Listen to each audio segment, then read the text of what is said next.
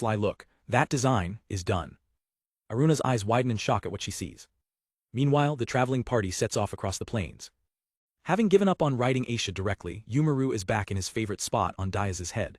Whoa, I didn't know riding a horse could feel this good, Diaz smiles. Now I understand why Aruna likes horses so much. Yumaru sighs, if it wasn't for all the shaking I would ride all day long. Isn't there a way to make it go away? Diaz replies, well, I'm sure you feel the shaking way more than humans do. Unless you use magic, I don't think there's anything we can do about it. Yumaru perks up. Yeah, magic, Diaz is surprised. You can use magic, Yumaru clarifies. It's not like I can't use it, but I'm not good at it. Yumaru explains, no matter who you are or what your race is, usually everyone can use magic. People like you or Benson who cannot use it at all are rare. Diaz is intrigued. Is that so? Among the soldiers there were many who were not good with magic either, but they could still use it, right? Yumaru elaborates on what Uncle Ben taught them. Even if you can only cast a tiny light, that's still magic. But if your magic flow breaks down or you run out of power, you'll feel sick. That's why if you are not good at it, you should not use it, Yumaru concludes. Diaz nods, I see. This gives Diaz pause. He thinks to himself, if you run out of magic, you'll feel sick. So Ben and I, who don't have magic to begin with, are always sick. Or maybe because we have no magic, we can't run out of magic or have our magic flow break down, so we can't get sick from it. His thoughts are interrupted as the twins spot their destination. I can see it, it's the forest, Ahan then asks almost to herself, but really, what is magic? The question echoes in Diaz's mind as they ride on. I wonder what magic is all about. If I knew how magic power was born, would Ben and I be able to use it as well? If I was able to use magic, a lot of things would be easier. Finally, they reach the edge of the woods. The tall bare trees of winter stand before them. The twins are ecstatic. We finally made it. I can smell the forest. Diaz gives them a quick warning. Don't go too far, okay? One of the horses playfully nibbles on Diaz's head. With their warning received, the twins get to work. They dash into the forest, beginning their preparations. They start by carving special marks into the trees. These marks are a complex code, indicating which trees can be cut down, which are unsuitable for lumber, and which must be left alone. They even specify which trees need to be cut down immediately, and which can be taken back for lumber today. Diaz watches, impressed. Are you marking them down? It's very detailed. Should I cut down the trees that need to be cut down right now? The twins call back from deeper in the woods, cut them later, cut them when we are heading back. They pop out from behind a tree to explain, we don't know the total yet, cut them after we finish checking. Diaz smiles at their diligence. Suddenly, the twins seem to find something important. They rush over to a specific spot. One of them quickly carves a large X into a tree trunk. They stand guard in front of it, arms outstretched. Do not pass through here, and don't cut these trees either, even she and Grai can't come here. Diaz is confused. What's wrong, Senai and Ahan? If you say we can't enter, I won't, but can you tell me why? He waits for their explanation. Yumaru guesses, is there a poisonous plant or something? The twins point excitedly past the forbidden line. A super delicious mushroom grows over there, a very yummy mushroom that smells great. They explain that there are only a few right now. To protect them from being stepped on or eaten by animals, they want to build a fence and wait until next year, when there will be enough for everyone in the village to enjoy. The twins are practically drooling at the thought, chanting to themselves like a mantra, we can eat them next year, endure till next year. Diaz just smiles warmly at their dedication. Is that so? Then I should do my best to build a fence for next year's harvest.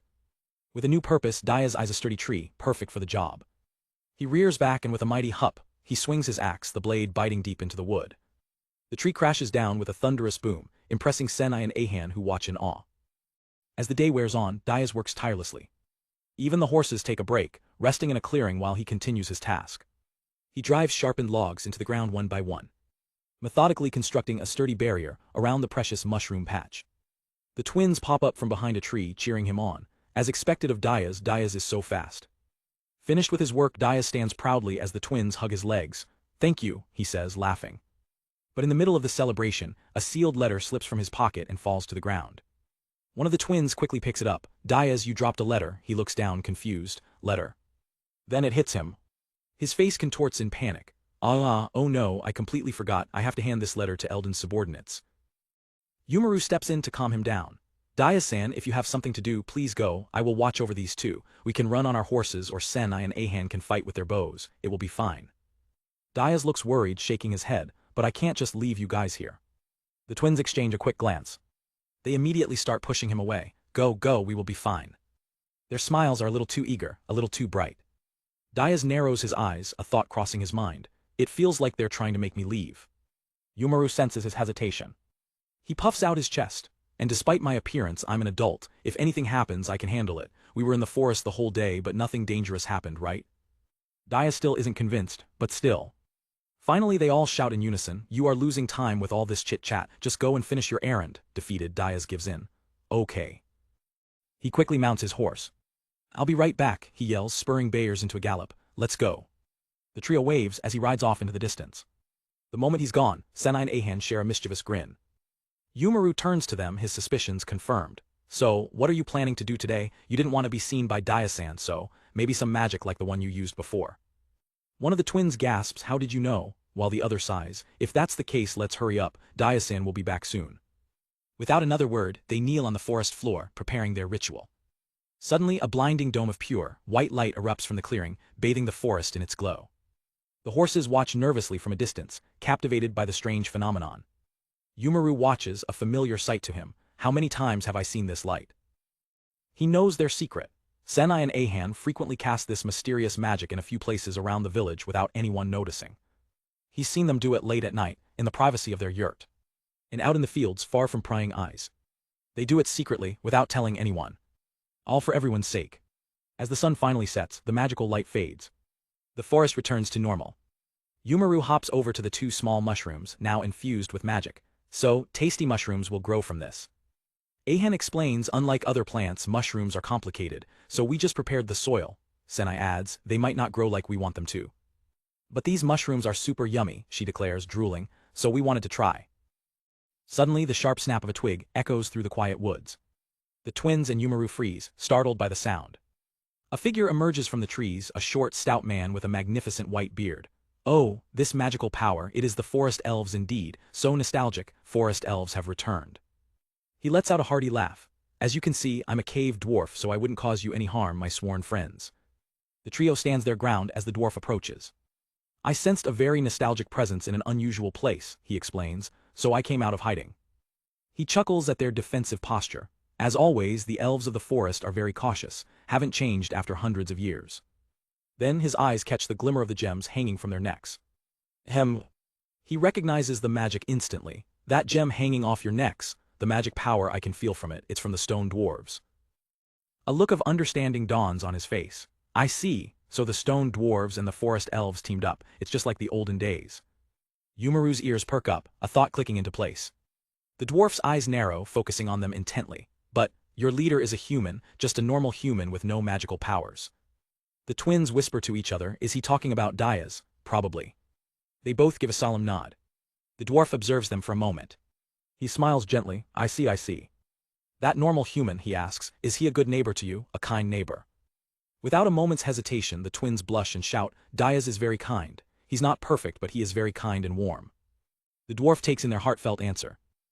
Yumaru watches the exchange, a little worried about how much they're revealing. Miles away, galloping across the plains, Daya lets out a sudden sneeze. The dwarf strokes his beard, his decision made. I see, in that case I will have to get going. In order to fulfill that nostalgic promise buried at the end of my memories, the twins can only look on in confusion. With a final, booming laugh, he turns and walks away. I will be visiting you in a few days. Let that normal human know, his voice echoes as he disappears into the forest. Meanwhile, back at the village, Aruna is looking over a new design from Ellie. She blushes beet red. Oh, this is a special clothing to captivate father. The design is a rather daring maid outfit. With a look of fierce determination, Aruna strikes a pose, ready to do whatever it takes. The pregnancy plan was officially in motion. Diaz gallops on his horse Bayers, racing back towards the village. Breaking through the trees, he calls out, I'm back, everyone, I'm sorry it took so long. But instead of a warm welcome, the twins, Sanai and Ahan, just mumble, welcome back. Diaz immediately senses the strange mood. Is something wrong? Yumaru, looking concerned, pushes up their glasses. Is something wrong? Well. Ahan looks troubled, admitting, I don't know where to start. Yumaru begins to explain that after Diaz left they had a mysterious encounter. Diaz's mind comically conjures an image of 7 singing dwarves, but Yumaru quickly corrects him. No, it was just one guy, please cut that out. I thought he was someone who lived in this forest, but that doesn't seem to be the case. Yumaru finishes the story, explaining that the strange old man, after asking about Diaz being human, promised to visit him personally within a few days. Diaz shrugs it off, not seeing the big deal. Maybe he got lost in the forest and he was losing his mind. Anyways, it's already late. As dusk settles, he decides, I will let Eldon's subordinates know tomorrow. Later that night inside their yurt, Diaz tells Aruna about the incident. You met an old guy in the forest, she asks, intrigued. Diaz explains his theory while they eat. There's no one living in that forest, he must be a lost wanderer from somewhere else. But when he mentions the man's strange clothes weren't from the area, Aruna freezes, a look of realization on her face. Oh, odd clothing. The next morning, Diaz notices Aruna is acting strangely. Is something wrong, Aruna? He asks. She gets flustered, quickly denying it. It's nothing, everything's fine. The next day begins. The group rides back into the forest, first checking in with Eldon's men before returning to the spot where the mysterious man appeared. Diaz scans the empty clearing. He isn't here today. Dismissing it, he turns to the others. Well, it doesn't matter, let's finish yesterday's work. The twins cheer, ready to get started. The sounds of chopping and heavy work fill the air. Trees begin to fall as they clear the area. They get down to business, preparing the lumber. Diaz, now shirtless, puts his raw strength to use. He effortlessly hefts a massive log onto his shoulder, his determination clear. He continues hauling the heavy timber. Meanwhile, Senai and Ahan work together, skillfully tying together a new fence. Suddenly, the horses, who had been resting nearby, become agitated. They start sniffing the air, sensing something is off. Their unease grows, their whinnies echoing softly. Bayers yanks hard on his rein, catching Diaz completely by surprise. Ow.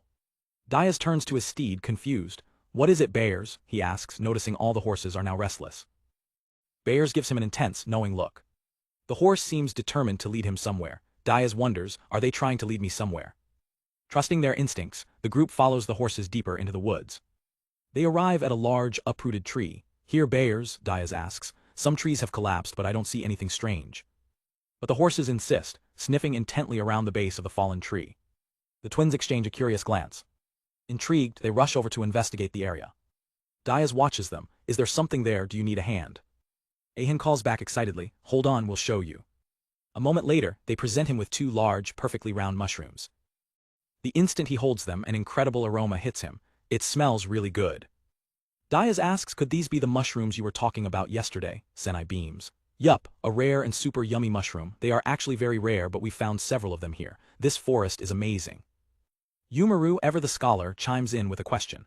Was it okay to dig out these mushrooms? Yesterday, you said we should wait until they grow some more. The twins explain that the mushrooms have a symbiotic relationship with the tree, but since this one is dead, the mushrooms can't reproduce anymore. Yumaru looks down at the fallen giant with a hint of sadness. But this tree finished its life before winter came.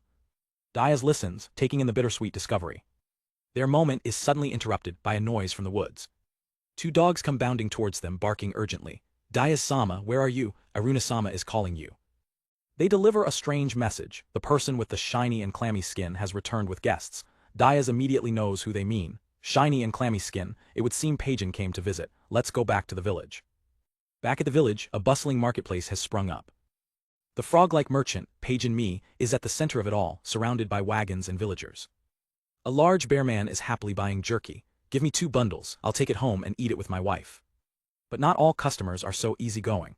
Ellie is in the middle of a heated negotiation. Don't tell me that's all the preserved food you have, she yells. I'm prepared to spend all my money here, so I expect my money's worth of goods to be on this table. She continues her demands, her voice carrying across the market. Give me some rations that will be well preserved through the winter. Paijin Mi sweats profusely, struggling to write down her orders. Oh, Akai, preserved food, understood, I understand, so please go a little bit slower.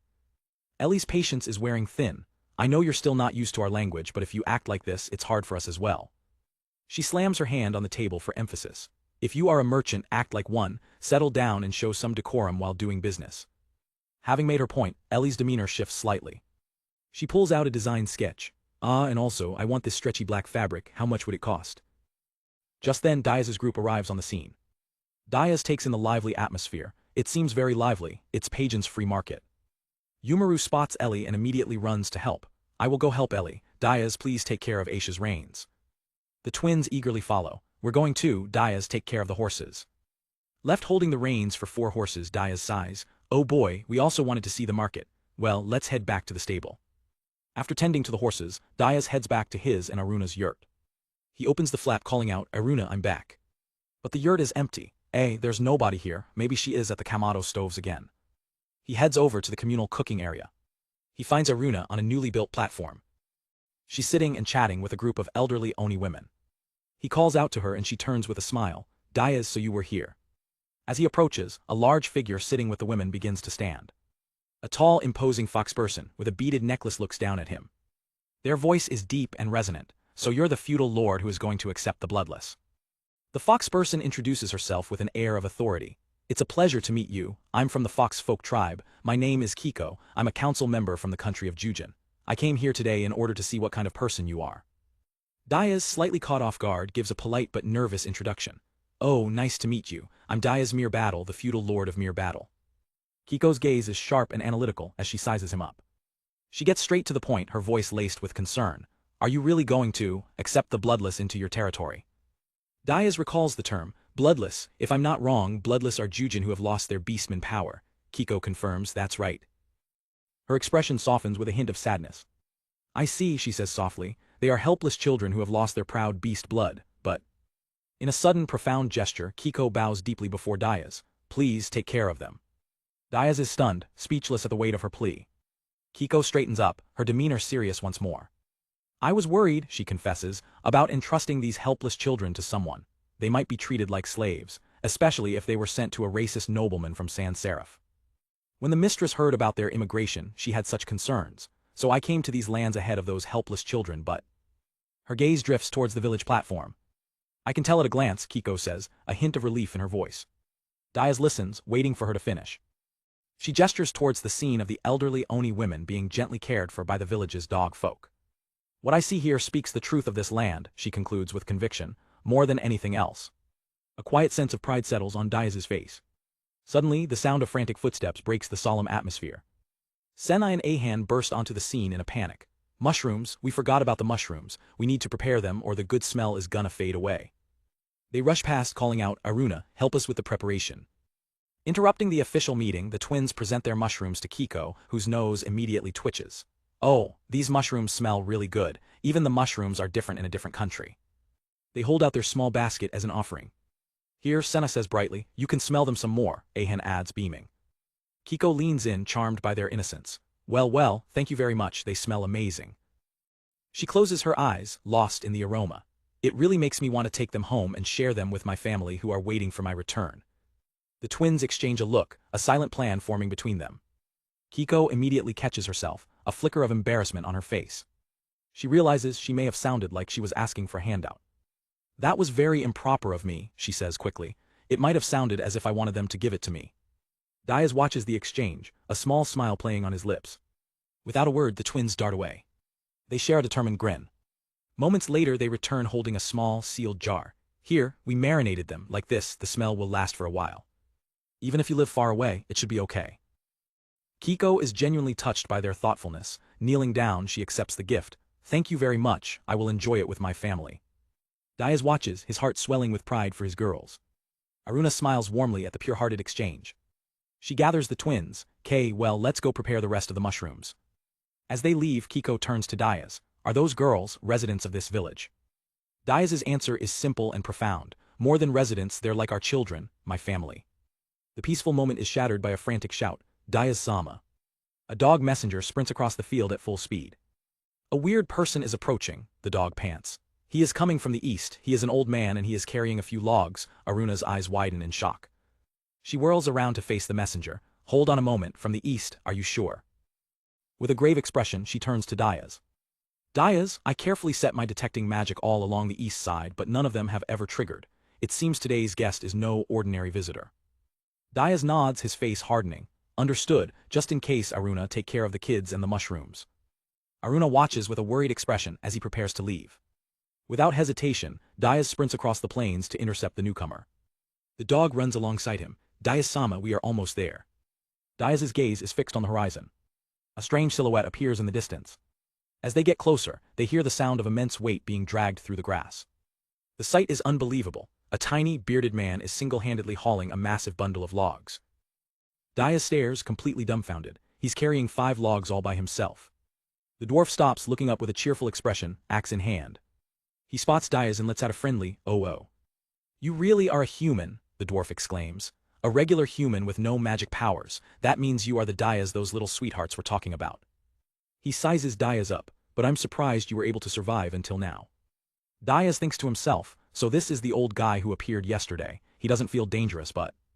He notices strange markings carved into the logs. Excuse me, Diaz asks, still processing the scene. What's with those logs? These, the dwarf replies casually. Take it with us today for lumber was written on them so I brought them with me, and the ones that said cut down ASAP, I just cut them and left them there. He gestures back towards the forest. If you need them you can go pick them up later. Diaz can only manage a stunned, oh, thank you. Diaz finally asks the most important question. So, what are you? The dwarf plants his axe and grins. I'm the cave dwarf, Narbanto. In order to fulfill an old promise I've come here to help you. I found you by following the magic of those children who delivered my message. He laughs heartily. So treat me well from now on, Diaz my boy. Meanwhile back in the village, the mood is far more tense. Kiko approaches Aruna. Did something happen, Aruna-sama? Aruna tries to play it cool. No, everything is fine. But then Ellie rushes over looking distressed. I'm sorry, Aruna-chan, do you have a moment? Aruna turns confused. What happened, Ellie? Ellie's face is grim. It's about that special dress. With Pagan the merchant sweating beside her, Ellie explains the bad news. The thing is, this stretchy black fabric is a very rare material for nobles, so it's very expensive. With this budget, I can only offer you a dress made with regular fabric. But if that's the case, it will turn into something like this. An image of a miserably tight and ill-fitting dress flashes through Aruna's mind. Realizing she can't burden the village finances, her grand plan collapses. She slumps in defeat as Kiko looks on, concerned. In a wide-open field, the dwarf Narvant has just arrived with a massive bundle of logs. Diaz looks on, confused. Anyway, what is this old promise you mentioned? It's my first time hearing of it. Narvant strokes his magnificent beard. Ah, it's a long story, but I will make it short. He begins his tale, painting a picture of a grim past. A long, long time ago, this area was a land of the dead, ruled by monsters and covered in miasma. The scene flashes back to a dark, twisted world teeming with dragons and giant spiders. Back then, my tribe and I lived in fear, just waiting to be killed. But one day, a normal human like you, with no magic powers, appeared. He started fighting the monsters using a weapon and knowledge he received from the gods. The hero, cloaked and determined, unleashes a blast of energy, his fearlessness inspiring others. After watching this human confront countless enemies with no fear in his eyes, we started gathering under him and fighting alongside him. The hero and his allies, including dwarves, stand victorious on a cliff overlooking a purified land. By the end of the war, most of the monsters were defeated, the miasma was gone, and we built a country, however. But their victory was short-lived. The human departed to the east, and in his absence everyone scattered. The last I heard, he lost his life to an illness, and the country we built was dissolved. Diaz listens intently as Narvant reveals the hero's final wish. The human's last request was, if a normal human was to appear in this land again, and that person is someone who could unify the masses, please help him. That's what he said. Narvant finishes his story, tapping his chest with a sense of duty. So, that's why I came here to help you, human. Diaz processes the weight of this ancient promise. He thinks to himself, I don't think he's lying. This old man is here to honor his ancestors and his tribe, but that's also why. Someone like me shouldn't just accept his heartfelt sincerity too easily. His dog companion senses his hesitation. Diaz-sama, you're the feudal lord, right? He wants to migrate here. Aren't you going to welcome him like you welcomed us? A gentle smile forms on Diaz's face. He gives his companion a reassuring pat. Diaz turns back to Narvant with his decision. I am completely unrelated to that promise. That's why I cannot accept your feelings of wanting to fulfill it, but if you want to live in this village, I will welcome you as its feudal lord. He adds a humble caveat. We're not a wealthy village, but if you are okay with that. Narvant erupts in a hearty laugh. Ha ha ha, not a wealthy village. If that's the case, this old man has a lot of work to do. I'm the best blacksmith on the continent. I'll make this village wealthy in the blink of an eye. He then makes another request. That's right, Diaz my boy, soon my family, 2 people from my tribe will be coming here, can you welcome them as well? Narvant adds his simple needs, a house, food, and if there is alcohol too, I would appreciate it. With the terms agreed upon, they head towards the village yurts. Diaz begins the tour. I will guide you through the village. Narvant observes his new surroundings. Diaz is upfront about their humble beginnings. Our lives are nothing extravagant. His words echo the hero of old, though he doesn't realize it. We started from zero, so we have nothing, but if you're okay with that, you are welcome to come. Narvant thinks to himself, a nostalgic smile on his face. Even though their personalities and souls are completely different, it still feels so nostalgic. He continues his internal monologue. I don't like that his name reminds me of that clever asshole, but besides that, it's not bad. Narvant gets down to business, peppering Diaz with questions. Boy, tell me more about this village. What are you planning for its future? How do you get food and provisions? Diaz considers the question seriously. He explains their current economic plan. We've recently started trading with some merchants. We have friends called the Mia who produce high-quality wool, so we're thinking of making local products with it. Narvin immediately chimes in, then we need a loom. Diaz agrees. Well, it's better to ask Ellie about the details. She's at the market now, so we can head over there, but just as they're about to leave. The twins, Senai and Ahan, come rushing towards them. Diaz has to deal with Kiko-san, we can guide the old man. Diaz is a bit confused. What is it, Senai Ahan? I was in the middle of talking to Kiko-san but... The twins cut him off, having already heard the news. We heard from Senji that Narvin was here, leave the rest to us, we've already met before. Diaz turns to the dwarf. Narvin, I'm sorry but I'll excuse myself for a moment. Narvin nods, well okay. As soon as Diaz is out of earshot, the twins' demeanor changes. They turn to Narvin with a serious, conspiratorial look. Putting their fingers to their lips, they whisper urgently, please keep it a secret from everyone that we are forest elves. You haven't told anyone yet, right? Please keep it a secret. Narvin is slightly bewildered but agrees. Well, it's not like I have to tell anyone, but why? He sighs to himself. They are so cautious as always. Meanwhile, Diaz heads towards the market area. He jogs across the field, hearing a faint sound. He hears what sounds like a lullaby. Baby girl, sleep. He arrives to find Kiko gently rocking a tiny lamb. Sleep in my arms so sweetly. The little lamb is completely passed out, sleeping peacefully. Kiko watches over her flock with a serene expression. Diaz approaches. I'm sorry for making you wait. Kiko replies calmly, no, that's fine. She asks, did you finish your business with the visitor? Diaz confirms, yes. He gets back to their previous topic. About our conversation from earlier, we settled on me taking care of the bloodless, right? Kiko affirms, that is correct. After disciplining them properly, I will send them here, she says, walking away. They should arrive by spring. Just then, Aruna rushes onto the scene, her face flushed with worry. Diaz, how did it go? Diaz is taken aback by her sudden appearance. Ah, well. He notices her red face. Is something the matter, Aruna? Your face is red again. She snaps back, flustered. It's nothing. Diaz explains the situation. This is my first time hearing about cave dwarfs and that old promise. Aruna leans in close. She whispers her concerns. Is it really okay? He is someone who goes undetected by my life-sensing magic. My soul appraisal magic might not work either. Diaz listens patiently. I understand your concern, but after having a conversation with him, I don't think he's a bad person. He offers a simple solution. If you're still unsure, why don't you go talk with him? Aruna hesitates. Seeing Kiko about to leave, Diaz excuses himself again. Kiko, I'm sorry, but is it okay if I excuse myself again? The scene changes. Under the open sky. Large wagons have arrived at the village outskirts. The villagers greet the newcomers warmly. Diaz and Aruna head over to investigate. They spot Narvin sitting by some crates, with the twins keeping him company. He's busy tinkering with a small device, the sound of metal clanging softly. Diaz smiles. It must be that old man's people. Aruna, however, is still on edge. From a distance, she tries to use her magic on Narvin, but it fails completely. As I thought, my soul appraisal magic is not working. Is he blocking it with some kind of charm, or maybe he already knows about soul appraisal and prepared a countermeasure? Suddenly, one of the village dogs comes bounding towards them, barking urgently. Diaz-sama, Aruna-sama, we have visitors again, the dog reports. Diaz sighs, I guess they're an acquaintance of that Nar something. Aruna clenches her fists, visibly annoyed by the constant interruptions. They take off running towards the village entrance. Aruna complains, yet again, they weren't detected by my life-sensing magic. We've been running around all day. It's so busy. They sprint through the tall grass, kicking up dust as they go. In the distance, they finally spot the newcomers and their wagons. As they approach, a female dwarf with a magnificent beard gasps in delight. Oh my, he's an actual real-life normal human. She turns to the younger, grumpier dwarf beside her. See, Sanat, it's just like he said. Her son scoffs, you don't have to tell me, Mom, I can see it. I'm just glad Dad didn't actually go crazy. The woman waves enthusiastically. Mr. Human, nice to meet you. My name is Amion and this is my son Sanat. Sanat mutters, don't yell, it's embarrassing. Diaz and Aruna finally arrive, taking in the scene.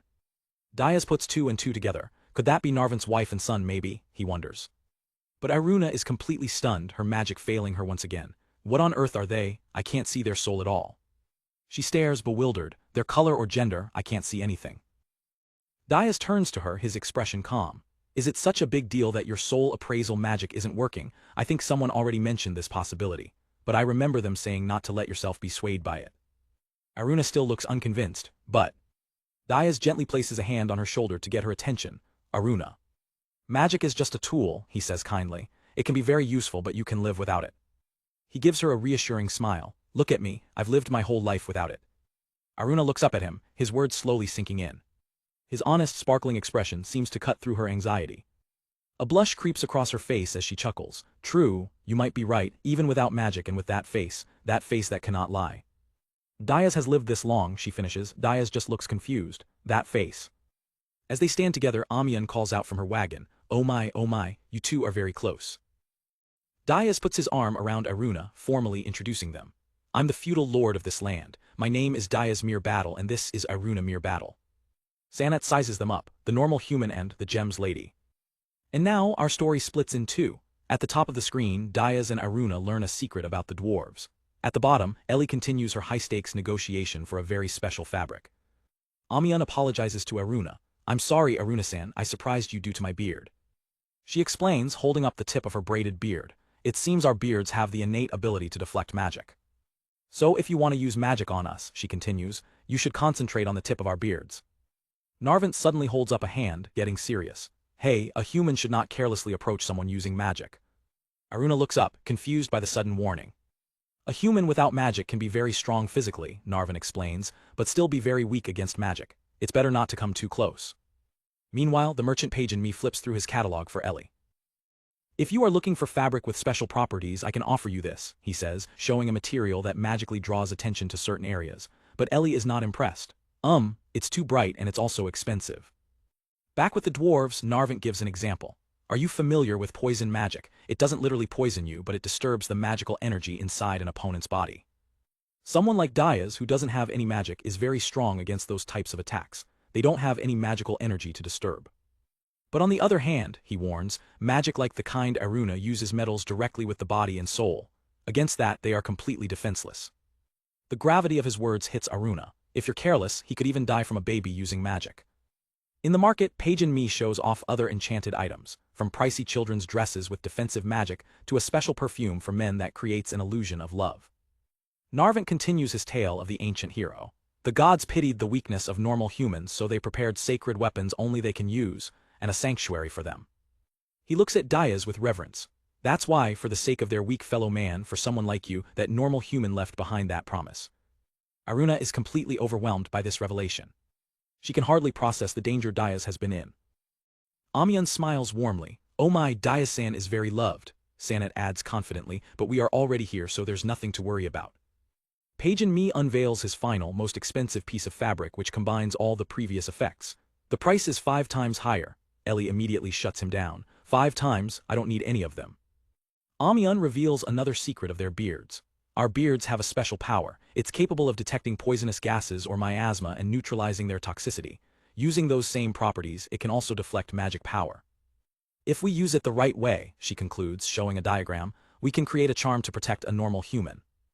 Aruna watches as Narvant immediately gets to work crafting something. She sighs, my husband should be making it right now. With a hearty heave-ho, Narvant begins his work. Diaz smiles at Aruna. We should go and help him. We need to hurry so we can quickly ease your worries. Hearing this, Sanat gets to his feet with a thump. It seems I will need to help as well, he announces gruffly. But don't get me wrong, he quickly adds.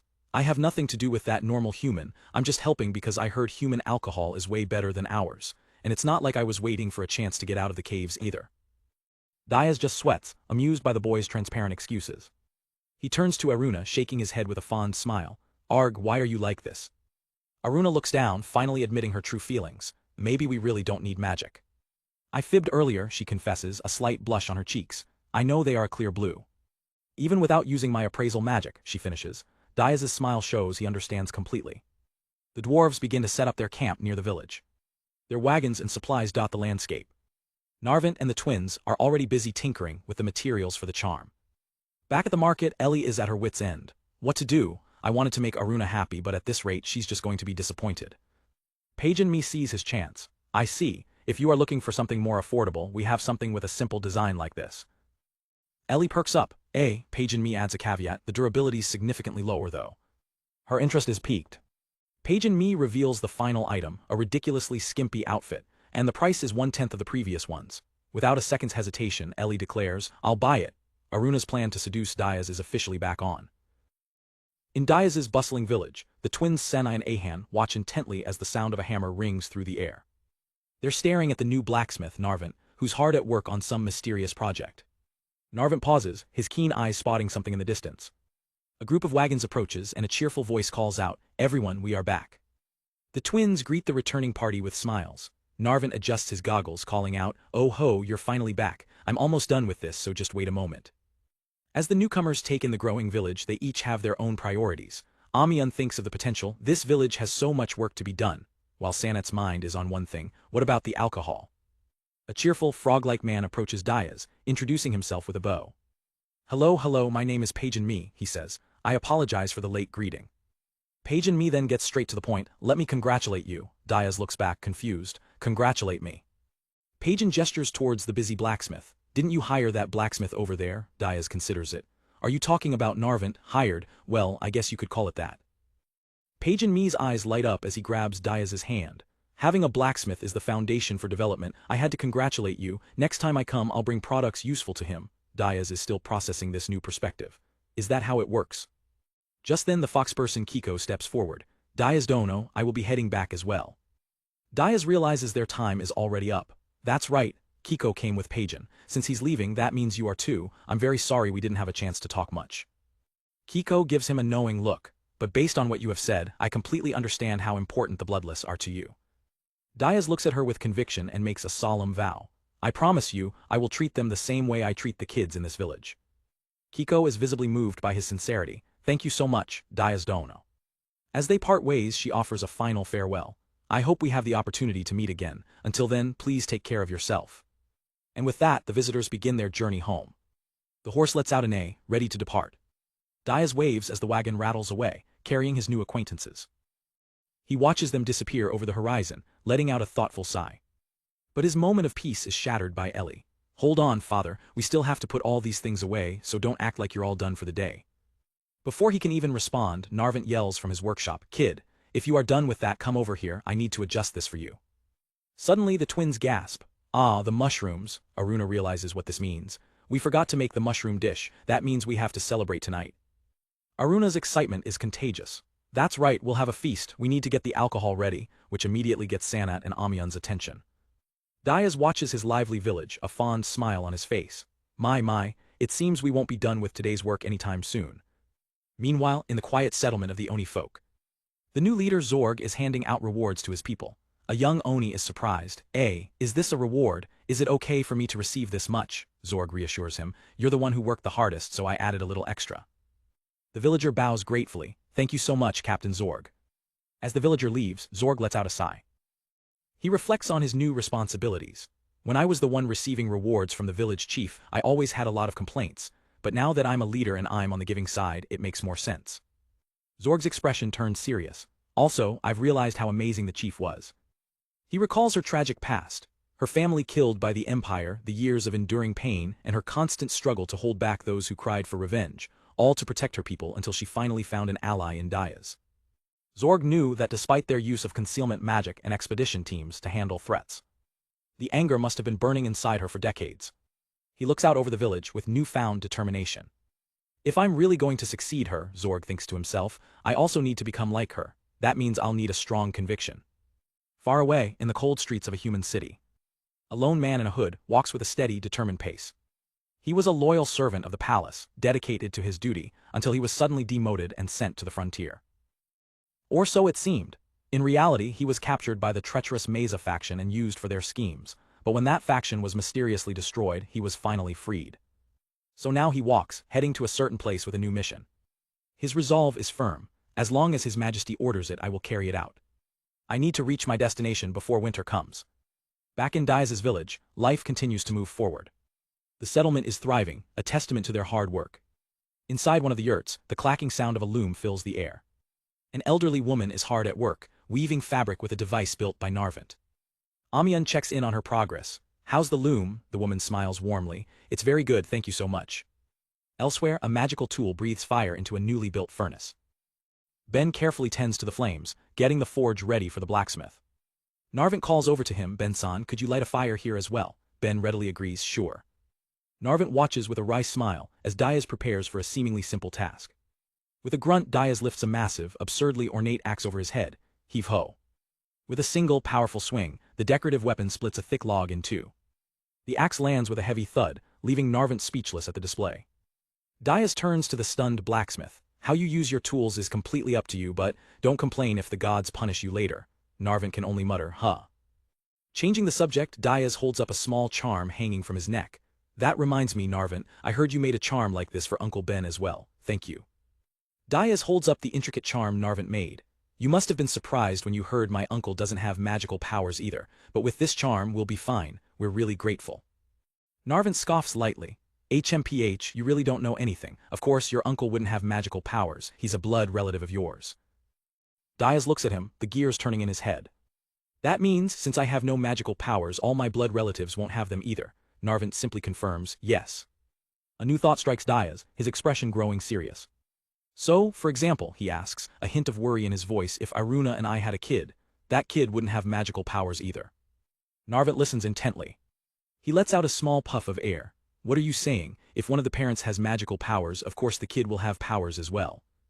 Narvant lays out the basics of magical genetics. You need to be pure-blooded to be magicless. If someone else's blood gets mixed in, they'll have magic. If you want a kid without magical powers, you'll need to find a bride with no magical powers. He continues, piecing together Diaz's past. The temple where you lived before, it must have been a sanctuary the gods prepared for those without magical powers. That's why pure-blooded humans like you gathered there. Understanding dawns on Diaz's face, followed by a gentle smile. Oh, and as a result, the pure blood was maintained. I see, Diaz says, looking out over the village. Then I'm glad. Narvant is confused. What do you mean? Diaz looks down at the charm, his expression soft. Well, I thought that because I don't have any resistance to magic, my children would have to suffer like I do.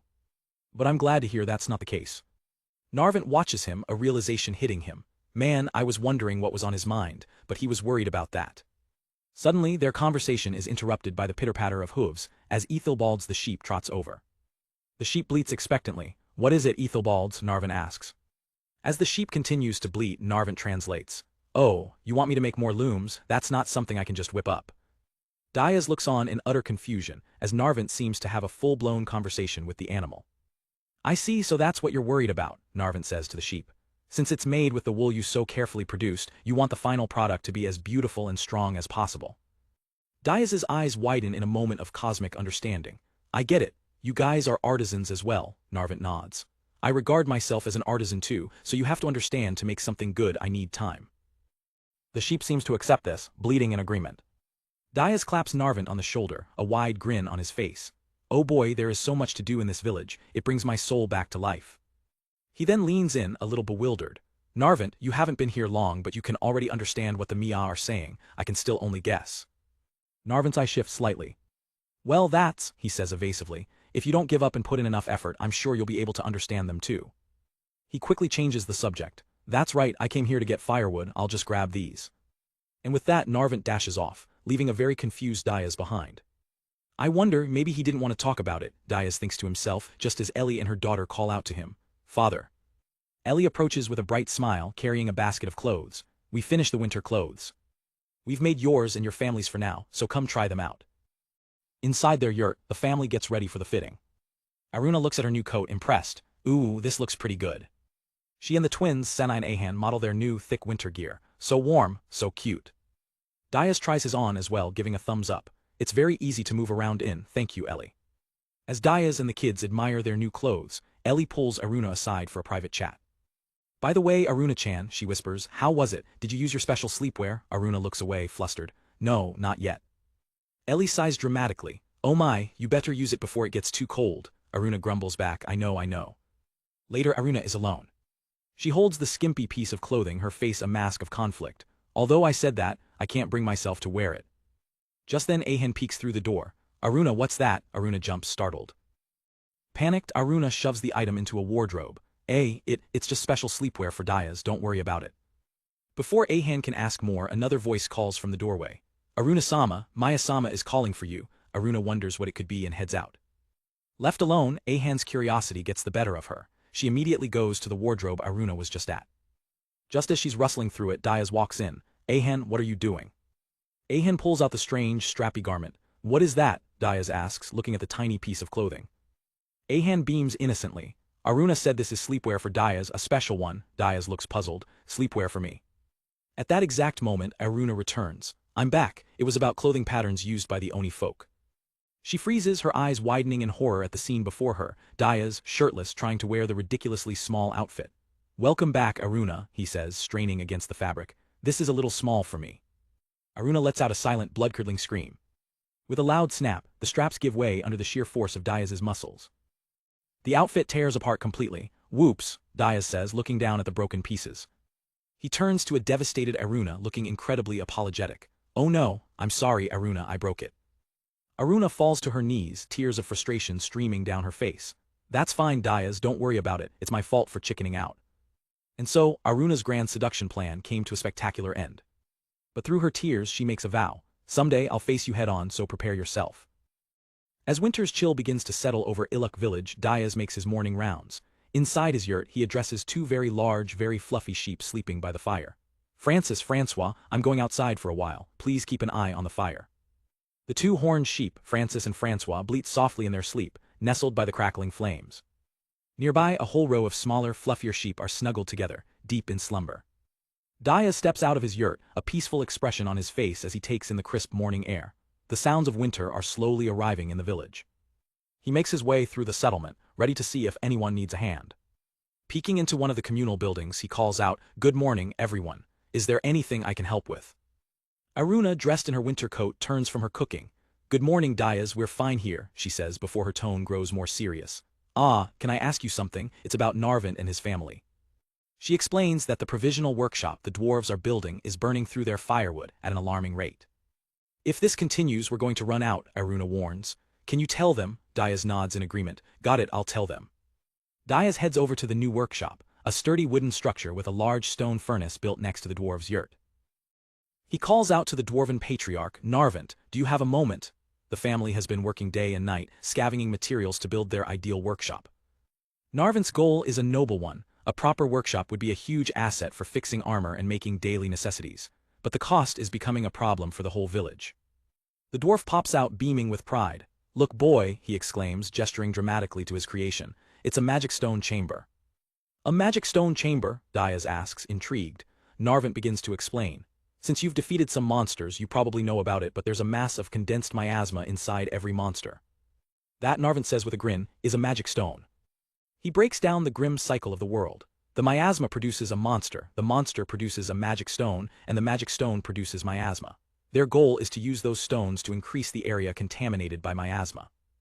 "Leaving those magic stones untouched is no good," he continues, "but if we burn them in a special chamber, they make excellent fuel, so we can purify the miasma and get fuel like killing two birds with one stone." Dayas's eyes light up. "I see. Narvant's plan is brilliant. I heard a lot of monsters appear around here, so I quickly built this chamber," he says, holding out his hand expectantly. "Now, give me the magic stones you gathered from those dragons." Dayas freezes, a bead of sweat running down his face. "Ah, well." He looks away sheepishly. "I had no idea we could use the magic stones like that, so I don't have them anymore, any of them." Narvant is stunned into silence. Amian and Sanat rush over. "What's wrong?" "All of them," Narvant finally shouts. "You didn't even keep one, it's a magic stone from a dragon." He tries to compose himself, muttering, "Well, it's true that if you don't know how to use them, they're just a bother, but all of them." Dayas tries to salvage the situation. "Well, it can't be helped. You said you defeated a group of monitor lizards, right? I'll do something with those magic stones instead." A look of pure horror dawns on the dwarves' faces as Narvant screams, "I gave them away, including the monitor lizard ones. All of them." The three dwarves collapse to the ground in utter despair. Dayas can only stand there and apologize. Their grand plan is in shambles. Amian and Sanat look at each other, lost. What should we do?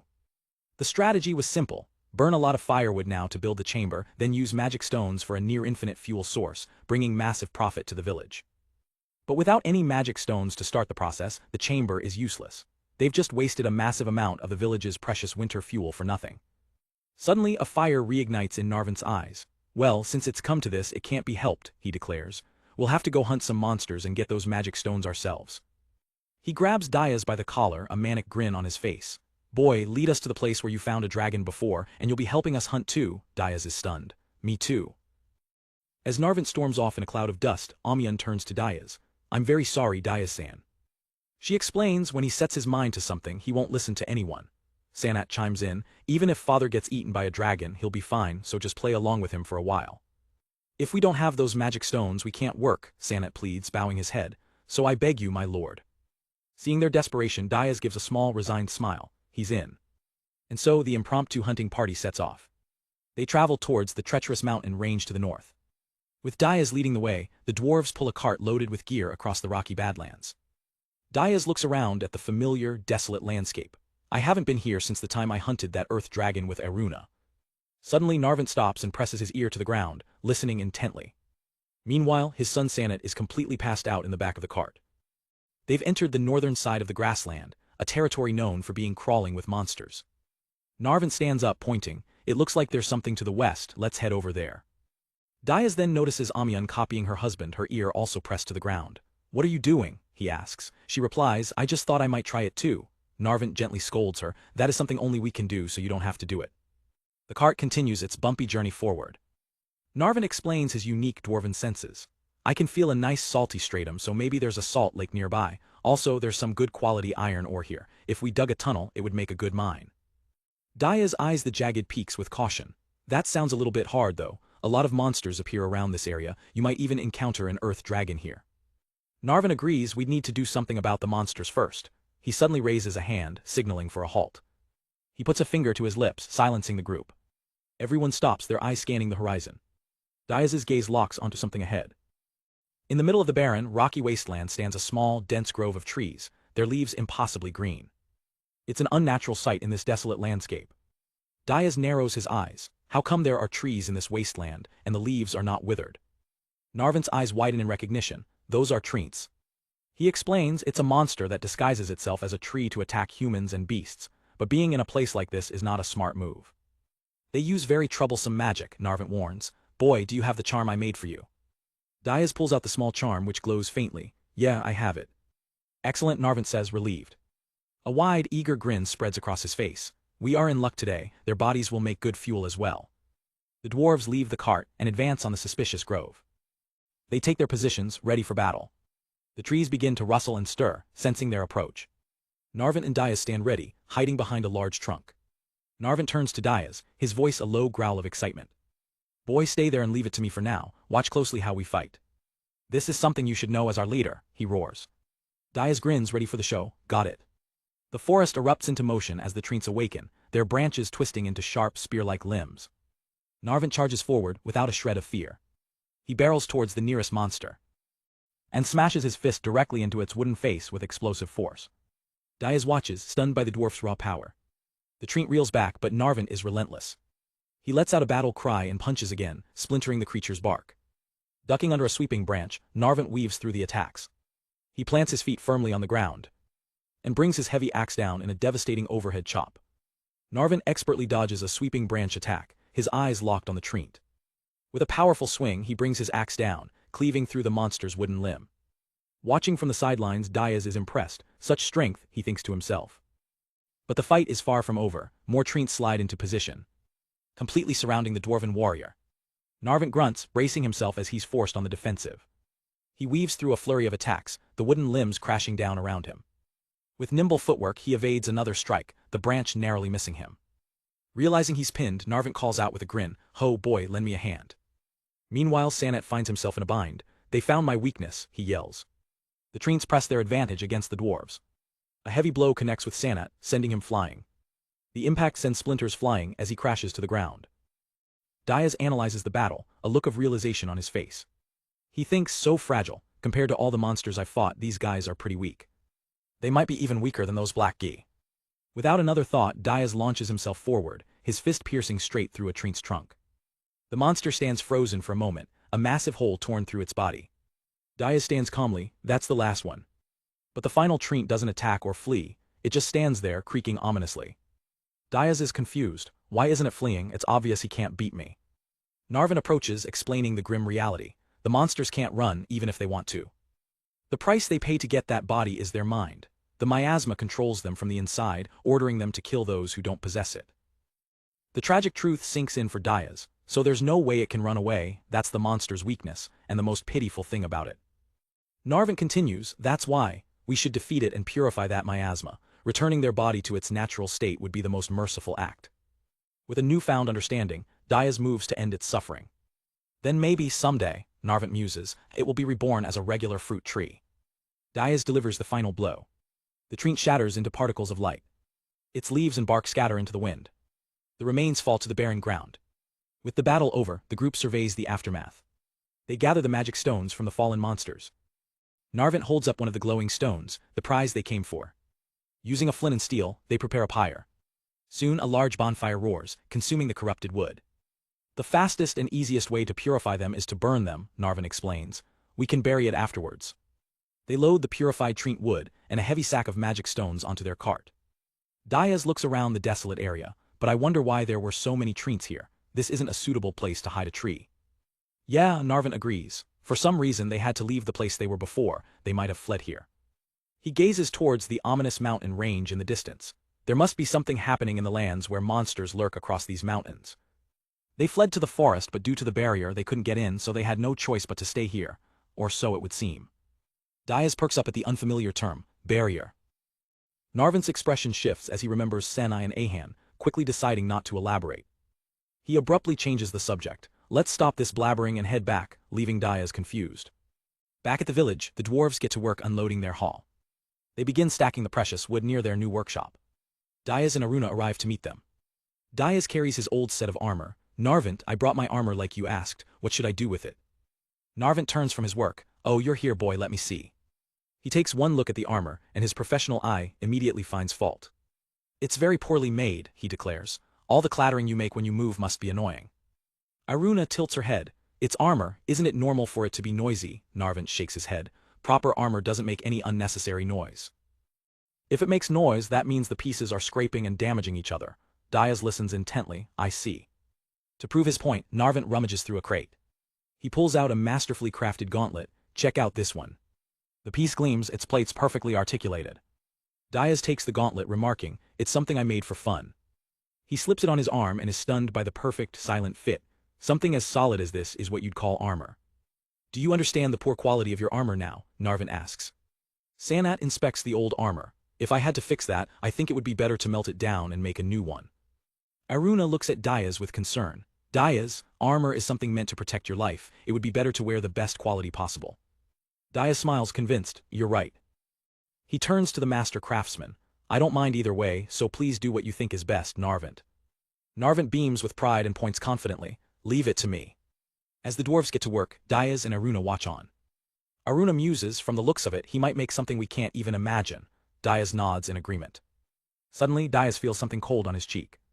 Aruna looks up at the sky with a gasp. Oh, Diaz, it's snowing. It's already snowing, Diaz says, surprised. I thought it would start a bit later. Aruna's face lights up with joy. Let's run to the yurt. Diaz smiles, watching the snowflakes drift down. He watches Aruna happily run ahead through the first snow of the season. As they head back, Diaz thinks about how this withering winter scene will soon be covered in a blanket of white. But far away in the dark mountain peaks, a shadow stirs. A massive clawed foot slams into the ground, shaking the rock.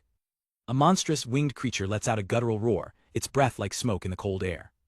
While a status report celebrates the village's growth and winter preparations, a new, powerful threat sets its sights on their peaceful territory. Some time has passed since the first snow, and Iluk village is now buried under a thick white blanket. With the cold forcing everyone indoors, the villagers find ways to stay busy, preparing for the long winter ahead.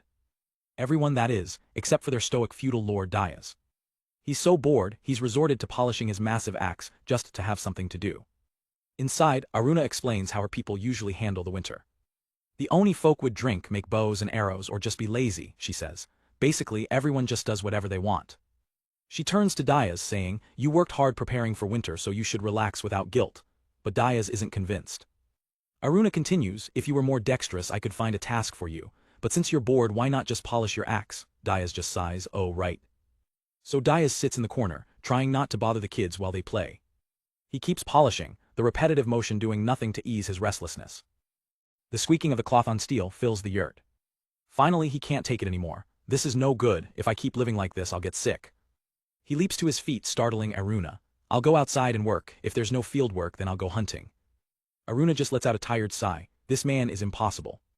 I think I know what you're thinking, she says, holding out a spoonful of reddish powder. If you're going hunting, eat this first, it's a spice from Eldon that'll warm you up. Also, you can't go alone, she warns. Bring someone from the Mastiff clan since they're strong against the cold. Diaz grins, thank you Aruna. Without a second thought, he downs the entire spoonful. and immediately erupts in a pillar of fire, screaming, "Spicyyyyyy." The spice hits him like a ton of bricks. The twins and their sheep cheer at the spectacle. Aruna, with a dark look, mutters, "Of course it is a spice. Return home before it gets dark." With his body now sufficiently warmed up, Diaz heads out. He and his mastiff companion, Murph, crunch through the deep snow. They venture out into the vast, empty landscape. Murph sniffs the ground, searching for any sign of prey. But after a while, Diaz stops and looks around. "There's nothing here," he says, a cold realization dawning on him. "I can feel the cruelty of winter in the grasslands." He understands it's not just the cold. The emptiness means there's no food to be found. He thinks to himself, if we hadn't prepared enough rations and had to hunt to avoid starvation. He imagines the desperation of trying to find food in this barren wasteland. If you couldn't find any beasts out here, you'd die in no time.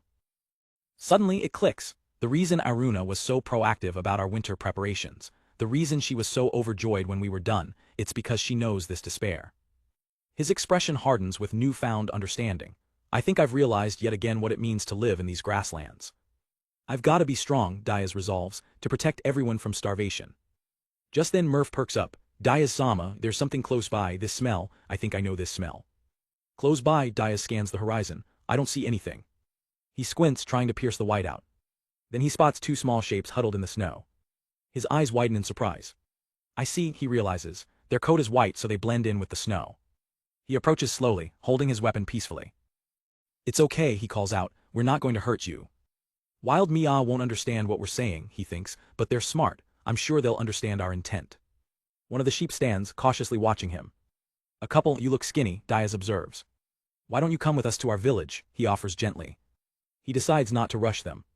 Let's wait until they make up their minds, he thinks, giving them space. The two Mia seem to be discussing the offer. But suddenly, Diaz's senses scream with alarm. The ground begins to tremble. Something is approaching and fast. A pack of monstrous dark-furred wolves bursts through the snow, their glowing eyes locked on the terrified Mia. Diaz and Murph don't hesitate for a second, launching themselves to intercept the beasts. "Murph, protect the Mia," Diaz yells. Murph barks in agreement, "I will take them." Diaz slides to a halt between the wolves and their prey. "Wolves? No. Are those monsters? Well, whatever they are, I'm responsible for bringing them here." As the first wolf lunges, Diaz's resolve is absolute. I have to protect them. He dodges under the attack with surprising agility. The beast's claws narrowly miss him. He leaps clean over the lunging monster, axe at the ready. I'm already used to these movements, he thinks. Thanks to my training with Murph, the head of his axe glows as he swings. He connects with a brutal strike, sending the monster wolf flying through the snow. But the others don't stop. "You cannot win," Diaz roars. "Retreat while you still can." His warning falls on deaf ears as the pack continues its relentless charge. These creatures are driven by pure aggression. Diaz braces himself for the next wave. He becomes a whirlwind of destruction, his axe a blur of motion. He smashes one aside with the shaft of his weapon, and follows up with a powerful punch to another's jaw. He cuts down the monsters one by one, his face a grim mask of determination. Standing amidst the carnage, he analyzes his foes. These must be monsters. Real wolves hunt in a pack and know when to retreat. These don't move like wolves. It looks like they're only thinking about killing me. That's very monster-like. They're not as cunning as a normal monster, and they don't have the positive traits of wolves either. What pitiful creatures, he thinks, as he dispatches another. With a final, powerful swing, he sends the last of the corrupted beasts flying. He pants, surrounded by the defeated monsters, but just as the battle seems over, a new pack appears on a nearby snowdrift. Diaz analyzes their mindless aggression. Maybe they're being controlled by miasma. He stares into the eyes of the charging beasts, a theory forming in his mind. If they just became monsters, that would explain their strange behavior. But there's no time for theories as the rest of the corrupted pack barrels towards him. With a grimace, Diaz hefts his axe, ready to end this. He unleashes a devastating whirlwind of steel, a single, brutal arc that tears through the entire wave of attackers. In an instant, the chaos is over. Diaz stands alone in the silence, surrounded by the fallen. The snowfield is quiet once more. Behind him, Murph stands guard over the two terrified Mia, who are now safe. Diaz looks over the carnage, a grim realization dawning on him.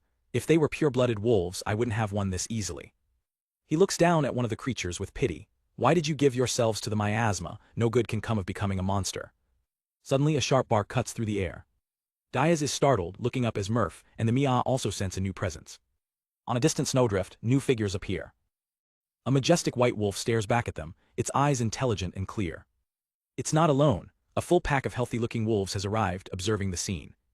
One of them cautiously approaches the head of a slain monster. The lead wolf's gaze is intense, filled with a sorrowful understanding. Diaz realizes the truth. Those aren't monsters, maybe they're real wolves, he murmurs, turning to the pack. Were these your friends? The wolves remain silent, their posture somber. Diaz studies them more closely. It's winter, but their hair isn't fluffy and shiny, and their faces and bodies are gaunt. He glances back at the corrupted bodies. They didn't build up their bodies for winter. The tragic picture becomes clear. I think that's why they gave in to the miasma's temptation. Diaz looks on with empathy, understanding the desperation that drove them to such a fate. His attention is broken by the two Mia he rescued. They suddenly begin bleeding at him and Murph with surprising urgency. Diaz turns to his companion, completely lost. Do you know what they're saying? Murph shakes his head. I do not know, they are wild Mia that have had no contact with people. Diaz sighs, a new problem on his hands. That's a problem, what do we do? Meanwhile, back at the village. Aruna is lost in a bizarre dream. A voice calls out, Aruna, my new armor is here, come see it. She sees Diaz and replies calmly, is that so, Diaz? They finished earlier than expected. But something is off. Something is very, very off. The dream takes a strange turn. Diaz strikes a pose, revealing a ridiculously skimpy set of armor. It's really easy to move in, it feels good, he boasts before adding, I got yours made as well. Aruna can only stammer, wah what? He proudly presents a matching outfit to a horrified Aruna who frantically refuses. No, I'm fine, I'm really fine. Aruna is jolted awake by the twins. Aruna, wake up, Senai muses, wearing the same armor as Diaz doesn't sound that bad, but Ahan points to a small dog. Senji is calling you. Shaking off the nightmare, Aruna sits up. Wah, a dream, that was a close one. Just then, Senji rushes in with an urgent report. Aruna, we have intruders coming from the east, I think it is a human. Aruna's expression hardens instantly. A human out here in this cold? He might die if we leave him like that, what should we do? She leaps into action, giving orders to Senji. If you came for me, Klaus must be busy, I'll go check, gather your clan and come with me. Soon Aruna is riding hard through the snow, her thoughts racing. When snow covers the land, my life sense magic doesn't work well, she thinks. But normally, no one comes to the grasslands during winter.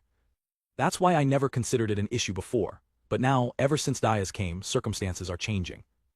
As the dog folk race alongside her, she resolves, from now on, I have to find a different way to protect everyone without relying on magic. And for that, I'm thankful the dog folk are here. One of her companions suddenly calls out, Aruna-sama, you can see him right there. In the distance, a dark shape lies motionless against the white snow. They find a man collapsed face down, his horse standing faithfully beside him. Aruna approaches cautiously, her expression unreadable. The dogs quickly assess the situation. Is he dead? One asks. No, he is still alive, another confirms. He's very weak, but he is still breathing. A faint groan escapes the fallen man. Aruna remains on high alert. There's still a chance he's using some kind of magic nullifier like Narvant. But in this state, even if he's an enemy, he'd be easy to restrain. She decides to take a risk. Maybe I should try to read him. Without using magic. She dismounts and approaches the stranger. The dogs form a circle around the man as Aruna moves in. She kneels down and grabs the man's hood.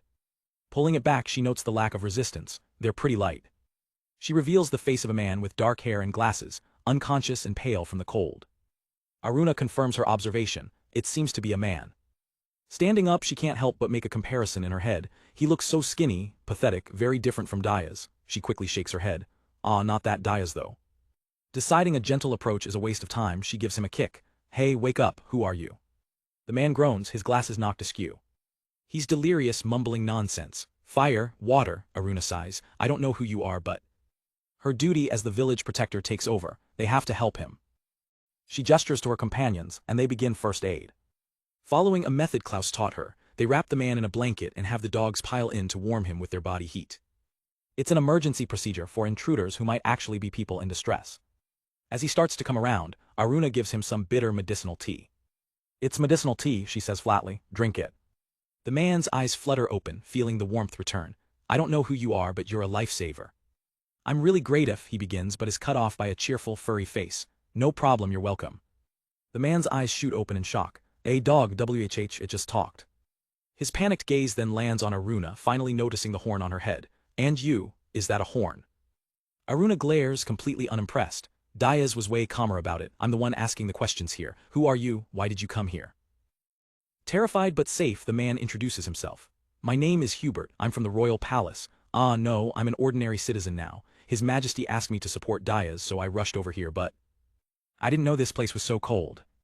Just then, another voice cuts across the snowfield as Diaz arrives with his new companions. Is that okay? For now, do you want to come with us? Aruna explains the situation with the unconscious man, Hubert. Turns out, he's a human beast just like his grandfather. She continues, when I asked how he got here, he told me a pretty sad story. He didn't know this area became the Mahdi territory and that discrimination against his kind had ended. To avoid trouble, he paid someone to smuggle him in, hidden in a wagon. Aruna explains that Hubert's smugglers just dumped him in the middle of the frozen wasteland, leaving him completely clueless about the local situation. If he just met up with Eldon and asked about Diaz first, he could have avoided this whole mess, she sighs. She recalls a moment from his story, where a young girl offered him a small pouch. Hey, eat this too, the girl had said, holding out a container of powder. Hubert, confused, asked, what is that? The girl simply replied, it's a spice. The moment he tasted it, he practically breathed fire. The spice was insanely hot. Meanwhile, Diaz finally returns to Iluk village, followed by the two wild Mia and a dog. Smoke rises from the chimneys of the village yurts, a welcome sight in the endless snow. He approaches his own home, the largest of the yurts. Inside, by the crackling fire, Diaz finds Aruna watching over the still unconscious Hubert. Do you still have doubts? He asks quietly. Aruna groans, I agree you shouldn't rely on magic for everything, but that doesn't mean you shouldn't use it when it's useful. Diaz looks at Hubert. As far as I can tell, he's not carrying anything dangerous and he's not using magic, but you should appraise him just so we can decide what to do with him. Aruna focuses her magic, but her face contorts into a bizarre, twisted expression. Oh, she mutters, clearly seeing something unexpected. Outside, life goes on. Two of the village dogs bundled in cloaks head out into the snow. Here we go, one says. It's cold today too, replies the other.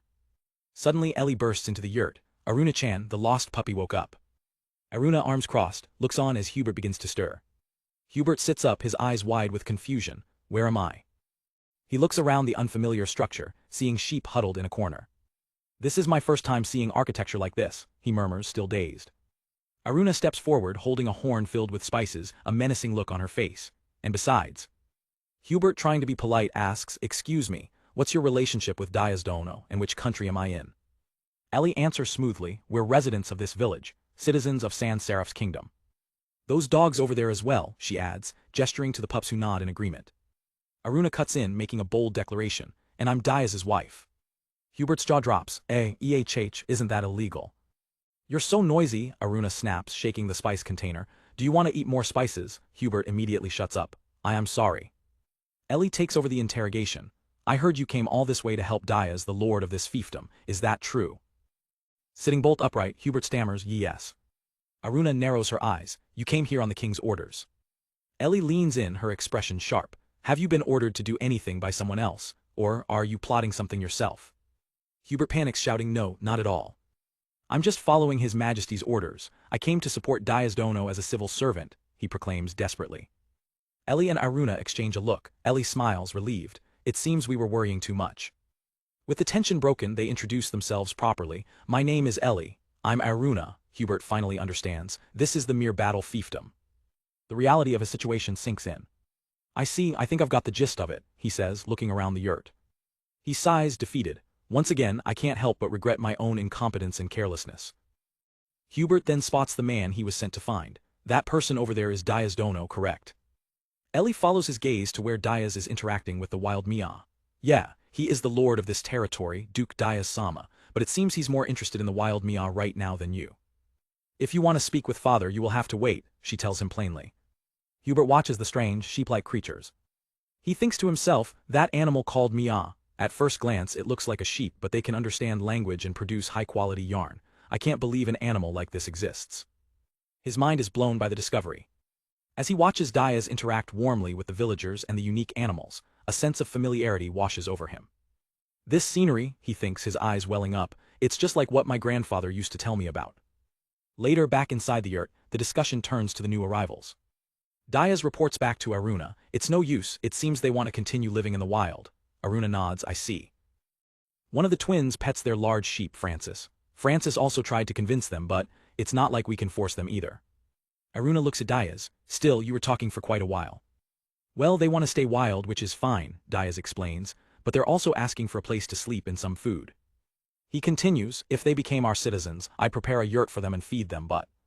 Diaz trails off, clearly conflicted about what to do. Ellie chimes in, you're right, we can't just let them stay here for free. Diaz agrees. I understand you want to help them survive the winter, but... Sensing an opportunity, Hubert timidly raises his hand. Excuse me, I know it's not my place, but may I have a word?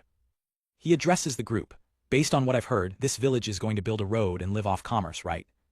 If that's the case, Hubert proposes, why not think of the Mia's proposal as a trade, why not make it a business? He lays out his idea. We can provide them with a place to stay and food until spring, and in exchange the Mia could give us, for example some wool, an amount that's safe to shear. Ellie considers the proposal, intrigued.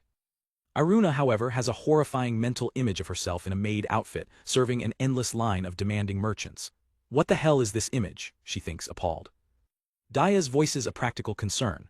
I don't know if we can make a profit from the wool, considering how much food we'd have to provide. Hubert explains, we won't know if we can make money selling it outside the territory until we try. We need to repeat this process to find out. That's the practice of trade. Ellie listens intently, absorbing the lesson in commerce. Aruna remains skeptical but listens.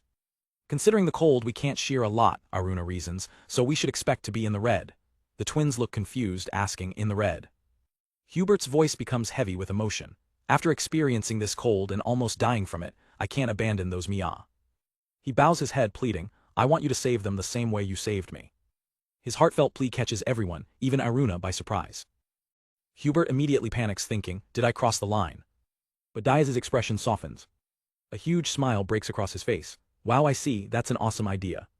He turns to the others, fully convinced, let's welcome the Mia that way. And go to the neighboring territory to trade what we can. Hearing the decision, the two wild Mia nuzzle each other, smiling happily. Moved by Hubert's passionate plea, Diaz grins. Wow, I see, that's an awesome idea. Thank you, it was a splendid proposal. Hubert, completely taken aback by the praise, can only stammer. He's not used to this kind of validation, and it shows. Suddenly the yurt's flap is thrown open as Narvant bursts in. DIAS, he yells, then stops short, spotting the newcomer. Huh, who are you, where did you come from? The next day dawns over the village. Freshly prepared pelts are left to dry in the crisp winter air. Diaz is hard at work, scraping and cleaning another hide by the well. Nearby, the two wild Mia are enjoying the food they were promised. They munch away happily, content in their new temporary home. Meanwhile, Hubert is taking stock of their supplies with Ellie. This is all our stock of Mia wool, he reports, clipboard in hand. His expression turns serious as he continues, and this is what we have for winter provisions. From a distance, Diaz watches the two of them working. He can't help but notice a pattern. Lately, he thinks to himself, I've seen Ellie, Amer, and Hubert together often. As he works the hide, his mind starts to wander. His imagination kicks into overdrive, picturing a dramatic love triangle straight out of a shoujo manga. Maybe Hubert is, he wonders, before Ellie's voice snaps him out of it. You are wrong. She stands before him, hands on her hips. Father, your thoughts are written all over your face, but there is no such fantasy occurring. Ellie scoffs at the very idea. No way, someone that scrawny is not my type at all. I was worried you guys were getting into some kind of relationship like those two, she says, gesturing to the twins. She then lays out the real situation.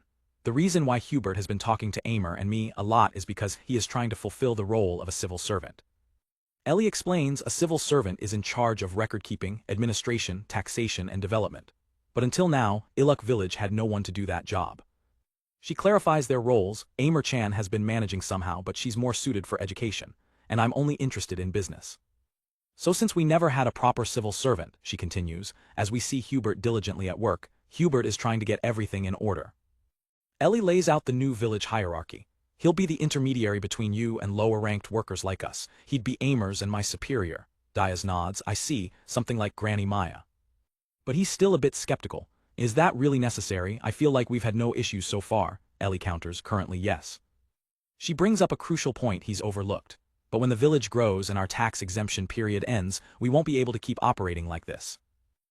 With a smug grin, she puts him on the spot. Or could it be, Father, that you fully understand how to pay our taxes? Diaz shrinks, admitting, I feel like I learned about it. I'm sorry, I don't remember it very well. Ellie drives her point home. Hubert is going to be in charge of those important administrative matters that you cannot remember. Finally, it clicks for Diaz. I see. She adds one more thing. Also, that kid is very normal. When I say normal, she clarifies, I mean he has common sense. Then comes the final blow. Father, you always lack common sense and do unimaginably strange things, so I think it's not a bad idea to keep a normal person beside you. The truth hits Diaz like a ton of bricks. You're right. He processes her brutal honesty, so that's how she sees me. A few days later, the plan is in full swing. The villagers are busy shearing the excess winter wool from the Mia. Hubert watches the process, a new idea forming in his mind. With their initial stock secured, Hubert approaches the two original wild Mia with a new proposal. The Mia communicate that while they've gathered a lot of wool, they'll need a bit more to truly turn a profit for the village. Hubert seizes the opportunity. That's why I have a proposal. Maybe you can call over a few other wild Mia that are in distress this winter. I know they're cautious, he says, but perhaps they'll listen to you. He nervously waits for their response. Then he lays out the incentive. If you're willing to call them, I can increase your food provisions. And I'll even add some salt and sugar as a bonus. How does that sound? The Mia's eyes sparkle. It's a deal. And so across the vast snowy plains. One of the Mia lets out a powerful cry, a call echoing for miles. The villagers didn't really expect anything to come of it. They watch as the sound fades, wondering if it will be answered. Diaz, Aruna, and Hubert wait with cautious optimism. Even the Mia themselves seem unsure if their call will be heard. 3 days pass. Then a sound begins to carry on the wind. Diaz and Aruna look toward the horizon, their faces a mixture of shock and disbelief.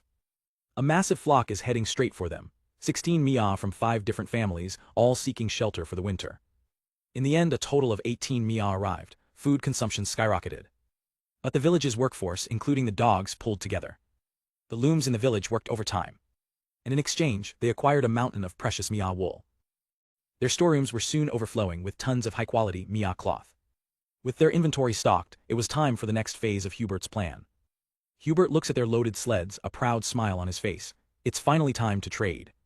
He turns to Ellie, who's leading the expedition. Luckily, we have your excellent negotiation skills. I'm sure you'll sell high and buy low. Ellie gives him a confident smirk. Leave it to me. She glances at a caged wolf on the sled. I'll sell that wolf fur for a good price too. As the sled team pulls away, Hubert shouts some final advice. Remember, it's okay if we end up in the red this first time. Gathering information is the priority. We need to see how our goods sell in other territories. Ellie listens intently, understanding the mission's true goal. It's a hard pill to swallow for a merchant, she thinks, but I get it. We're establishing a fair price for Mia cloth and creating a local currency based on wool. Diaz and the others wave goodbye, watching the expedition venture into the snowy expanse. Diaz turns to Hubert, thoroughly impressed. Using wool as currency, I never would have thought of that. Hubert explains, in my hometown we grow cotton and it's common to use it to buy food and livestock. I just applied the same idea here. A nearby villager nudges Aruna. Isn't Hubert a very reliable man? Maybe you can think a little better of him now. Aruna grunts, unable to deny it. Why you're right. Meanwhile, in a grand hall far from the snowy village. The sharp crack of wooden staves echoes. 2 men are locked in an intense sparring session. Their movements are a blur of speed and power. The older man, breathing heavily, calls a halt. Splendid, let's take a break. His younger opponent lowers his staff, a confident smile on his face. Let's do so. In the monster-infested demon realm, a dark and jagged mountain range sits under a gloomy sky. Suddenly, a winged, dinosaur-like creature is struck by an unseen force. It lets out a final shriek as it's consumed by a massive explosion of fire. From within the flames, a colossal beast emerges. A massive horned dragon lets out a deafening roar, its power undeniable. The giant dragon has appeared. Its glowing eyes scan the desolate landscape. Its claws slam into the ground, shaking the very earth. With a powerful beat of its wings, it takes to the sky, a new terror unleashed upon the world. Meanwhile, back in the relative peace of Ilk village, Aruna is counting aloud. Arunas 998, 999. As Diaz completes his 1000th pull-up on a massive log, Aruna finishes the count, 1000. Diaz drops to the ground, exhausted but accomplished. Diaz turns to Aruna, wiping sweat from his brow. Thanks for keeping me company, Aruna. When I'm alone, I lose count halfway through. Aruna just smiles, thinking, I thought so. Diaz wonders aloud, I wonder if Iri and the others have arrived in Melungal by now. Aruna replies, probably. Just then Hubert approaches them. Lord Diaz, good morning, were you training? Diaz explains, we never know when thieves or monsters might attack. We must always train and be prepared. Hubert, impressed, thinks to himself, I see, steam is coming from his body. Hubert then asks, is what Narvant and the others are making in the workshop also part of the preparations? Diaz confirms, yes, they call it a war wagon. Narvant, the craftsman, chimes in, I think it'll be useful if we ever have a large-scale battle, just in case. Aruna adds her perspective, well, it's winter now, large-scale battles rarely happen in grasslands like this. Hubert nods, we probably won't have many chances to use it, I hope that's the case. The scene shifts to the bustling town of Melungal. This prosperous town is located in the western part of the Mahdi territory. Ellie, or Iri as Diaz calls her, walks through the streets with her dog companion, taking in the sights. Ellie, it's so lively even though it's winter. I wonder if it's because people want to work in town when they can't farm. The town is well organized and well defended. Ellie thinks to herself, I didn't notice before, but this is a town where everyone has their own job. It hasn't been that long since Lord Eldon started governing, yet it feels like it's always been this way. It's amazing. Her gaze falls upon some child laborers. But if they can create this kind of scene, I wonder why these children ended up moving to Ilk village looking for work. They're so obedient and hardworking. There should have been plenty of opportunities for them. And most of the workers are large species children. That's also concerning. Suddenly, a voice speaks from behind her. Lord Eldon is also struggling with that aspect. I'm thinking of asking Lord Diaz for some tips on that matter next time. Ellie is completely startled by the sudden appearance. She turns to see an older man, Camerats. Hello, Camerats, I didn't expect to meet you here.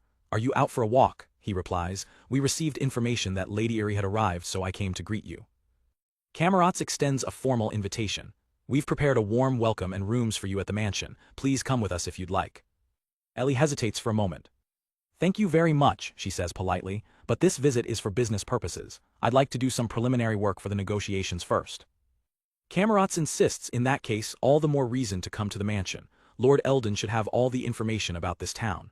Ellie's dog companion recognizes the man. Ellie realizes she's been cornered. So that's how it is. I wanted to gather and analyze information myself if possible, but I can't refuse the Lord's invitation. It can't be helped. They tracked my movements so quickly. I should be able to trust the quality of their information. She concedes with a smile. Thank you, I'll be in your care. Camerats leads her to a magnificent and sprawling mansion. The interior is just as impressive, with ornate archways and polished floors. The architecture speaks of immense wealth and power. They step out into a grand garden, where a fountain flows despite the winter chill. Ellie is left breathless. This is amazing. She marvels at the scene. Even though it's winter, the plants are lush and there's even a fountain flowing. I'm surprised by the grandeur of the mansion's architecture, but this garden is quite something too. A handsome young man sitting by the fountain waves cheerfully. Welcome, Lady Erie, I'm glad you came. Ellie is immediately taken by his appearance. My, what a handsome man. But as he speaks, something about him feels familiar, sparking a flicker of recognition. The young man smiles. That Aruno Rindo, could it be? The realization hits Ellie like a lightning bolt. The formerly overweight Lord Eldon has undergone a complete transformation. Lord Eldon. Her dogs confirm it immediately, recognizing his scent. Ellie, flustered, quickly curtsies. Lord Eldon, oh, thank you for inviting me. She can't hide her shock. I'm completely surprised. You look like a totally different person from when I last saw you. You've become so distinguished. Eldon smiles. It's all thanks to Lord Diaz. After meeting Lord Diaz, I received unexpected and excellent guidance. I made up my mind and retrained myself. That's how it is. Ellie notes his cleverness. He deliberately omitted mentioning Sanjipani, as wise as ever. Eldon gets straight to the point. So, what's the purpose of your visit, Lady Erie? Ellie begins to explain. Well, about that. After explaining the situation with the mee cloth, Ellie makes her proposal. To continue our healthy business relationship, I'd like you to purchase the mee cloth I've brought at a fair evaluation price. She adds, due to its use as engagement gifts for cannies and others, mee cloth is already well known here. Eldon explains the high demand. First my wives, then several closely connected merchants have expressed interest, but it's impossible for everyone to get some due to the limited quantity. So, considering your wishes as well, Lady Erie, I'll call the most trustworthy merchant to set a price, then split it half for my wives and half for that merchant. Camerats reassures her. I believe he'll give a thorough and fair evaluation. I hope you can agree to this arrangement for now. A jackal beastman, the chosen merchant, steps forward. He bows deeply to Lord Eldon. I'm deeply honored to be chosen. I'd like to start appraising the goods right away. The merchant gets to work, his expression professional and eager. Ellie watches him intrigued. A jackal beastman. She muses to herself, this place really is rich in diversity. The appraisal begins within the grand walls of Eldon's mansion. After some time, the merchant returns to Ellie with a document. I apologize for the wait, how about this amount? Ellie takes the appraisal, her eyes scanning the figures. She looks up, a hint of surprise on her face. Isn't that a bit too high? The merchant maintains a calm, friendly demeanor. We're hoping for a fair evaluation and a long-term relationship. He elaborates, it is indeed a high price, but that's without considering its rarity. He gestures towards Eldon's wives who are already fawning over the mee cloth. Considering its rarity and that Lord Eldon's wives are crazy about it, this price is appropriate, maybe even a bit low for its first time on the market. He looks at Ellie shrewdly. If we were only after money, I'd push for more, but it seems you're different, Lady Erie. He offers a compromise. So for this first transaction, we'll trade at this price. For future deals we'll lower it somewhat as we observe the market. I hope we can have a long-term relationship. His expression is sincere, hoping she'll agree to the fair terms. Ellie considers his words, judging his character. A smile touches her lips. He doesn't seem to be lying. It's true that determining the right price in one go is difficult. Let's go with that price for now. Just as the deal is struck, a frantic flapping sound cuts through the air. Ellie and Eldon look up in alarm. A familiar carrier pigeon in a tiny suit barrels towards them. Ellie cries out, "Gerant." The bird lands in the courtyard as Eldon rushes forward. What's wrong? Gerant lands on Eldon's arm, panting and clearly distressed. Eldon tries to soothe the panicked bird. Calm down. Catching its breath, Gerant delivers the terrifying news. An urgent report from the Western Forest Road. A flame dragon was seen flying from the north. Eldon's face pales as he calculates the trajectory. Judging by its direction, it's heading into the neighboring territory. Ellie finishes his sentence, her voice tense. It seems to be heading towards Lord Diaz. The image of the legendary flame dragon fills Eldon's mind. A monster so powerful it takes an entire army to defeat, with tough scales and regenerative abilities. He thinks grimly, even if we send reinforcements now, we won't make it in time. But while everyone else panics, Ellie's mind is already on the aftermath. She turns to a stunned Eldon. Flame dragon materials would be quite difficult to sell, wouldn't they? Lord Eldon, would you like to buy some? Eldon and his advisors can only stare back in utter disbelief. Pardon, huh? Ellie simply smiles, her faith in her father's victory unshaken. The scene shifts away from the opulent city. We return to the snowy, quiet landscape of Ilk Village. But the quiet has been broken. An air of urgency hangs over the settlement. Inside the main yurt, the village leadership has gathered. The usual peace is gone, replaced by a tense, busy atmosphere. A scout bursts in with a report. This is terrible. Our patrols in the northern grasslands spotted a flame dragon. It's heading straight for Ilk Village. Diaz, Aruna, and the others listen intently to the dire news. Aruna turns to their leader, her gaze steady. What will you do, Diaz? Diaz remains silent, processing the threat. His expression is grim. His eyes narrow as he comes to a decision. A look of unshakable resolve settles on his face. Back in Melungal, news travels fast. Even as Ellie relaxes with her companions, an update arrives. A messenger delivers the report to Eldon. Eldon listens, his concern evident. His advisor relays Diaz's plan. It seems Lord Diaz has decided to intercept the flame dragon, not alone but with as much force as he can muster. Ellie listens calmly. He's called upon Aruna's clan as well. Their mounted archers have joined him, and they've set out to meet the dragon northeast of the village to prevent any damage. Another advisor is puzzled by this new tactic. Until now, Lord Diaz has faced dragons almost single-handedly. Why use all his forces this time? Is a flame dragon that much of a threat, even for him? Ellie offers a different perspective. Probably, I think Father is trying to emulate the old tale of the hero who slew the dragon. She recounts the famous legend, the story of a hero on a black war horse leading a brave order of knights to defeat a red-scaled dragon. Do you know it? Eldon nods. I do. She smiles, stroking her dog. Father loves that story. He told it to us over and over when we were children, so much that we got tired of it. For him, it must have been a tale he heard countless times from his own parents. Ellie shrugs slightly. Knowing Father, it might just be a sudden idea, but still, it'll be all right. Her confidence is absolute. If Father and the others work together, there's no opponent in this world they can't defeat. Out on the vast, snowy plains, Diaz's war party prepares for battle. One of the warriors thinks to himself, I remember the dragon-slaying tale my parents told me as a child. The reality of their situation sinks in. This isn't a bedtime story. What's coming is a real dragon. Diaz stands apart from the others, gazing at the horizon. As the flame dragon appears in the distance, his strategy forms. Then, we should prepare as much as we can. We should gather all the fighting power we can. He watches its steady approach. The air grows heavy with anticipation. The dragon looms larger, a terrifying embodiment of the ancient legend. Diaz's thought concludes, everyone working together. He clenches his fist, his voice ringing with power and excitement. Let's defeat the flame dragon. The beast's glowing eyes promise a battle of epic proportions. From a nearby yurt, Aruna and the twins watch him. Diaz seems really fired up, Aruna observes. He's got plenty of spirit, Ahan agrees. Senai giggles, he's probably a bit excited to fight a dragon. Aruna sighs, a small smile on her face. Really, he's like a child. In the remote Ilk village, a heavy silence hangs in the air. With a flame dragon approaching from the north, every warrior strong enough to fight has already left, leaving the village eerily quiet. Or so Hubert thought. Peeking into a yurt, he finds the remaining villagers casually debating their dinner plans. What should we make tonight? One asks. Something sour, maybe. We'll need Uncle Ben to start the fire. An old man carrying a log yells, Hubert, bring the firewood, you fool. Hubert is baffled. How can everyone act so normal? he wonders. A dragon is literally on its way here. Meanwhile, far from the village, the beast of legend makes its descent. The flame dragon lands upon the vast, snowy plains, its presence a promise of destruction. Soaring through the sky, the dragon is seething with rage. Its thoughts are a venomous curse. Damn these evil gods, how many times must they stand in our way? What happened to the others? It fumes. I can understand the slow turtles being defeated, but why haven't those flying insects returned? As it scans the empty horizon, a single question burns in its mind. Evil gods, what are you planning? Suddenly, an answer. From a hidden position in the snow, Aruna holds up a glowing cylinder covered in arcane script, unleashing its power. In front of the dragon, the snowfield erupts in a massive, violent explosion. The ground itself seems to come alive, churning and rising. The dragon halts, completely caught off guard by the sudden assault. From the chaos, a colossal shape begins to form.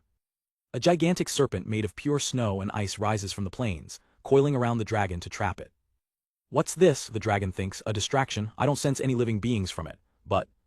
Its eyes narrow as its instincts scream. No, something is here. The trap is sprung. Aruna and the twins rise from their hiding spots, letting out a battle cry as they draw their bows. With a unified shout, they let their arrows fly. A volley of projectiles streaks towards the airborne beast. But they're useless. The arrows harmlessly bounce off the dragon's impenetrable scales. Enraged by the pathetic attempt, the dragon roars, "You dare mock me." It gathers dark energy in its maw and unleashes a devastating miasma blast. The energy ball screams towards the snow serpent, obliterating the magical construct. The dragon scoffs at its unseen enemies. So you were hiding for an ambush, such small twigs can't pierce my scales. Below, warriors break cover and scatter, drawing the dragon's attention. It spots their maneuver. You missed. How clever, it sneers, turning its attention to the fleeing soldiers. It prepares another blast, ready to incinerate them. As explosions rock the snowfield, the dragon mocks their tactics. No matter how many times you try, it's all the same, such foolish, beast-like wisdom. But this was all part of the plan. Aruna and the twins take aim again, their arrows now glowing with immense power. They release a new volley, but this time they're joined by another, much larger projectile. A massive, custom-made bolt soars through the air, aimed not at the dragon's body but its wings. Bullseye, the bolt tears straight through the dragon's wing membrane. The dragon's eye widens in shock and pain. Blood sprays from the grievous wound as its flight becomes unstable. With a final, agonized cry, the mighty flame dragon plummets from the sky. It crashes into the snow with the force of a meteor. Watching from a nearby ridge, Diaz and his command squad lower their spyglasses.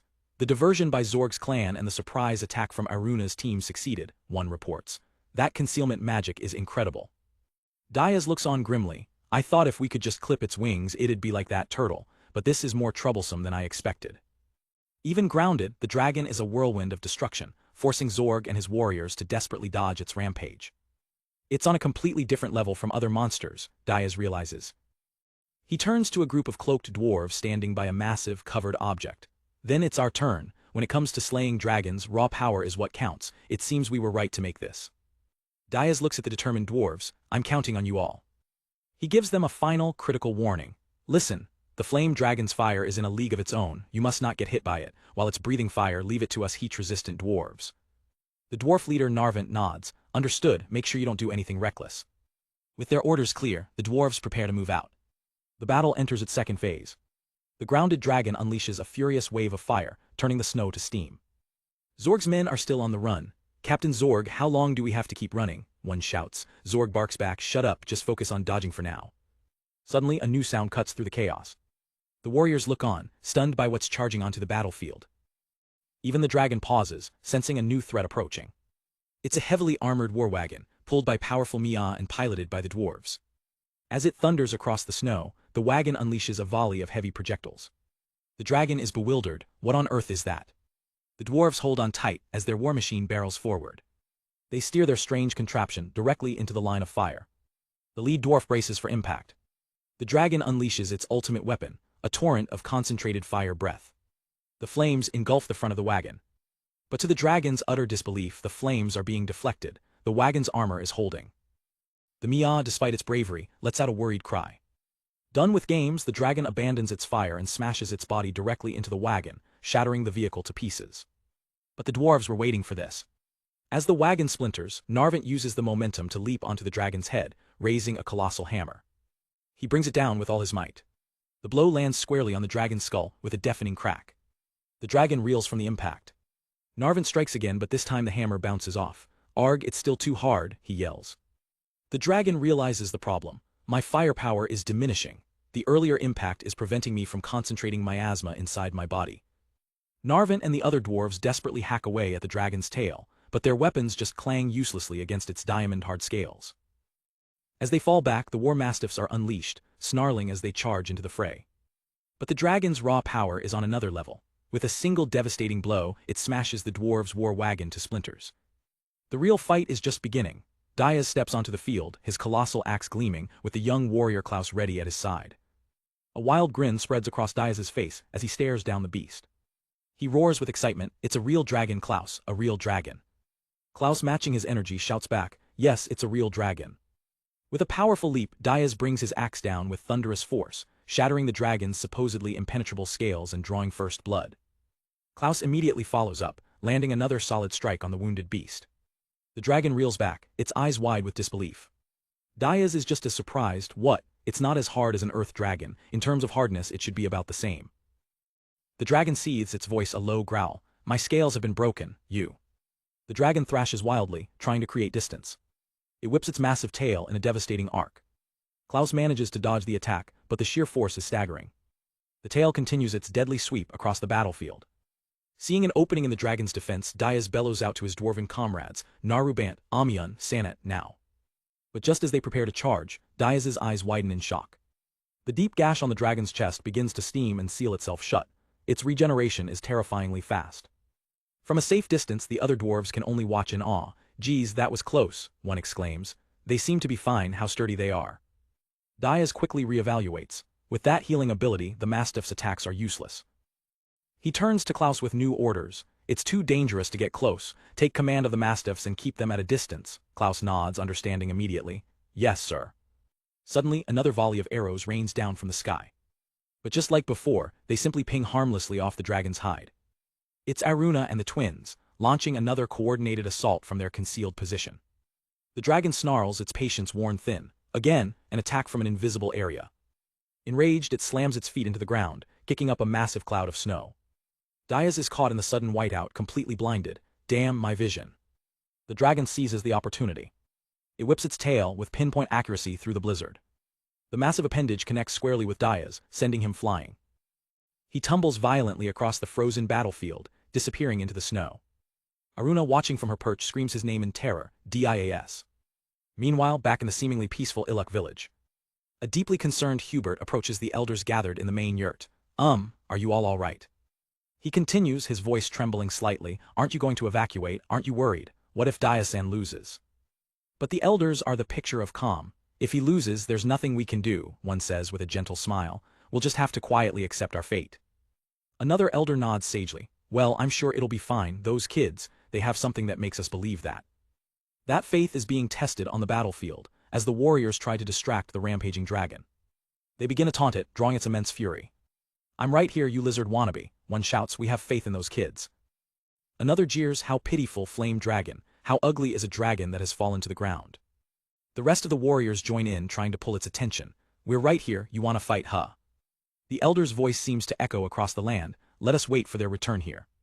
The taunts work. The dragon's eyes scan the ridges, finally locking onto the hidden archers. "So that's where you were, you clever little flying insects." It lunges towards them, intent on wiping them out. The twins gasp as the colossal beast bears down on their position. But it's another feint. With the dragon distracted, Klaus lets out a battle cry and charges in.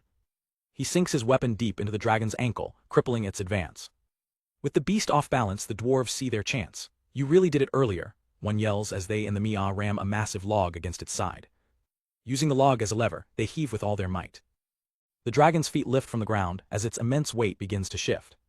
With a tremendous crash, the flame dragon is flipped onto its back, its soft underbelly completely exposed. And standing over it, recovered and ready for the final blow, is Diaz. He raises his axe high, aiming for the beast's heart. His grip tightens, muscles straining. With a final, earth-shattering roar, he brings the axe down, burying it deep into the dragon's chest. The dragon shrieks in agony. The axe blade sinks deep, a mortal wound. But even now, the beast isn't dead. Diaz holds his ground, keeping the axe embedded. In a final act of defiance, the dragon opens its maw, gathering a last, desperate blast of miasma. This is the final moment, the endgame. As dark energy swirls in the dragon's throat, a single, perfectly aimed arrow flies straight towards the light. The arrow enters the dragon's mouth, heading for the unstable energy core. Far away, Aruna's eyes are locked on her target, her form perfect. Diaz braces for the impact, his face a mask of grim determination. The arrow strikes the miasma asterisk inside the dragon's throat. The resulting explosion is catastrophic, blowing the beast's head clean off its shoulders. The conclusion is victory. With a final, decisive blow, the flame dragon is slain. Its massive, severed head arcs through the sky. The beast's head crashes into the snow-covered ground with a deafening thud, marking the end of the battle. As the dust settles, the warriors, including Aruna and Narvant, rush towards their leader. Aruna cries out, her voice filled with concern, "Dias." Dias stands tall, his expression grim and weary from the intense fight. He takes a moment, the weight of the battle still heavy on his shoulders. Then his entire demeanor shifts to a goofy, relaxed expression. "Phew," he sighs, "I'm exhausted." Narvant and Aruna stare blankly, unimpressed by his sudden change in mood. Narvant, the seasoned dwarf, gets straight to business, inspecting Diaz's injuries. "Let's see, the burns on your legs, they're not as bad as they look." Diaz looks over at his allies. "Looks like everyone's safe. That's a relief," he says, then adds, "I guess I'm tired because I've been serious for a while. Let's head back and rest." As Aruna tends to his leg, Diaz continues his light-hearted act. "It must hurt, but it's a small price to pay for defeating a dragon. It really is a bargain." Aruna just looks at him, knowing better. "You're also too exhausted." She calls his name again, this time with a tone of pure admiration. "Diaz." Aruna's expression softens as she looks out at their people. "Look, Diaz," she says gently, gesturing to the gathered villagers. "Even though we faced a dragon, everyone's safe." A proud, radiant smile spreads across her face. "You did it, as expected of my husband." Hearing her words, Diaz's goofy facade melts away. He looks upon his wife and his people with a genuine, contented smile, the true weight of his victory finally sinking in. The battlefield is quiet now, the only evidence of the struggle being the colossal corpse of the flame dragon lying in the snow. As they prepare to head back, Diaz realizes something. Transporting the flame dragon was surprisingly easy, he thinks to himself. "I thought it would be as heavy as an earth dragon, but its body is actually light, closer to a wind dragon's." Back in the village, the local dogs are in awe of the massive prize. Everyone came back quickly, dragons are so big. Narvant explains the science behind it. That tremendous power was created by miasma. To fly, their body structure is similar to a wind dragon's. He then directs the crew, "All right, put the head over there." The villagers, led by Fanatxt, begin the monumental task of dismantling the dragon. "We need to cut off the arms first before we can flip it over." Meanwhile, the village elders are already discussing how to divide the spoils. "So, is that distribution plan okay?" one asks. The others nod in agreement. Diaz sits down, finally getting a moment's rest as Aruna approaches with medical supplies. "Good work, everyone," she says before turning her attention to Diaz's leg. "Just as Narvant said, the burns aren't too severe. The magic-repelling charm must have helped." Diaz watches the bustling village. "For now, let's just use painkillers," he murmurs, agreeing with Aruna. Aruna notices he's not paying attention to his own treatment and gets a stern look on her face. "Hey, look at me properly," she chides. Diaz snaps out of it. Sorry, thanks as always." She sighs, a mix of exasperation and affection. "Honestly." With his leg patched up, Diaz tests his footing. He feels good enough to move. "Oh, looks like you're okay now," he says to himself. "Shall we go help the others?" Just then, Zorg, the leader of the Kijin warriors, approaches. "Are you sure you're all right, Diaz?" "Zorg," Diaz exclaims, seeing him. "I wanted to discuss the distribution of the flame dragon materials." He gestures towards the villagers. "We've already talked about that with the villagers." Diaz makes his offer. "How about splitting it evenly between the Ilk village and Kijin village?" Zorg smiles knowingly. "I thought you'd say that." Diaz recalls his reasoning. "When I received the news that the flame dragon was coming, I thought it would be best to gather as much fighting power as possible. So I requested reinforcements from the Kijin. They immediately prepared and rushed to our aid. They hurried to prepare without any talk of profit or loss. To repay that kindness, we thought it would be best to split it evenly to avoid any disputes." But Zorg holds up a hand to stop him. "We've discussed it among ourselves," Zorg begins. "Considering how you risked your lives to charge in and delivered the final blow, we can't accept half." Diaz is taken aback. "Are you sure? We don't really care about debts or—" But Zorg is firm. "It's not good to owe too much that we can't repay. Even 30% would be more than enough for us." "But we do care," Zorg insists. "Without you, we couldn't have defeated the flame dragon. The others also think defeating the threat is more important than the share." Seeing Zorg's conviction, Diaz relents but adds a condition. "Oh, but the payment for the dismantling work is a separate matter, right? It'll take 2-3 days, so prepare some decent meals for your people." Diaz smiles gratefully. "Understood, thank you, Zorg." With the negotiations settled, Zorg waves and heads off to inform his warriors. The next day, as the dismantling continues, the workers uncover something incredible. Sanet, one of the dwarves, pulls a massive, glittering object from the dragon's chest. A magic stone, an extra-large dragon magic stone. The dwarves erupt in a joyous celebration, their cheers echoing through the village. Diaz watches them, relieved. If we had to divide that, it would definitely cause disputes, Zorg adds. It's fortunate that the Kijin don't need magic stones. Aruna is pragmatic. We could just break it if that happened. Zorg asks, is that okay? It seems to be quite valuable. But Aruna clarifies, for us, all magic stones are the same, regardless of type. This gives Zorg an idea. Speaking of valuable, shouldn't we give this to your king this time, Diaz? This is an even bigger catch than the Earth Dragon. You could receive even greater benefits than last time. Diaz pauses, considering it. Yeah, what should we do? He remembers what happened with the Earth Dragon's magic stone. He gave it to his sworn brother Eldon, who presented it to the king. In return, the king sent a massive reward, which helped forge the very alliance they now have with the Kijin. Diaz is torn. I want to give it to the king as thanks for last time. But seeing how happy Narvin and the others are. Aruna cuts through his indecisiveness. There's no use in worrying, I'll go ask. She approaches the celebrating dwarves with Diaz's dilemma. Narvin listens intently to her proposal. His face breaks into a wide, beaming grin. I understand the lad's desire to show loyalty to the king. Aruna explains, our magic stone furnace only needs half of this at most. You should give half to the king. Without a moment's hesitation, Narvin hefts his massive axe. With a powerful swing, he brings it down on the priceless artifact. The axe cleaves the national treasure class magic stone clean in two. There you go. He holds up the two perfectly split halves, glittering in the sun. Diaz is amazed. Oh, that was a quick decision. Thank you, Narubin. His thanks is cut short by a blood-curdling scream from behind him. An old man has just arrived, his body frozen in utter shock. It's Kamarot's, and he looks like he's just witnessed a murder, trembling and speechless. Diaz turns, completely oblivious to the gravity of the situation. Oh, Kamarot's, you're here. What's wrong? Kamarot's men, an entire troop of wolf-like warriors, are equally horrified.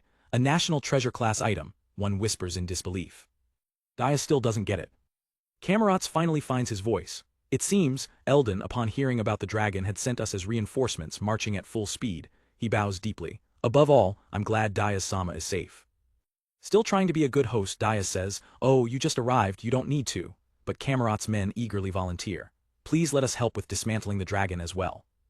Kamarot's, the old warrior sent by Eldon, bows deeply before Diaz. Please let us help, he insists, feeling guilty for their late arrival. Diaz can only offer a flustered thank you. His men rush forward, equally desperate to contribute. Don't let them break any more of the magic stone, we've caused them enough trouble. With reinforcements now present, the logistics have become more complex. Hubert, a new civil official, steps up with a suggestion. We should give Lord Eldon some of the dragon materials, as thanks for his help so far. Diaz realizes this means they'll have to completely recalculate and discuss the distribution of materials with everyone involved. Hubert confidently takes charge of the complex negotiations. I'll take care of the rest. Seeing his competence, Diaz decides to leave everything to him. And just like that, Diaz finds himself with nothing to do. He sits alone on a bench, watching everyone else work. He thinks to himself, somehow, I've run out of work to do. An old woman notices him and smiles softly. Well, I suppose it just means everyone has become so reliable. She turns to her companion. He's probably just relieved now, let's let him rest. As the day's work winds down, life in the village returns to a peaceful rhythm. Inside one of the yurts, a couple of dogs are having the time of their lives, pushing a small creature on a swing. All right, everyone take turns, a voice says gently. Now, no fighting. Nearby, the twins Senai and Ahan are knitting by the fire. Someone off-panel remarks, by the way, the rope on this swing is made of an unusual material. Aruna-sama gave it to us, right? Senai focuses intently on her work, her needles clicking away. Ahan mirrors her sister's concentration, her expression serious. With a final skillful motion, they finish their craft. In perfect sync, they hold up their finished pieces. It's done, they declare proudly. They share a smile, satisfied with their handiwork. Miles away, a messenger bird soars through the sky. It arrives at the Mahdi territory, at the grand mansion of Lord Eldon. Eldon carefully unfolds the message he's received. He looks up, a wave of relief washing over him as he speaks to Iri. Diaz is safe. He successfully defeated the flame dragon. Iri calmly sips her tea. I see. Eldon continues reading from the note. He wishes to transfer some of the dragon materials obtained and exchange some for items of equal value. Iri's eyes narrow slightly as Eldon pauses. He smiles and, all negotiations are to be entrusted to you, Iri. In an instant, the calm atmosphere shatters. A spark ignites in both of their eyes. It's time for business. Eldon's entire demeanor changes. Business mode activated. We should have a good discussion, Aruno. However, it's winter now, so food and livestock might be a bit expensive. Iri matches his energy perfectly.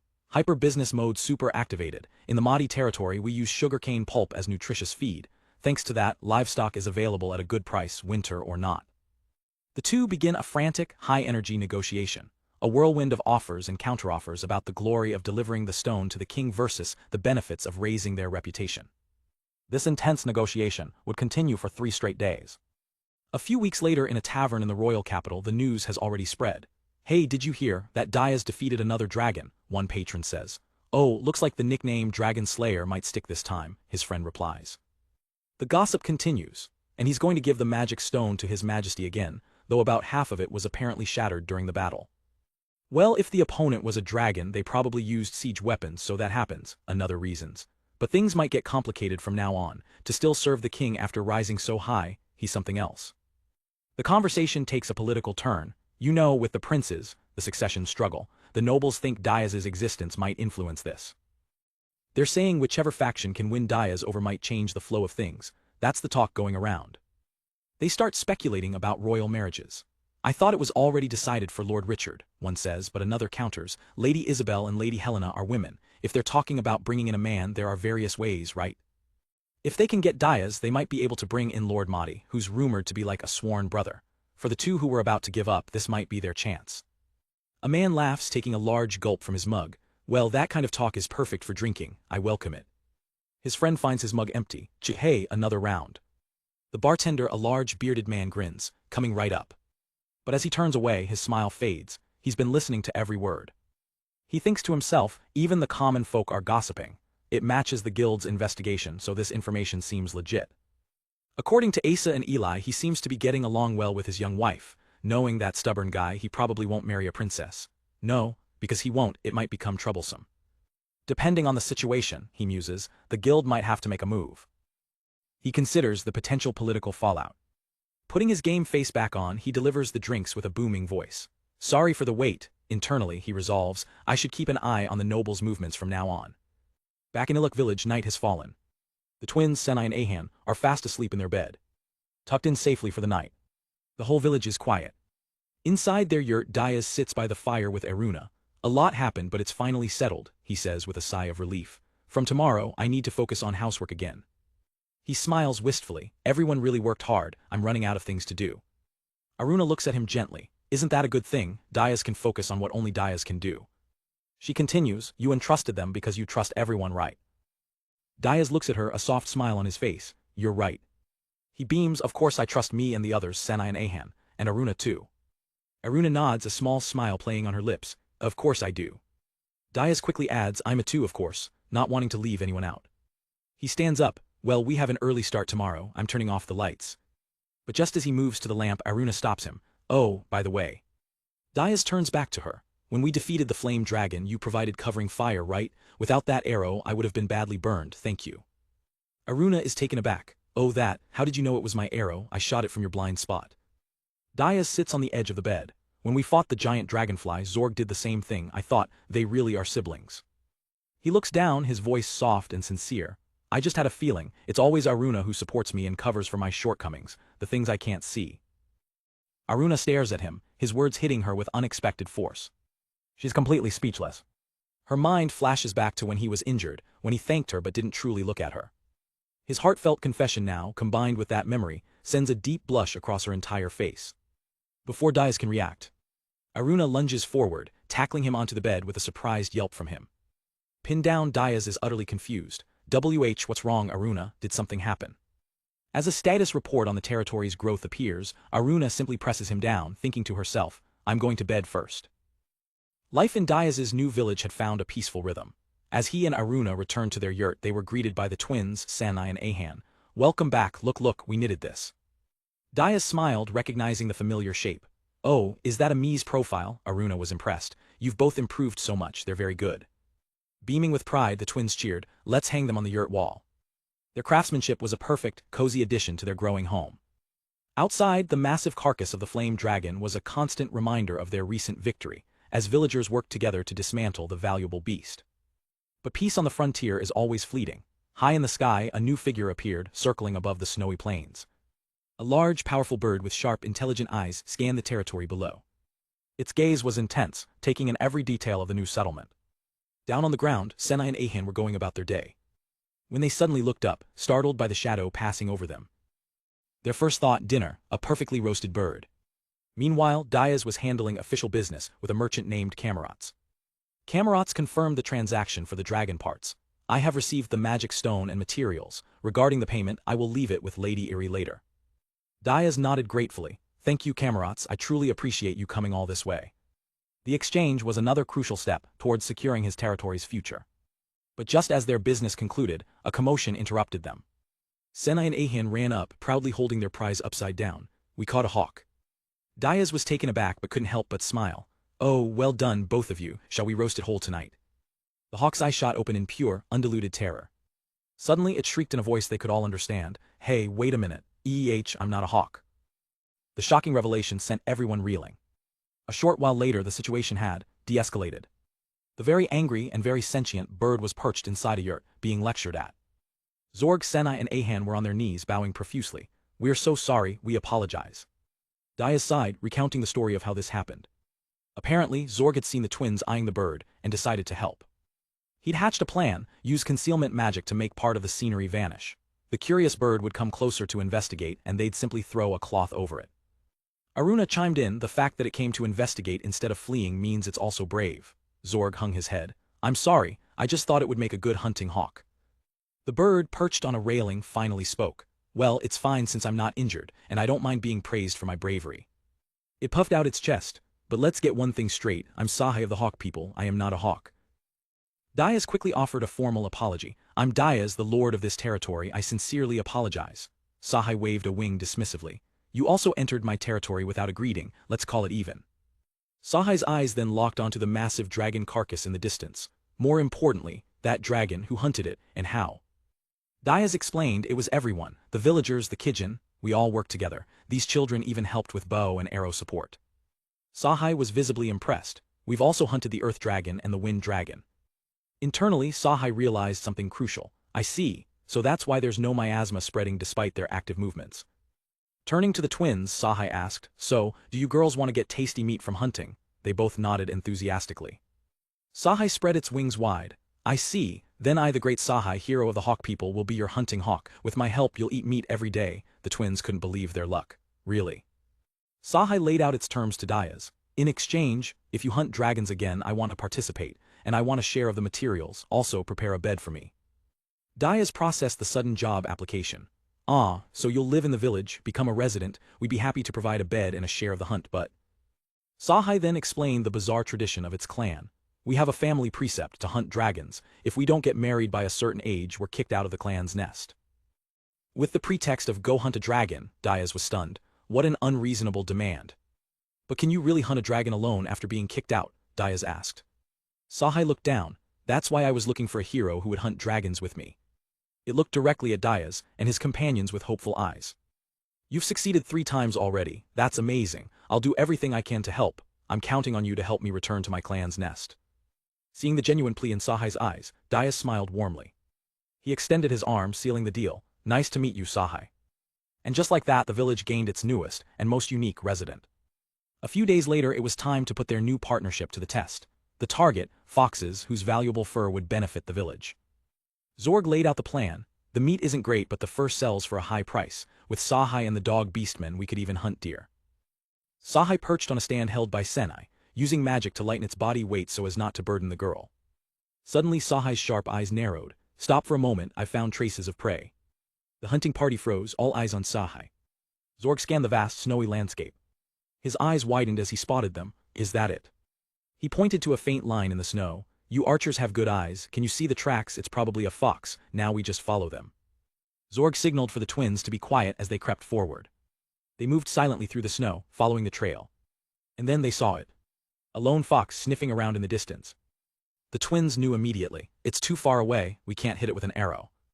Zorg smirked, don't worry. If we can see it, there's no prey a hawk person can't catch. You two just stay quiet. With a powerful flap, Sahai launched into the air. It soared across the plains, closing the distance in seconds. The fox, sensing danger, looked up, its moment of peace shattered. The twins gasped, it noticed us, it's getting away. But it was too late. Sahai tucked its wings and dove like a living arrow. The fox sprinted for its life, kicking up a cloud of snow. Sahai's talons were outstretched, ready to strike. In a flash the hunt was over. The rest of the party rushed to the scene. They found Sahai standing proudly over the captured fox. The power of a hawk person was truly something to behold. As Zorg began to expertly butcher the carcass, Sahai made an observation. I just realized, Sahai said, neither of you mind the butchering, huh? The twins smiled, completely unfazed by the sight. Zorg pulled out his set of skinning knives, ready to work. He began the process, using it as a teaching moment for the girls and their new, formidable companion. As Zorg works, Sahai watches the twins, a thought crossing his mind. I just realized, neither of you mind the butchering, huh? The twins look up from their task, their expressions clear and resolute. We don't mind, it's important, Senai says, while Ahan adds, life is a cycle, we'll use it carefully with gratitude. Sahai is taken aback by their maturity. He thinks to himself, they're good kids, looks like Aruna has taught them well. Zorg pauses his work to impart a lesson. This fox hunted other animals to sustain itself, he begins, and now we too will hunt this fox to sustain ourselves. He continues, his voice steady and wise, explaining the natural order. When we lose our lives, we'll return to the earth, grass will grow from there and the me and Gi will eat that grass. The scene shifts to a peaceful meadow, illustrating his point. That's how life cycles, which is why there is no such thing as a wasted life. Every life has meaning and there's no superiority or inferiority. That's why we must never forget respect and gratitude. Zorg's expression is serious as he drives the point home, just like this fox, and someday we too might be hunted. A determined look crosses his face. That's why we must be strong, we must have the power to fight.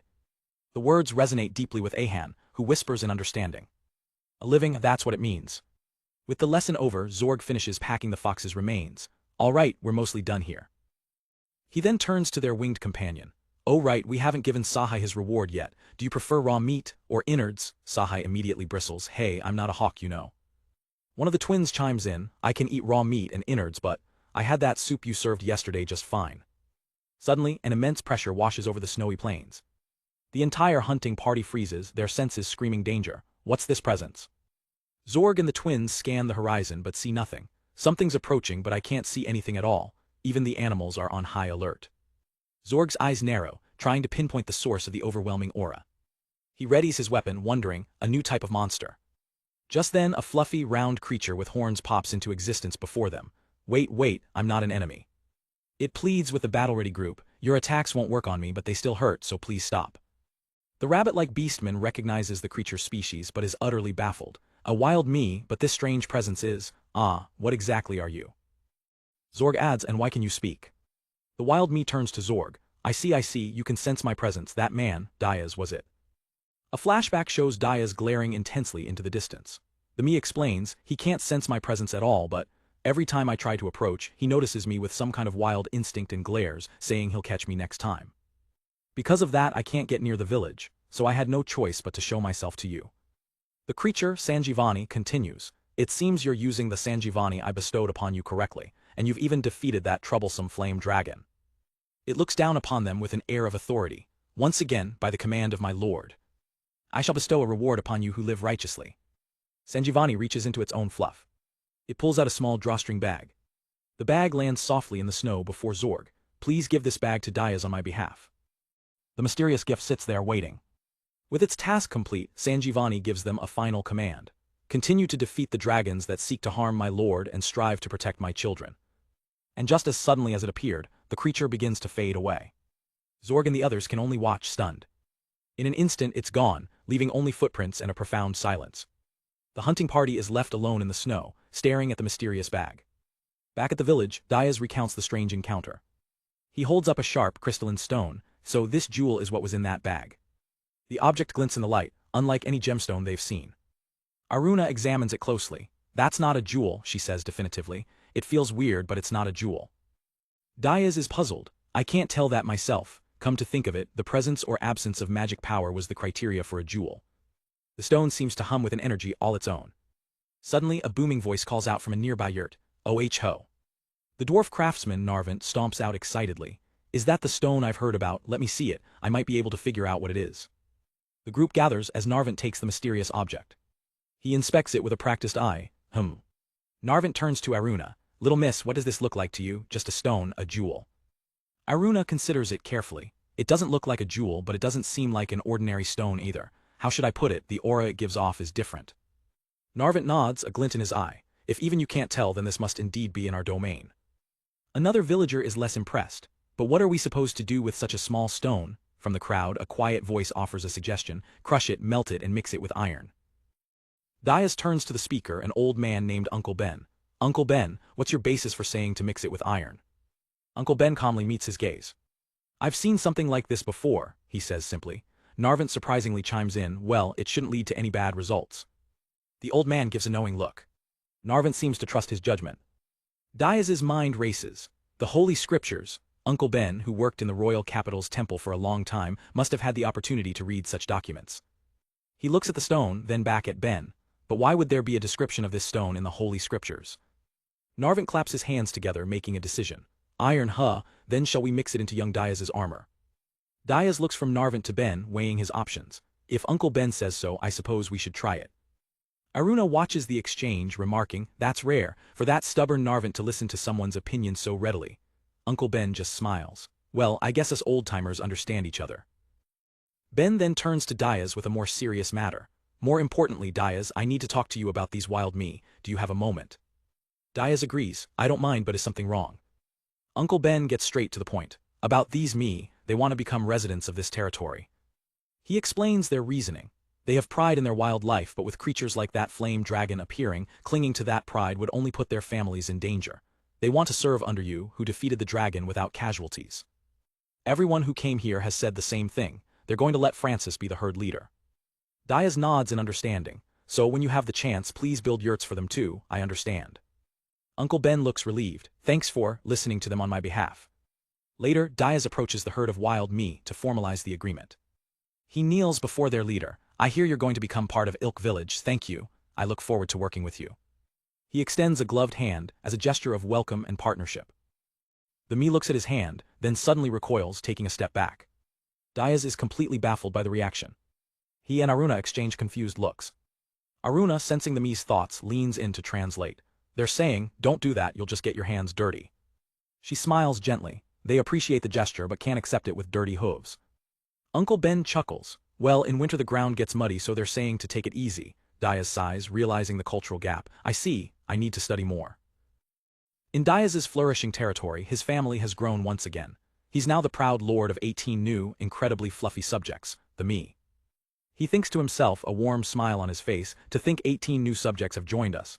I'm so happy. The adorable sheep-like creatures bleat happily, completely at ease in their new home. For Dias, this is a moment of pure contentment. But with new family comes a new, daunting responsibility. As he sits alone, he ponders the one question that has him completely stumped. What should I name them?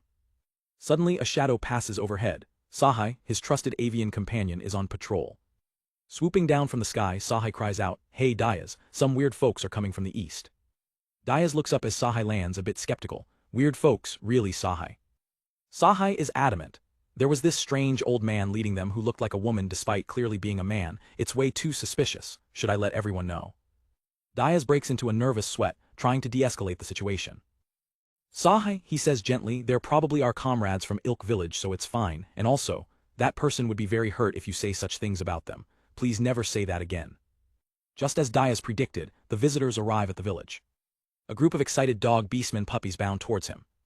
We're home, we're back, Lord Dias, they bark happily. Dias kneels to greet them warmly. Ah, welcome back. Following them is the elegant Iri. I've returned, father, she says. Ah, welcome back, Iri, Dias replies. Dias greets the whole party. Good work, everyone. How did the business negotiations go? Iri reports. Well, it went fairly well. Dias then turns to their companion. My, Hubert, you're as thin as ever. Iri hands her father a long scroll. Here's the list from this negotiation, father. As Dias unrolls it, both he and Hubert are stunned. The list of goods is enormous, from hay and sugar to alcohol and construction materials. Hubert gasps, that's a huge amount. Isn't it a bit too much? Dias takes the report, still trying to process the sheer volume of the trade. Iri explains calmly, it's because you went and hunted a flame dragon, father. When it comes to dragon materials, a trade of this scale is inevitable. Don't worry, I've carefully memorized how valuable the meat cloth will be, as per our initial goal. Dias nods, satisfied. I see. There are still some details to work out, so I plan to go there again later. For now, make sure to get plenty of rest today. But just as the conversation seems to be over, Hubert speaks up. May I ask something? It's about salt. Looking through this list, it doesn't seem like you're getting it from neighboring territories. How do you obtain it here? Diaz turns to him, explaining, salt. We buy some through trades with Pagan, and we also get some from Eldon. But recently, he adds, the dog beastmen have been bringing us rock salt. Hubert's eyes widen slightly. Rock salt. Diaz tries to recall the details. If I remember correctly, they can collect it in the southern wasteland, right? The dog beastmen chime in. That's right, we go there often. A dark expression clouds Hubert's face. The word wasteland has set off alarm bells in his mind. He presses further, his voice laced with concern. Wait a minute, I haven't heard about this wasteland. Whose territory is it exactly? Does anyone live there? Diaz recalls what he's been told. Aruna told me it's uninhabited. Apparently it's impossible to live there because almost no plants grow. A dog beastman adds, there are almost no animals or birds. Hubert's mind races, piecing together the terrifying implications. So, there's an uninhabited wasteland south of here, with enough rock salt that you can just collect it, and you've been going there multiple times before. Diaz continues, oblivious to Hubert's growing panic. That's right, we even buy sea salt from Pagan, but that's a luxury item. Basically, we use the rock salt from the wasteland. Yuri looks surprised. Oh, I didn't know that. The realization hits Hubert like a physical blow. This isn't just a resource, it's a vital lifeline for the entire territory. I see, he grits out, so it's an essential item for life here, in that case. The usually calm and composed Hubert explodes with rage, stomping his feet in fury. Why haven't you secured that wasteland as part of your territory? You're a duke with a certain degree of discretion. You should secure lands essential for living first and foremost. He continues his tirade at a bewildered Diaz. What were you planning to do if another country had occupied the wasteland? Iri watches on, remarking, oh my, so this is what happens when a usually calm person gets angry. She muses to herself, the sight of someone who doesn't know how to express anger properly. Diaz is completely flustered by the outburst. I see, I hadn't thought that far. He turns to the still fuming Hubert. So what should I do in that case? One of the dog beastmen offers a simple solution. How about putting up a sign? Diaz, desperate for an answer, latches onto it. I see, that's a good idea. Hubert's voice booms from off-panel, instantly shutting it down. No, it's not. And so a new, urgent mission was decided. The next morning, the team prepares to depart. With the dog beastmen pulling a sled, Diaz and Hubert set off for the southern wasteland to conduct a proper investigation. Their goal, to survey the land and officially claim it for their territory. As they travel, Hubert begins to explain the political complexities. No matter how much the kingdom's law declares this is our territory, invaders couldn't care less about such things. Still, having a just cause is important, he lectures. If we can say we have proper history and grounds for it, this side is our territory. It can help negotiations and affect the morale of our troops and even enemy civilians. He illustrates his point. If invaders come, a population with a strong sense of ownership will resist fiercely. But if the claim is weak, the people's resolve will waver. This difference in public sentiment can be the deciding factor between peace and a bloody war where many might die. The disturbance of public sentiment and fluctuations in morale are not to be underestimated, Hubert insists. That's why we need to do everything we can to assert, both internally and externally, that this is not an uninhabited wasteland but our territory. Diaz listens intently, finally grasping the stakes. I see. By doing so, we might be able to suppress the ambitions of other countries and avoid losing this wasteland. Hubert sets their first objective. First, we must investigate whether this wasteland is truly uninhabited to ensure we don't become invaders ourselves. He lays out the plan. While doing that, we'll create a map. Let's aim to finish by spring. They finally arrive, stopping their sled at the edge of the vast, desolate landscape. The group disembarks to begin their survey, with Sahai perched on Diaz's shoulder, ready to provide an aerial view.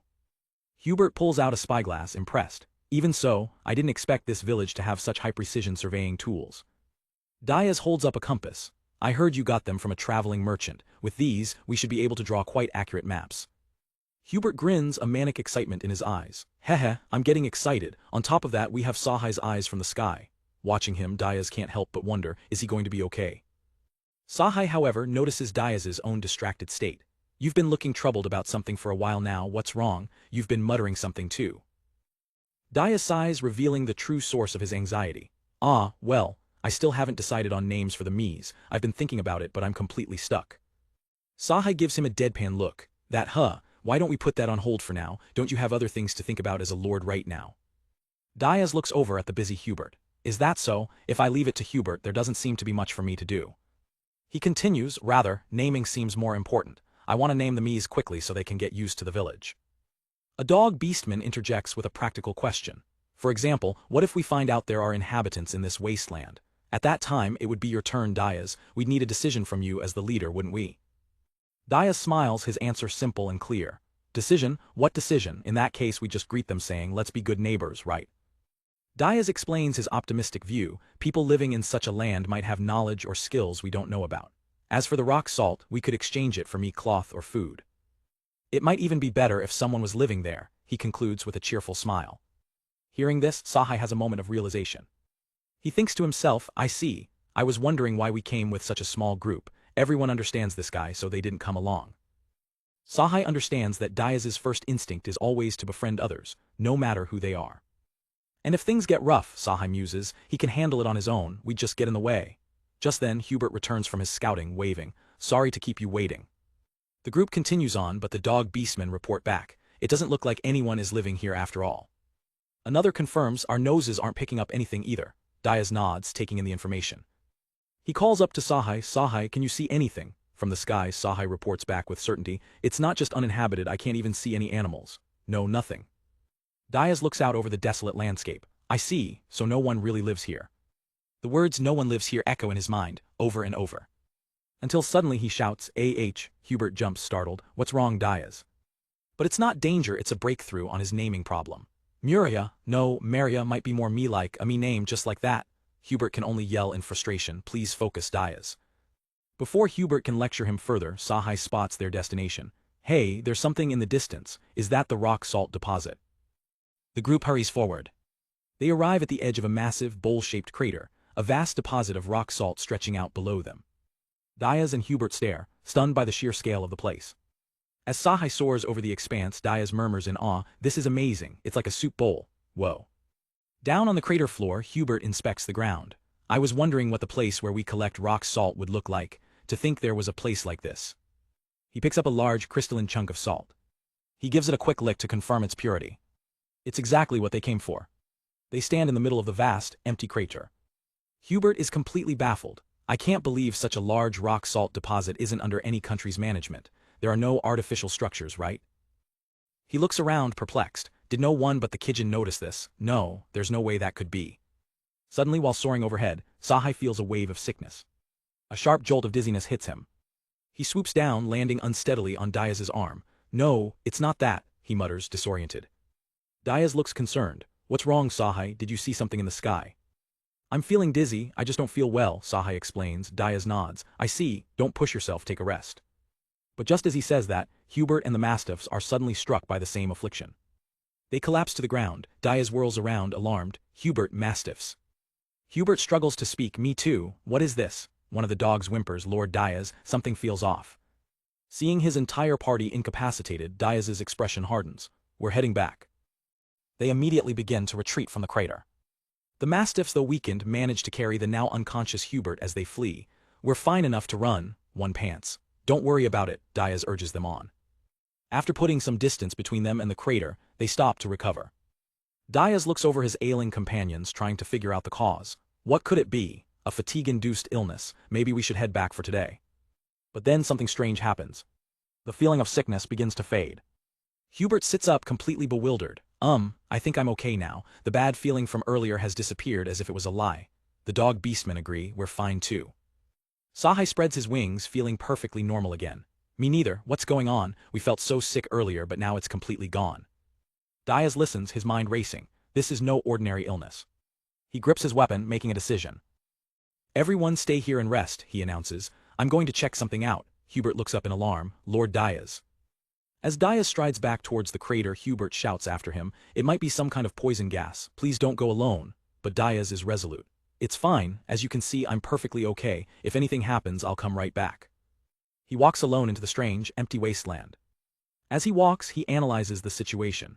If it was a poison that only affects beast folk, that's strange. It affected Sahai, who was flying in the sky. I remember Hubert has beast folk blood, but I'm fine. And if there was poison in the rock salt itself, we would have felt it when we tasted it earlier. So why am I the only one who's fine? He comes to a conclusion. If I had to guess, it might be poison magic. It doesn't affect me because I have no magic power to be disrupted, and my charm probably helps too. In that case, could there be something spreading poison magic? He scans the vast, empty crater. However, as far as I can see, there's nothing. He focuses his senses, trying to pinpoint the source. No, he thinks, his eyes widening, there is something. A powerful energy radiates from the center of the crater. I can feel it, this sensation. It's like when I activate the power of this battle axe. He zeroes in on the source. Is it there? With a powerful grunt, Diaz swings his axe down with all his might. The ground erupts at the point of impact. The force of the blow sends cracked spiderwebbing across the salt flats, shattering the surface. As the dust settles, Diaz stares at what his strike has unearthed. What could it be, that is? From a safe distance, his companions watch the explosion of force in shock. Diaz's eyes lock onto the object. Revealed in the fractured earth is the ornate skeletal hilt of a massive, dark dagger, pulsing with a malevolent energy. Meanwhile, back in the village, Aruna looks around, annoyed. Wait a minute, I didn't have any lines this time. Deep within the rock salt deposit, Diaz kneels before an ornate dagger plunged into the stone. This is it, he declares, the source of the poison spreading in this area. He grips the hilt and pulls the dagger free. As soon as he holds it, a strange familiarity washes over him. It becomes clearer when held, he thinks. It seems to be a weapon of the same type as my battle axe. Deciding to test his theory, Diaz focuses his will on the weapon, issuing a silent command. Well, let's give it a try. I'll focus my thoughts, he resolves, tightening his grip. Instantly, the oppressive, poisonous aura radiating from the dagger vanishes. The strange energy dissipates into the air with a faint hiss. Diaz stares at the now inert dagger, a thoughtful expression on his face. To confirm his success, he calls out to his companion waiting at a safe distance. Sahai, can you come over here? Sahai, the large bird, looks hesitant, clearly not thrilled about being the guinea pig. He reluctantly flies over, asking, why me? Diaz smirks, thinking, I thought if anything happened, Sahai could escape quickly. Sahai lands beside Diaz, feeling no ill effects.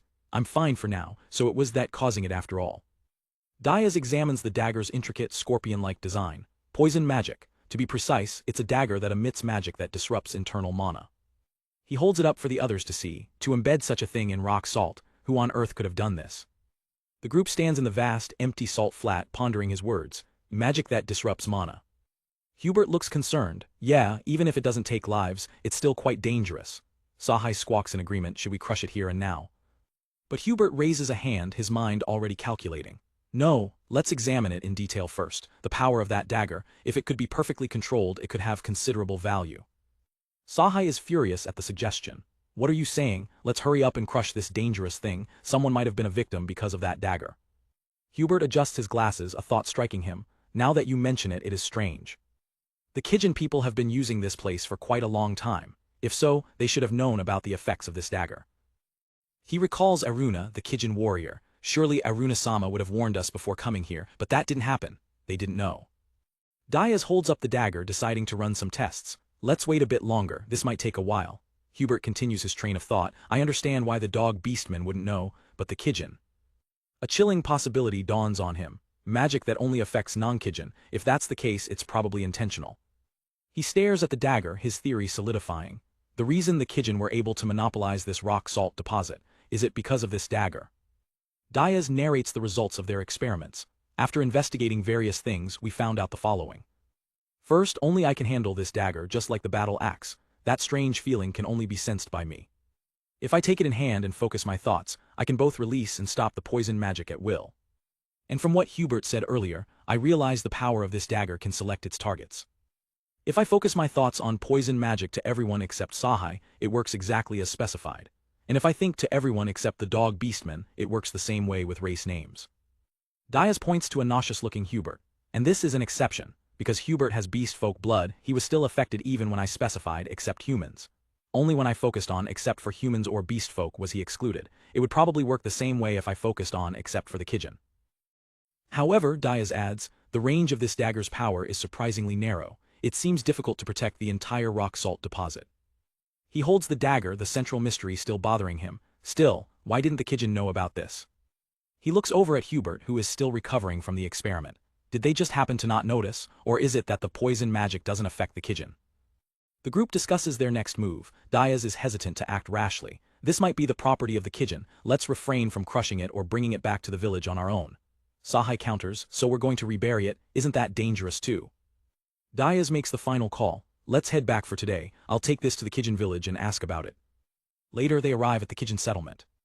Inside the yurt of the village chief, Diaz presents the strange weapon. The chief looks on with curiosity. Oh, a dagger that emits poison magic, huh? The Kijin tribe chief Mal examines the dagger. Unfortunately, I've never heard of such a weapon. It's not that poison magic doesn't affect us, and our ancestors wouldn't have forgotten to pass down such information. Mal channels a bit of his own energy into the weapon. If you infuse it with mana, it seems to absorb and store it. Diaz decides to run a live test. By the way, I'm focusing my thoughts so that the magic only affects you right now. How does it feel? Mal feels nothing. Diaz explains, apparently poison magic doesn't affect me in the first place. Something about not having mana to disrupt. Mal's eyes fly open in sudden understanding. Oh. Having confirmed the dagger isn't Kijin property, Mal makes a decision. I see. Well, since it's not ours, you can do what you want with it. More importantly, about the ownership of the rock salt deposit, I won't oppose it becoming your land. He smiles slyly. But it would be troublesome for us if we couldn't collect rock salt anymore, you know. Diaz smiles back, offering a partnership. You can rest assured about that. Since the Kijin were using this place first, there will be various things to discuss. But I'd like us to manage it together if possible. Mal nods in satisfaction. Then I have no objections. They shake hands, sealing the deal. When I have time, I'll send Zorg as my representative. Please discuss the details with him then. Diaz agrees, understood. Mal's curiosity isn't sated. By the way, your axe, you said only you can use it like this dagger. Do you have any other items like that? Diaz thinks for a moment. Well, there's the fire-starting staff I acquired before, but Uncle Ben can use it too, so it's not just me. Mal's eyes narrow, connecting the dots. Uncle does this Ben also not have mana? Diaz is surprised by his insight. That's right, in Ilk village only Uncle Ben and I don't have mana. A profound understanding dawns on Mal's face. I see, he murmurs, looking at the dagger. He explains, as I said earlier, it absorbs mana smoothly. It probably can store mana equivalent to about 1,000 gems, that's how bottomless it seems. If that dagger was filled to the brim with mana, it might have been able to release magic that could cover the entire rock salt deposit. But you know, Mal continues, if we wanted to protect that rock salt deposit, we could do it with just a few dozen gems. We could set up life detection magic with that many gems, so using a tool that requires mana equivalent to 1,000 gems doesn't make any sense at all. He leans back, offering his theory. It seems like the work of someone else, someone who doesn't know the value of mana. Mal points directly at Diaz. For example, perhaps someone from your bloodline who doesn't have mana, or something like that. Diaz looks at the dagger, the axe, and thinks of the staff. They might be weapons made by and for those in my bloodline who don't have mana. Mal grins, posing the ultimate question. Because they're weapons for those without mana, only you and Ben can use them. Now, I wonder why those without mana in your bloodline would desire such weapons. Diaz is floored by the question.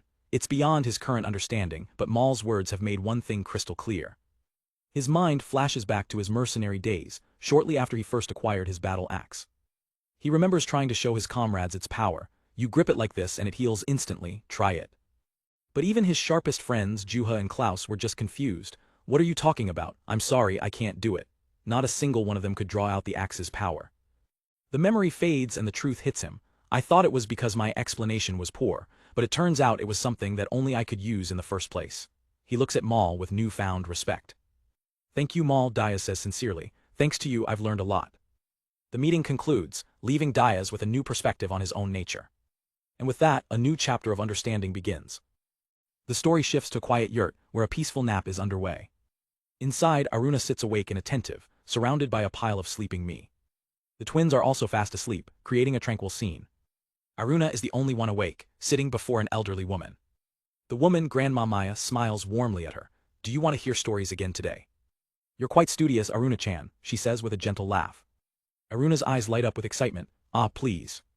Maya settles in, her audience of sleeping me completely silent. Now, which story should we go with? Would you like to hear about the ancient people who perished long ago, or perhaps about the ruins they left behind, or maybe mythology, stories about the gods? As Maya lists the options, Aruna's mind pictures them. One story in particular catches her attention, the tale of a god who created divine tools with incredible power, specifically for people without any talents. Maya offers one last choice, or perhaps, would you prefer to hear about magic after all? A determined smile spreads across Aruna's face. Please tell me about magic. Ever since her encounter with Narubant, Aruna has been driven to broaden her knowledge, and she's chosen Maya, a skilled diviner, as her teacher. Maya begins her lesson. The magic I know is completely different from what the Kijin use. For example, the magic in the kingdom of Sansalif was mainly researched for combat, but it's a difficult path.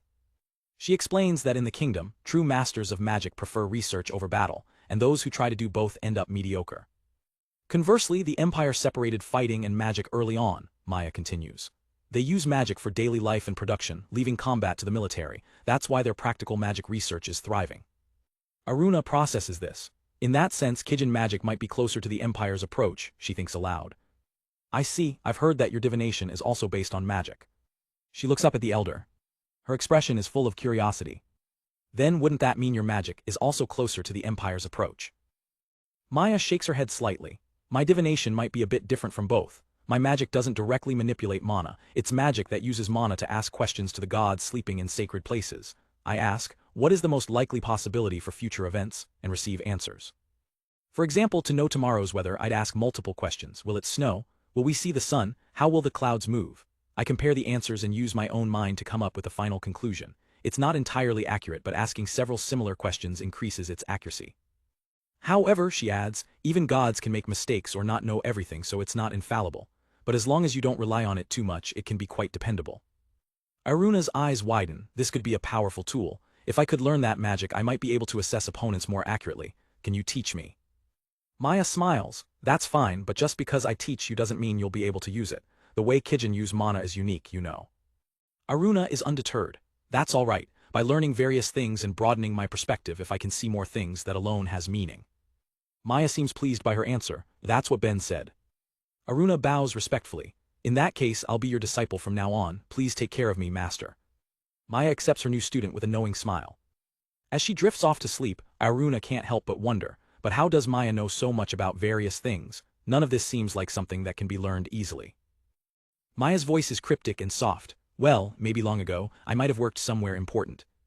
The next day, Maya gives her new student one condition. Oh, but keep what we talked about here a secret from the boy. Aruna agrees without hesitation, if that's what my master says. Meanwhile, Dias has his own duties. The next day, he's outside with the growing flock of me.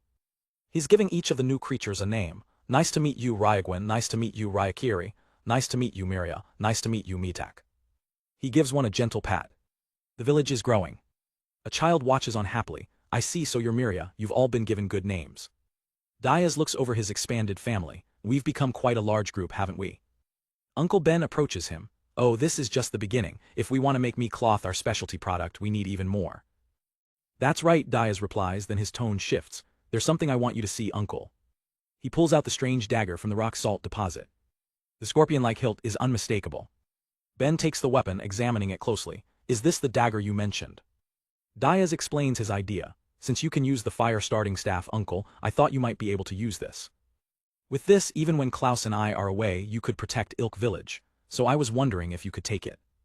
Ben considers the offer. I see. Well, I'll keep it for now. We'll need to have Aruna infuse it with mana later. He then changes the subject, looking at Dias with a curious expression. By the way, are you really okay with how the rock salt deposit issue turned out? You can get a lot of salt from there, right? Ben says, his eyes glinting. If you monopolized it, you could make good money. Dias is taken aback. Weren't it you who told me not to do such things, Uncle? He looks away, his expression serious. My parents taught me the same thing over and over. As a duke in name only, now that I've become a noble, I especially can't do such things. Ben's gaze sharpens. By the way, Dias, he asks, have you ever met other nobles? Dias looks confused. The people who were near when I met the royalty, and I think when I met Eldon, that's about it. Ben lets out a puff of air, realizing the extent of Dias's naivety. It seems you learned various things about nobility from Eldon before, he probes. Dias shakes his head. No, not particularly. Ben's expression is grim. He sighs, can't be helped. This is also the uncle's role, I suppose. Dias, find some time to come to my yurt. I'll educate you about nobility and various other things. While we're at it, he adds, let's discuss the temple we plan to build here. Ben explains his grand vision. We need to decide what teachings Mi-sama, as a messenger of the gods, has conveyed to us. We'll follow Saint Dias' teachings to some extent, but we'll adapt them to suit the current era. We'll be taking a different path from the Old Way faction, he declares. There's no point in clinging to something that has already lost once. Dias understands immediately. Ben, who was once part of the traditional Old Way faction, is now creating a new religion alongside the temple. Don't forget to come by, Ben says, turning to leave. I thought there was nothing to do in winter, but like everyone else, I found my own challenges. I realize that winter is the perfect season to devote oneself to self-improvement, just like sharpening an axe. Dias watches him go, feeling a new sense of motivation. I should follow her example. Aruna seems to be working hard on her magic studies too. But the weight of his new responsibilities quickly sets in. Studying nobility, discussing religion, naming the me, and countless other tasks pile up. Diaz realizes winter is even busier than summer, and he finds himself longing for spring. I want to move my body more than my head. In the snowy plains of Ilk village, Diaz arrives at a yurt for his lessons. Uncle, are you here? He calls out. From inside, the voice of his uncle Ben replies, oh yes. As Diaz enters, Ben greets him, I've brought what you asked for. Diaz inspects the items with a nod of approval, as expected. With everything in order, Diaz is ready to begin. Then let's begin our study session. Outside, the village is full of life as children and young dog beastmen work together, building a massive snow me. From his desk inside, Uncle Ben glances out at the scene. The dog beastmen children grow up so fast, he remarks. Diaz smiles at the cheerful sounds from outside. Ben adds, it's so lively I can hardly stand it. Ben sets down his cup, his tone shifting to that of a teacher. Now, before we discuss the nobility in the kingdom, let's first cover the basics: monarchy, the nature of the king, and aristocracy, the nature of nobility. He begins the lesson with a simple diagram. The ideal of monarchy is that the king, as the center of the country, should manage all power, but there weren't enough people for that. So reluctantly they entrusted the unreachable regions to those they named nobles, Ben explains. This is the aristocratic system. However, many years have passed since the founding king died, he continues, as the diagram shows the nobles turning corrupt. They've become focused only on ugly power struggles. The diagram illustrates the grim reality. There are some good nobles, but they're in the minority. The current situation is that the bad nobles are driving out the good ones. Ben looks at Diaz with grave seriousness. You've been lucky so far, but now that you're a noble you will meet them. If you don't want to be driven out, prepare yourself well. The weight of the warning settles on Diaz. I understand. Ben takes a steadying breath before delivering his next piece of advice. You need to do something about that way of speaking too, he says sharply. You're no longer the child you once were. His gaze is unwavering. You need to act like an adult, like a duke. Diaz processes the harsh but necessary critique, his expression hardening with resolve. Yes, you're right. He makes a vow, I'll forget about my childhood and change from now on. Ben shifts the lesson to their greatest asset. Now next, whether it's to counter these bad nobles or to make this land prosper, we must take good care of the Mies. They are crucial to this land. He stands ready to reveal the first step of his grand plan. So, Ben unveils a beautifully embroidered crest featuring a Mii. We'll make this pattern the crest of our domain, the House of Mii Battle. We'll display it when trading or sending letters. Diaz recognizes the craftsmanship immediately. This is the embroidery designed by Senai and Ahan and arranged by Aruna, so this was its purpose. The plan is twofold: promote their valuable Mii cloth and at the same time establish the reputation of the House of Mii Battle throughout the kingdom. But Ben's ambition doesn't stop there. Eventually, he says with a cunning glint in his eye, we intend to use it to promote the doctrine and temple that we've created as well. Since they are free to create their own doctrine, they can shape it to their advantage. Ben lays out his audacious strategy. Let's think of a doctrine that disadvantages the New Wei faction and bad nobles and advantages the good ones. After thorough preparation, we'll make full use of divine authority. As the children outside cheer for their completed snow me, Ben makes a bold prediction. Then this place should prosper far more than it does now. He looks utterly confident in their future success. Diaz is momentarily stunned by his uncle's pragmatism. Good grief, a priest using the gods for all they're worth, he thinks. Still, I understand, uncle. You're thinking about Ilk village in your own way. Later that night, the discussion continues inside the yurt. Diaz explains the new doctrine to Aruna and the twins. Aruna nods thoughtfully. I see. The Kijin tribe has long respected the power of nature, so I can understand what you call gods to some extent. Diaz adds that involving gods in the village's rules is a practical way to make them easier for children to understand and remember. He then admits his own views. After losing my parents and going to war, I stopped believing fervently in gods. It seems uncle has similar thoughts. Stroking a small me, he clarifies, I won't go so far as to say gods don't exist, but the current temple is flawed. That's why we're working to create a doctrine we believe is right. The core tenets are simple: don't discriminate based on birth, don't hurt others. Diaz explains, we'll keep the core of St. Diaz's teachings but adapt the details to suit our lives here. Aruna's eyes light up with understanding. So that's what the Mii Temple is for, to spread those teachings. But she brings up a critical point. While that might be fine for now, what will you do when those doctrines become outdated? Eventually it'll be the children's era, she continues, as Senai and Ahan pop into view. Will you keep teaching the same old doctrines forever? Diaz shakes his head. Apparently, my parents used to do that, but uncle doesn't seem to think that's the right way. Aruna grasps the concept. When times change and the doctrines no longer fit, we'll revise them each time. That seems to be the idea. Diaz explains the clever justification Ben devised. After all, Ilk village has the Mies who are seen as messengers of the gods. He says if we claim the Mies have given us new doctrines, it would make sense. Maybe we shouldn't overthink it, Diaz says, surrounded by the fluffy creatures. The teachings of the Mies, maybe it's better to treat it more lightly. Aruna is taken aback by the sheer pragmatism of the plan. If that's the case, the temple might not hold much power, or maybe even Uncle Ben doesn't believe in gods. Diaz confirms her suspicion. Uncle says that's fine, when wise people are born who can question the gods. A vision of a thriving future appears, when Ilk village grows bigger and life becomes more stable. The deep conversation is clearly too much for one of the twins. The vision of a prosperous land continues as Diaz concludes, then its role will come to an end. The exhausted twin whines, well, that's still a long way off, a distant future indeed. Aruna smiles, finding the philosophy surprisingly familiar. I see, you update it each time and it's okay to discard it when it's no longer useful. That kind of thinking might suit the Kijin tribe too. She explains we are a clan that has practiced nomadism. We move and renew our village to match the Mies meals, sometimes discarding things that are no longer needed. She looks at Diaz warmly, so it feels close to the Kijin way of life and it's not bad at all. Having reached their limit, the twins finally protest. I'm tired of this difficult talk, tired. Diaz chuckles, agreeing to end the heavy discussion. You're right, we've finished eating, so let's clean up the dishes. Suddenly, Aruna's expression changes as a practical thought strikes her.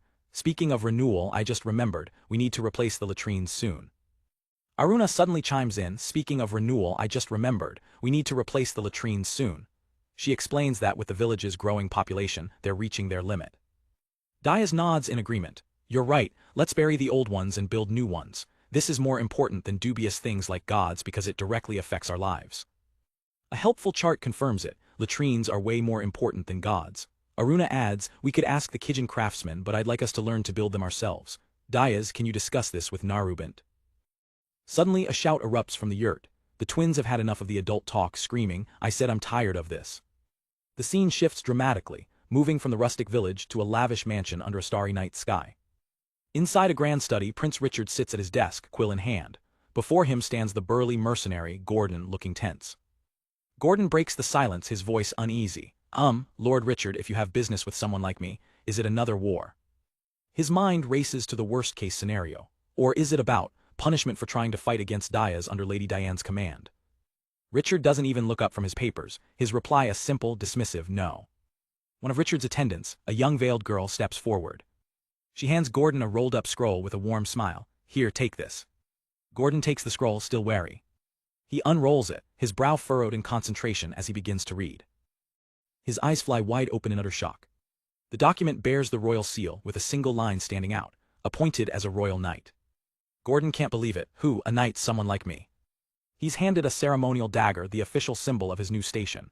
Really? He murmurs, still in a daze. Richard finally sets down his quill, ready to explain. The war is over now, he states calmly, but we can't just leave the excessive number of mercenaries as they are. He continues, and in Diane's case you showed good self-control. I've investigated you thoroughly, you performed quite well, and your calm behavior on the battlefield is commendable. Richard lays out the mission. Gordon, you will be a knight and your subordinates will be squires. Head to first Princess Isabel and Duke Sarsis. You are to develop the occupied territories, rebuild the fortresses, and become a reserve force. Gordon is still trying to understand the political angle. Does that mean we should keep Princess Isabel and Duke Sarsis in check? Richard shakes his head. No, that's not it. Isabel and Helena are not my enemies now. He explains that his sisters have stopped their power plays and are now absorbed in their own hobbies, Isabel in domestic affairs and Helena in the arts. He scoffs, idiots, just let me handle it. Gordon's subordinate whispers, I see. So, does that mean we're preparing for the Empire? That's right, Richard confirms. You'll stay under Princess Isabel, gain her favor, and all the while prepare for the Empire. He leans forward slightly, and there's one thing I'd like to request. Gordon, proving his worth, immediately offers a strategic suggestion.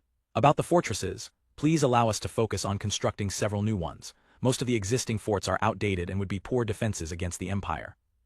His subordinates murmur in agreement, noting that many of the old structures are falling apart and better off demolished. Gordon finishes his proposal. If we build new, sturdy fortresses to protect the towns and fields, the enemy will be intimidated and our people will feel at ease. A rare smile touches Richard's lips. You seem more capable than I thought, you pass. Gordon is visibly relieved by the prince's approval. Richard gives his final command. I'll allow you to hire some men and mercenaries. Be extremely careful in selecting them. Gordon snaps a salute. Yes, sir. As they leave, Gordon's subordinates excitedly tell him to get some proper nightly clothes. He grumbles, I won't take care of that for you, but one of them eagerly volunteers. The scene changes once more, returning to the bright, open skies of the wilderness. Hubert and his group are surveying the land.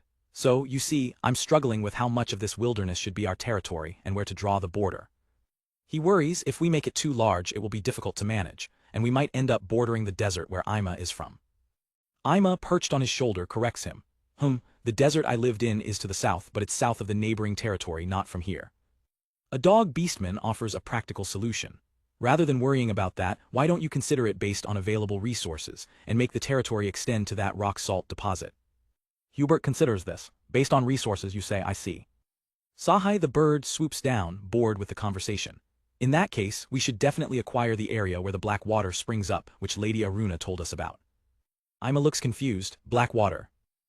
Then she remembers. Ah, you mean that thing Aruna sometimes uses while making a terribly disgusted face.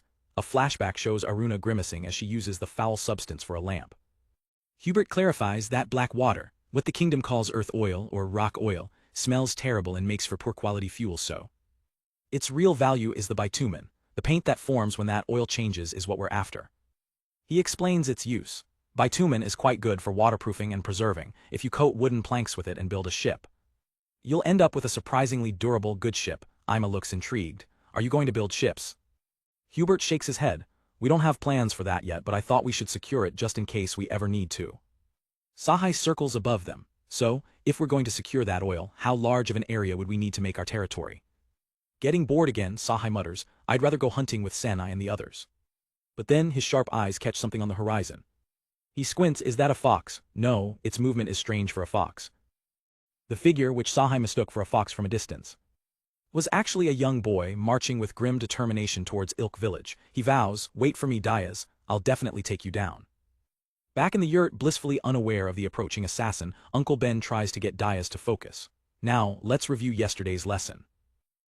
Inside the main yurt, Uncle Ben closes the book on another long day of lessons.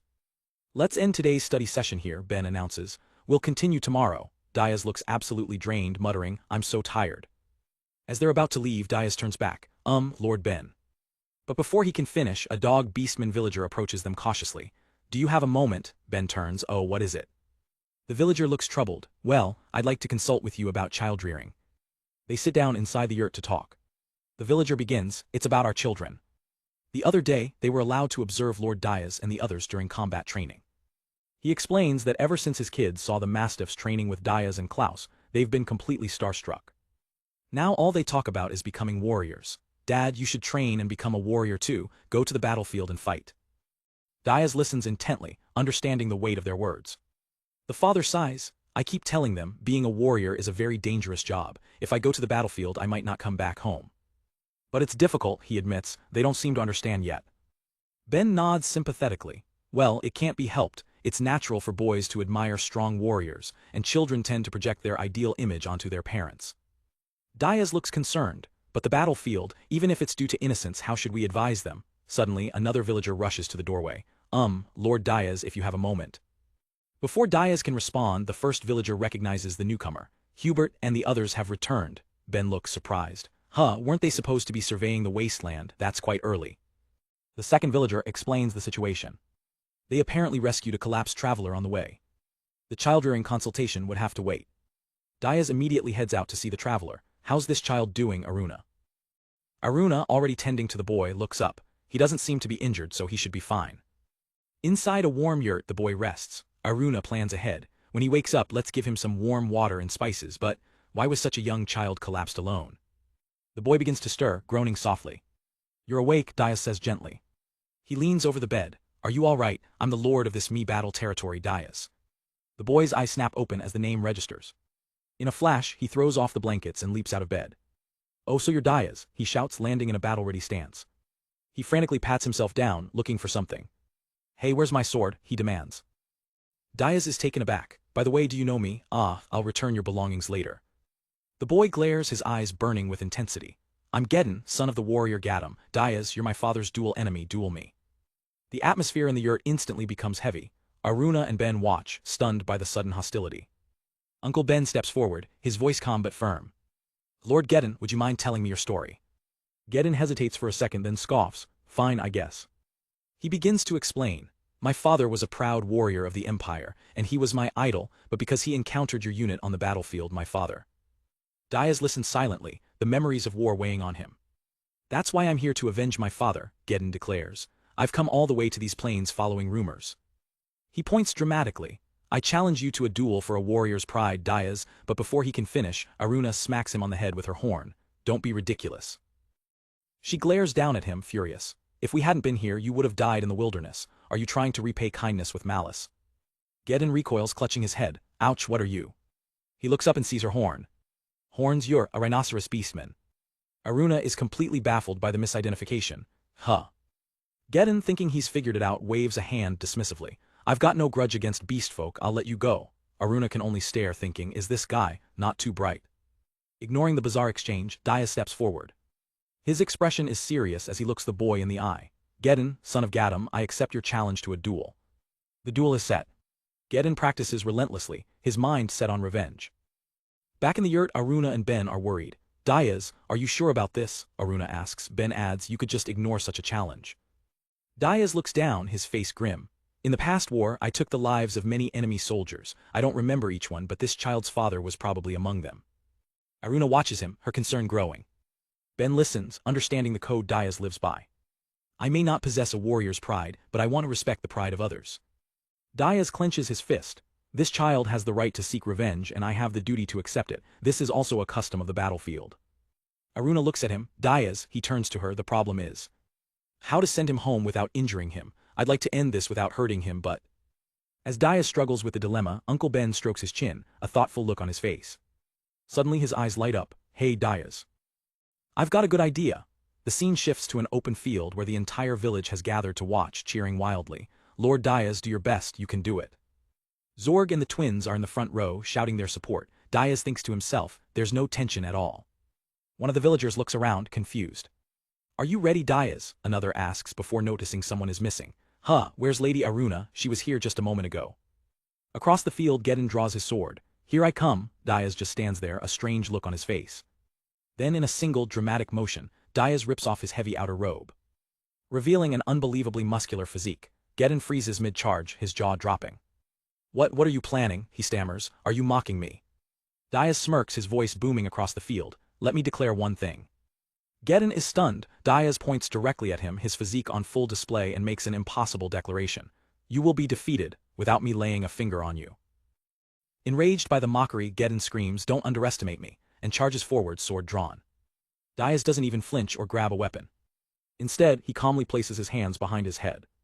And with a guttural roar, he strikes a pose, flexing every muscle in his body with unbelievable intensity. As Geddon closes the distance, he suddenly stops in his tracks, a look of confusion on his face. A strange sensation washes over him. What's this? Suddenly I feel chills. His strength leaves him, and he stumbles to his knees, dropping his sword. Sweating and weak, he glares at Diaz. You, what did you do? The secret is revealed. Perched on Diaz's head, the tiny rabbit Ima whispers instructions. It's all right, Diaz, just keep moving around casually and repeat after me. Diaz can only grunt in response. From the sidelines, Aruna holds up a wicked-looking dagger pulsing with dark energy. She and Ben watch their plan unfold. Oh, that boy really is the only one suffering, Aruna notes. That poisoned dagger is amazing. Ben adds, no, it's thanks to Aruna's concealment magic. The dagger's aura seems to confirm its power, can only affect those who get close. Following Ima's lead, Diaz begins a series of bizarre muscle-bound poses, grunting HMM with each movement.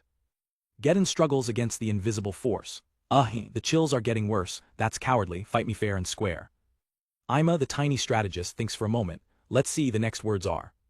Diaz points dramatically at the boy. You're feeling unwell because you're inexperienced. A warrior of my caliber can fight just by saying HMM like this. Geddon is completely baffled. HMM, what's with this HMM? Ima explains the ridiculous premise to herself. Mysterious power? It's a mysterious power emanating from a well-trained body. He's not really thinking this through, so please don't question it too much. Ben and Aruna watch, pleased with their absolutely foolproof plan. The invisible pressure becomes too much, and Geddon cries out in pain. He collapses forward, completely overwhelmed. Diaz's eyes narrow, seeing his opportunity. He brings his hand down in a swift chopping motion, stopping just short of Geddon's neck. With a deadpan expression, Diaz declares the finishing blow. Your head has been cut off. Aruna steps forward to make it official. I win this duel, accept your defeat gracefully and leave this place. Ben and Aruna look on, their scheme having worked perfectly. On Diaz's head, Ima has already fallen asleep, her job done. Diaz looks down at the defeated boy, his tone shifting from theatrical to sincere. The war is over, from now on, wield a hoe instead of a sword. Geddon looks up, confused by the sudden change. Ima, still perched on Diaz's hair, confirms the shift. I didn't say anything. Those last words were all Diaz, a genuine piece of advice from a former soldier. The crowd of villagers, especially the young dog beastmen, erupt in cheers. Lord Diaz is the winner. Uncle Ben seizes the opportunity, turning to the puppies. Listen, children. He explains the harsh reality behind the spectacle. That boy apparently lost his father on the battlefield. Being a warrior is a dangerous job that involves taking lives. The puppies listen intently, the gravity of his words sinking in. Do you understand what that means? Ben offers them a different path. This is a peaceful village. There are many ways to be successful without becoming a warrior. The puppies look at each other, a new understanding dawning on them. A father who works hard for his family is just as cool as any warrior. With tears in their eyes, they rush to their father, hugging him tightly. Don't go to the battlefield, Dad, stay here forever. Diaz watches the heartwarming scene, a gentle look on his face. The twins and Zorg run up to congratulate him. Good job, Diaz, well done. But Geddon staggers to his feet, shouting in frustration. Damn it, you're saying the same thing to me that my father did. He points an accusing finger at a confused Diaz. If only you weren't around, my father. My father wouldn't have quit being a warrior and wouldn't have had to become a farmer. Diaz and Aruna exchange confused glances. Aruna finally asks the question on everyone's mind. Geddon, wasn't your father supposed to be dead? Geddon reveals the shocking truth. Because my father saw you on the battlefield, he said, there's no way I can keep going with a monster like that around. He threw away his sword and started plowing fields with a hoe. He continues his rant, complaining, and lately he's been nagging. Stop saying stupid things about becoming a warrior and inherit our farm. He's so annoying. So I set out on this journey to defeat you and remind my father of his pride as a warrior. Aruna listens to his entire story with a serene, almost angelic smile. Then her expression snaps to pure fury as she winds up a punch. Stop doing such useless things. She unleashes a devastating uppercut, sending Geddon blasting off into the sky. And work seriously, you fool. Geddon becomes a twinkle in the sky, his faint apology echoing as he disappears. The duel is finally, truly over. As the boy is carried away, Diaz watches with a sigh. In the end, we did hurt him. The twins, Senai and Ahan, sense his mood and wrap themselves around his legs. They look up at him with worried eyes. Diaz won't go to war anymore, right? You'll stay in Ilk village forever, right? Diaz's expression softens. He pulls them into a tight hug, reassuring them. Yes, I'll always be by everyone's side. After a moment, he pulls back with an idea. He holds up a shield bearing the pattern they designed. This pattern you two designed, I've decided to use it as the crest for the House of Me battle. He looks at the twins, Sanai Ahan. So could you teach it to everyone in the village? Their faces light up with pure joy. They immediately run off, shouting to the whole village, everyone, this is our family crest, we designed it. Diaz watches them go, a proud and happy look on his face. Aruna leans against him, smiling. You were really cool, Diaz, as expected of my husband. He blushes slightly. Ah, thank you, Aruna. Meanwhile, Ima is still stuck in Diaz's hair, feeling incredibly awkward about interrupting the romantic moment. And so, the Me battle territory continues to grow. A status report shows the population has increased to 162, they've acquired a poison dagger and a mysterious stone, and a new crest has been chosen. Elsewhere, Geddon is seen begrudgingly learning to farm from Diaz, a new, albeit reluctant, addition to the peaceful village. In the Dwarven Forge, sparks fly as the master craftsman Sanat hammers away at a piece of metal, his frustration clear with every powerful strike. The rhythmic clang of his work echoes across the snowy landscape, a constant sound emanating from the workshop. But no matter how hard he works, the metal refuses to take the shape he wants. Sanat inspects the warped piece, muttering under his breath in frustration as another dwarf looks on, equally displeased. Meanwhile, in the village center, a different kind of creation is being celebrated. A brand new crest intricately designed is held up for all to see. Wonderful, a villager exclaims, isn't this the best crest? Diaz proudly presents it to the cheering crowd. The Mees who produce the essential Me cloth are the true symbol of this village, he declares.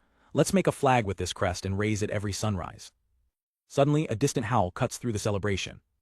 Ahan, perched on her father's shoulders, lights up instantly. That howl, Iri and the others have returned, let's go greet them, Diaz.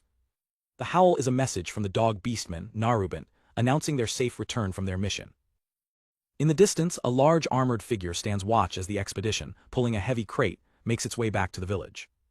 Diaz and the twins head out to welcome them back. It's Eri, her face calm and content as she leads her team of dog beastmen. "We're home, father," she says with a smile. The twins, Senai and Ahan, rush forward, excitedly welcoming everyone back with open arms. Eri gives her report. "We've finally finished exchanging the flame dragon materials," she explains. "We also gathered various information on our trip to the neighboring territory." Her father asks, "Is everything all right in Ilk village?" Diaz steps in. "There aren't any particular problems," he says, holding up the new crest. "If I had to mention something, our family crest has been decided." He continues, "The only real issue is that Narubent and the others are struggling with the armor making. It's another failure for them and it's making them pretty irritable." "Narubent, that's unusual," Eri notes. Diaz explains, "Well, it seems they're deliberately choosing a difficult method of creation. They're trying to forge it by mixing iron with that mysterious stone and processing it with flame dragon materials. The process is a nightmare. Narubent roars in frustration at his anvil. The iron is stubborn and difficult to work with, and the dragon materials deform at the slightest touch. It's not going well at all. Oh, come on."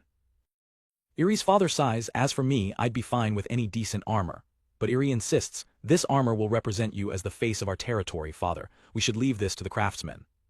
But Eri looks troubled. "This is a problem. I had something I wanted Narubent and the others to help with."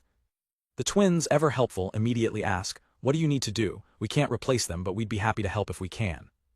Eri turns serious, her tone shifting.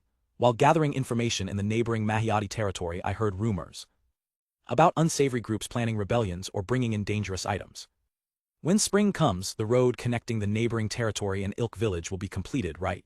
Given that information, I thought it might be too early to allow unrestricted travel." The twins ponder this. "Well, the world isn't full of just good people," one says. The other adds, "Yes, as the population increases, so does the proportion of bad people. Still, we need the road." "So," she exclaims, "I was thinking of building a checkpoint to allow passage only for those we approve and turn away those we don't." Eri's father nods in agreement. "It won't be perfect, but it's better than nothing, I see." Diaz agrees immediately. "I agree with that." Just then Uncle Ben approaches. "A checkpoint not only prevents the entry of villains," he says wisely, "but if an epidemic breaks out in the neighboring area, it can also somewhat delay the spread of disease." "In the past," Ben continues, "checkpoints and barriers have countless times prevented the spread of diseases. There have been several instances of strange groups attacking too."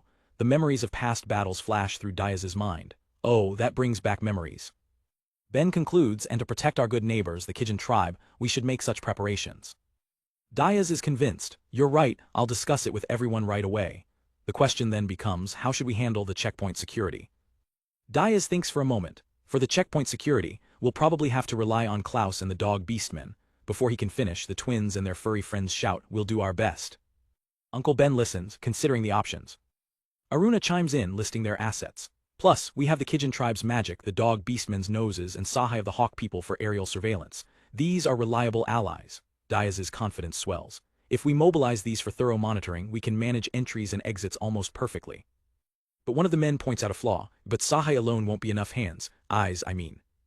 He looks up to the hawk perched nearby. "Hey, Sahai, could you go back to your homeland and bring back a few trustworthy companions?" "You mean you'll let them work here?" Sahai asks, surprised. "I can certainly ask, but whether they'll come is another matter, you know." The man simply replies, "That's fine." Diaz is confused. "Are you sure, Sahai? I thought you couldn't return until you hunted a dragon." Sahai reassures them, "My homeland isn't a very prosperous nest. They'd be happy to hear about work opportunities." With a powerful flap of his wings, he launches into the sky. As he soars away, he calls back, "Well, I'll at least ask." And so, with the decision to build a checkpoint made, the village representatives gather to hash out all the details. A few days pass. One of the villagers is hanging laundry in the snow. When he hears the sound of approaching wings, he looks up from his task. He spots the familiar shape of a hawk in the sky. It's Sahai returning from his mission. Sahai lands gracefully on a wooden post. "Welcome back, Sahai," the man greets him. "I'm glad you're safe." The man smiles, but quickly notices something is off. "Looks like the recruitment went well," he says, but Sahai seems strangely quiet. Sahai looks flustered, unable to meet his gaze. "Oh, yeah. What's wrong? Did something happen?" the man asks. Sahai hesitates. "Well." Suddenly 3 magnificent hawks land beside Sahai. The man is impressed. "You brought 3 companions, that's amazing." "How should I put this?" Sahai begins. "It's a bit of a long story," he says, recalling his return to his cliffside nest. He He remembers arriving at the entrance to his home. He was immediately confronted by his chief. Sahai, why have you returned when you haven't even hunted a dragon yet? Sahai begins to recount his visit home, starting with the chief's initial reaction. Sahai, the chief had boomed, why have you returned when you haven't even hunted a dragon yet? I thought I might get scolded a bit, Sahai narrates, but another hawk quickly intervened. Now, chief, please hear him out first. Sahai continues his story, but when I explained about this village and the work opportunity, his mood suddenly improved. The chief's stern expression completely vanished, replaced by a wide, eager smile. In the end he ended up praising me, Sahai recalls. The chief had shouted, well done, Sahai, and launched into a speech about ancient promises and clan pride.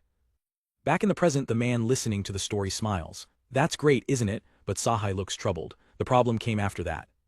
Sahai lets out a groan. I don't know why, but the chief got weirdly excited and he told me to take a wife. The man looks confused. Was it someone you didn't want? Sahai shakes his head as an image of 3 magnificent female hawks appears. No, she's skilled at hunting, beautiful, she's beyond what I could hope for, but... He looks down, genuinely worried. When there's *3* of them all of a sudden, I wonder if I'm worthy. I'm worried if I can be a good husband to all of them. The man's expression softens with understanding and admiration. I see, I've gained new respect for you, Sahai. He then offers a surprising piece of advice. In that case, you might want to ask Ezelbald for advice. Ezelbald is the husband of 6 wives after all. Sahai is utterly shocked. 6. With his story told, Sahai takes to the air. He lands gracefully in the snow to introduce his new companions. The 3 hawks have already approached Dayas. One of them speaks, you must be the chief here who hunted the dragon. They introduce themselves one by one. I'm Reese. I'm Bayan. My name is Ares. Internally they're all impressed, thinking he's quite imposing for a human. Dayas calmly faces the newcomers. He prepares to introduce himself as the leader of the village. I'm Dayas, me battle, he says warmly. I work as the lord, the ruler of this area. You're more than welcome to live in this village or work here. I'd appreciate your help. Perched on a post behind him, Sahai adds, I'm counting on you. However, there's a condition. To avoid depleting their home nest of skilled hunters, it's decided that Sahai and the 3 newcomers will split their time, traveling back and forth between their homeland and Ilk village. A few days pass in the village.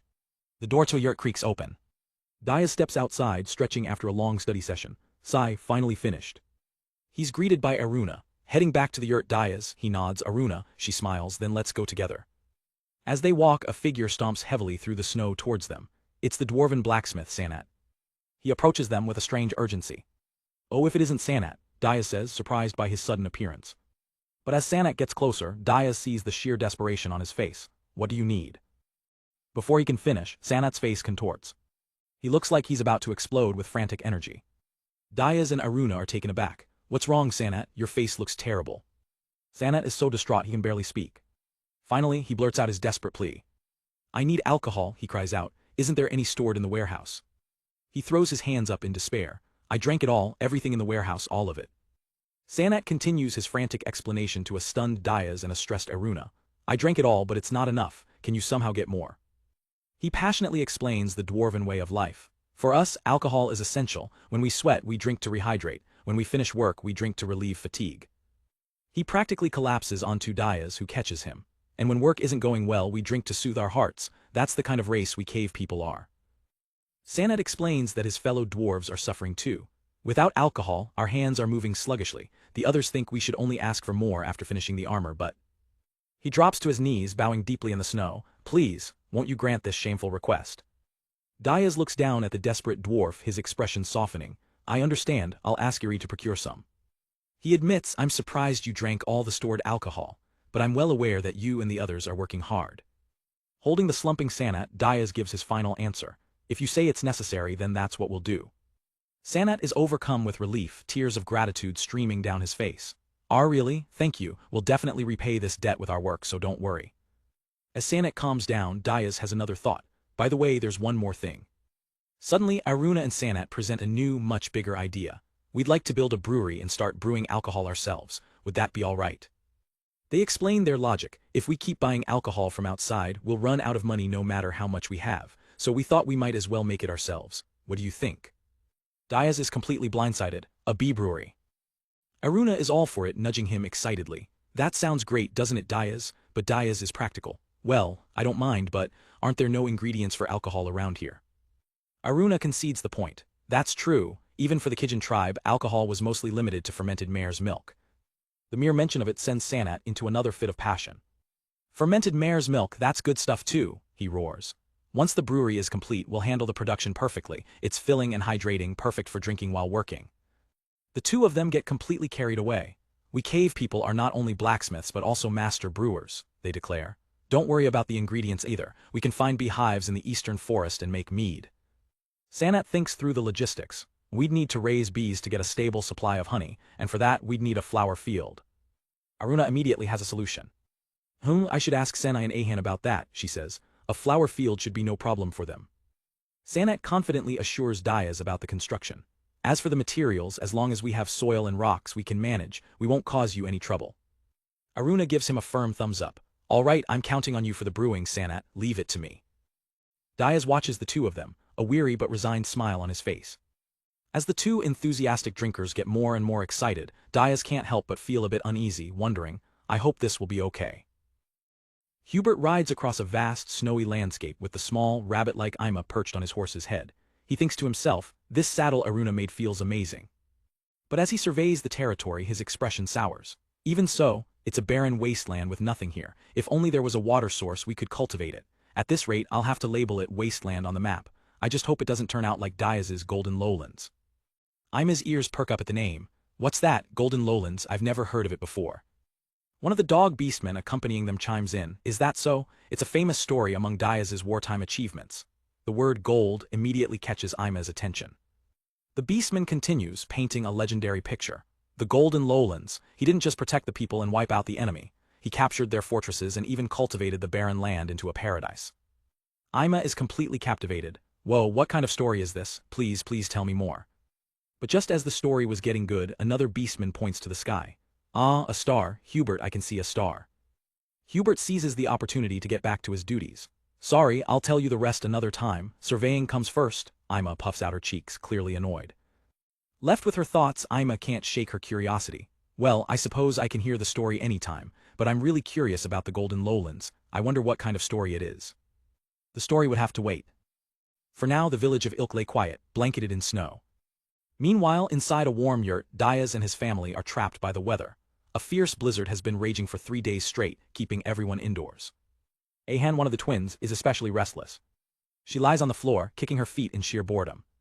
Finally she explodes. I'm so bored, there's nothing to do, I want to play outside. Diaz looks over with a gentle smile. I understand how you feel, I want to go out and work too, but this blizzard is too much, it won't last forever. He adds, we just have to be patient until it subsides. But Ahan is clearly not having it, swarmed by a pile of equally bored me. Suddenly, the twins get an idea. They rush over and hug Diaz from behind. Diaz, tell us a story, Senai adds. Yeah, a story. Diaz looks surprised. A story. He considers their request. Ah, you mean the fairy tales I usually tell on rainy days, all right. Ahan suggests a classic. How about the hero who slew the dragon? It's interesting. But Senai immediately shuts it down. That doesn't sound fun, we've already defeated dragons ourselves. Ahan realizes her sister has a point. Diaz throws out some other, more questionable titles. Then how about Arm Joe or Farewell Old Man Bonbo, or Final Last Revenge Ultimate Mom or something. The twins are unimpressed. Those sound too difficult, sounds boring, though Ahan admits, I'm curious about Farewell Old Man Bonbo. Just then Ima, having returned from her trip, bursts in with a request. In that case, Diaz-san, please tell us the story of the Golden Lowlands. I heard it's the most famous anecdote from the wars you were in, and I've been so curious about it. The twins' eyes light up. A story about Diaz, I want to hear it, I want to hear it. Even Aruna's interest is piqued. Oh, there's such a story. Diaz pauses, stroking his chin in thought. The Golden Lowlands. He seems hesitant. Ah, that story, huh? I'm not sure if it was really golden, but I think I know what you're referring to, but it's a war story so it might be boring, you know. But his audience will not be denied. Aruna insists, it's fine, hurry up and tell us, and the twins chant, tell us quickly. Diaz smiles, giving in to the pressure. He settles in and begins the tale. Well, I don't remember exactly how many years ago it was. The scene shifts to a flashback of a vast, rocky landscape. At that time, we were with about 1,200 volunteers. He introduces his companions from that era. By my side were Klaus and a self-proclaimed top military strategist of the kingdom named Juha, but before he can continue, Sanai interrupts from the present. Hold on a second, Diaz looks the same as he does now, shouldn't you have been younger back then? Aruna pouts, disappointed. I wanted to see what Diaz looked like in the past. Diaz just shrugs it off. I don't really remember what I looked like. Well, let's just continue with my current face for now. With the minor complaint addressed, Diaz resumes his story. We were advancing deep into the Empire's territory. The twins immediately start roasting his old companion. Why does this person have two chins? Senai asks. Ahan adds, is he from the double-chin tribe? Diaz deadpans, no, I think he was born that way, probably. Diaz gets back on track. Anyway, what we found ahead was the lowlands in question. We arrived at a small settlement there. His army stands before the village chief, an old, weary-looking man.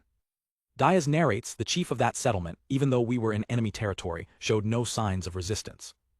In fact, it was the opposite. He said, we're truly grateful, and even held a modest welcoming feast for us. And during the feast the chief made a desperate plea, please. He fell to his knees, bowing his head to the ground. Please, protect us from the Imperial army. Diaz recalls the shock on his and Aruna's younger faces. He said, his voice strained as he bowed his head to us. Later that night, inside a small hut, the group gathered to hear the chief's story. Juha stood guard outside the door. The chief began, our ancestors were not originally people of the Empire, we had no country, we were just living on this land. But at some point, we were swallowed up by the expanding Empire. We became Imperial subjects living in Imperial territory, and we were positioned as the lowest class among them. Diaz explains to his present-day audience, under the Empire's rule, how a clan or a settlement is treated depends entirely on how much they contribute to the Empire. Juha illustrates the hierarchy, funds and resources at the top with simple crops like wheat at the very bottom. But here, all we can really do is grow wheat. Even now, we remain in the lowest class. The chief's face is etched with hardship. We could barely survive by paying some of our wheat as tax, but recently, with the worsening war situation, the amount of wheat demanded by the Empire keeps increasing. And finally last month, a flashback shows an Imperial soldier making a cruel declaration. They said, hand over all the harvested wheat, when they told us that. The faces of Diaz and Aruna in the past are grim. Klaus listens with a hardened expression. Even the stoic Juha seems to be contemplating the severity of the situation. The me listen intently. In the present the twins are confused. What does that mean? Ahan asks. Then the horrifying implication dawns on them. They explode in righteous fury. That's terrible, they won't be able to survive like that. The chief quickly raises his hands. No, we don't think it's your fault. We've heard that you too are victims of the Empire's invasion. Juha nods, stroking his chin. We have nothing but respect for how you've defied the Empire and achieved victory. Aruna's past self looks on with a grim expression. We are now on the verge of being destroyed by the Empire. The chief continues, his voice filled with desperation. If we're going to be destroyed anyway, we thought we'd choose the path of breaking free from the Empire's control by following you. That's what we thought. As Juha listens intently, the chief makes his final plea. I'm ashamed to say we have nothing to offer in return. We can only cling to you. He then bows his head to the floor, his voice trembling. Please, save us from the Empire's evil clutches. Suddenly, a loud slam echoes through the room as a hand crashes down on the table. It's Juha, his eyes blazing with intensity. I understand, but in that case we'll need to receive proper compensation. Back in the present, Ima perks up. Wait, Juha-san wants compensation. In the flashback, Juha points directly at the bewildered chief. Let's have that as compensation, all the information you possess. Information, the chief stammers. Juha presses on. First, tell us about the situation in this area. Juha gazes towards a distant fortress. This settlement seems to be surrounded by multiple fortresses. What's their purpose? I want to hear every detail. Tell me about what's inside them and their military strength, Juha demands. The chief nervously agrees. Why yes, if what I know is sufficient. In the present the twins are confused. The chief looks really surprised, Ahan notes. Senai adds, but why? They're agreeing to his request. Aruna explains the harsh reality of their situation. He probably didn't expect them to agree so readily. After all, there's no benefit for Diaz's group in helping such a poor settlement. Senai realizes the weight of the chief's actions, so the hospitality and desperate plea. We're a last-ditch gamble with nothing to lose, the twins conclude together. They break into wide smiles, cheering for the old man. That's great, it's a good thing Diaz and his group came here. Back in the past, the chief begins to divulge the critical intelligence. The surrounding fortresses, I've heard they were built to watch over us and prevent us from escaping. Juha pulls out a scroll, ready to map out the enemy's positions. As he unrolls it, the chief continues. First, there's one large fortress to the east. Juha begins taking meticulous notes. It's more of a castle than a fortress, built to withstand monster attacks as well, the chief explains. Usually, thousands of soldiers are stationed there. But, he adds, lowering his voice, rumor has it they're dealing with a rebellion in a distant place. Though I haven't confirmed it myself, It's said that most of them are absent now. Juha sketches the layout as the chief describes the smaller garrisons. And there are 2 small fortresses each to the north and south, more like encampments with a few dozen to 100 soldiers in each. Klaus turns to Diaz. There were also several fortresses to the west, but I heard you took them down on your way here. Diaz replies nonchalantly, we might have. With the information gathered, Juha's mind begins to race, processing every detail. Klaus voices the question on everyone's mind. With this much force, why are they leaving us alone? They should be coming to crush us immediately. Is it because their main force is away and they're waiting for their return? Juha begins muttering to himself, lost in a storm of calculations. Seeing the audience's confusion, Diaz explains, he's always like that when he's thinking. Don't mind him. The strategist's mind works at lightning speed, estimating troop numbers and types, a whirlwind of possibilities only he can see. He pieces together the enemy's likely strength, their movements, and their weaknesses based on the intel. Finally, the storm of calculations subsides. Juha's eyes snap open, a plan fully formed. He turns to the group, Diaz, I've got a plan. But he quickly adds a condition. I do have one, but if the information leaks it's over, so I won't tell you either. He looks at Klaus expectantly. Any problems with that? Aruna looks worried by the secrecy. But Diaz's trust is absolute. No, none. As long as we can protect this settlement and win against the enemy, that's fine. Aruna looks at Diaz, impressed by his unwavering faith. A smile spreads across Juha's face. Good, that's how you should be. He points to his crude map, laying out the first phase. Then, before the enemy's main force returns, I want you to take the 2 northern and 2 southern fortresses. I'll entrust you with 800 men and Klaus, Juha says to Diaz. If you defeat them one by one, it should be an easy job. Aruna's past self can't help but think, easy. Juha gives a strange order, and try not to kill the enemy soldiers, let them escape to the eastern castle. He elaborates on the deception. We need to spread rumors that our forces are weak against cavalry, make them think we've been barely surviving, retreating from every mounted attack. The audience in the present is completely baffled. Diaz adds, if possible, while taking the fortresses, try to make it look like our morale and training are poor. He makes a face, imagining the terrible acting required. Well, he sighs, maybe it's too much to expect that kind of performance from you. Juha continues, after taking the fortresses, gather all their weapons and food here. Then, carefully dismantle the fortresses themselves and bring the materials to the settlement. The twins are lost. What kind of strategy is this? Senai asks. Do you understand, Ima? Ima shakes her head. No, I don't get it at all. Ima thinks to herself, this explanation is far from convincing. But Diaz and Klaus aren't questioning it. Does that mean? They trust this Juha-san that much. Meanwhile, Juha lays out his own mission. In the meantime, I'll be moving with a few others to carry out the strategy. I won't be back for a while, but I'll be in contact. Any issues? Diaz's reply is swift and certain. None, do as you please. In the present, the girls are captivated by the sheer confidence of the exchange. Even Aruna finds herself blushing. What's this? He's actually kind of cool. Back in the past, Diaz asks the one remaining question. By the way, you said to take the fortresses before the enemy returns. When exactly is that likely to be?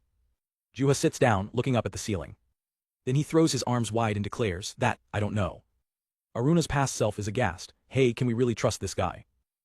But Diaz just smiles calmly. If Juha doesn't know, nobody does. There's no point in thinking about it. Juha reconsiders for a moment. I see, the enemy wants the wheat here. If they're coming back, it'll probably be close to harvest time. The chief listens, the weight of their fate hanging in the balance.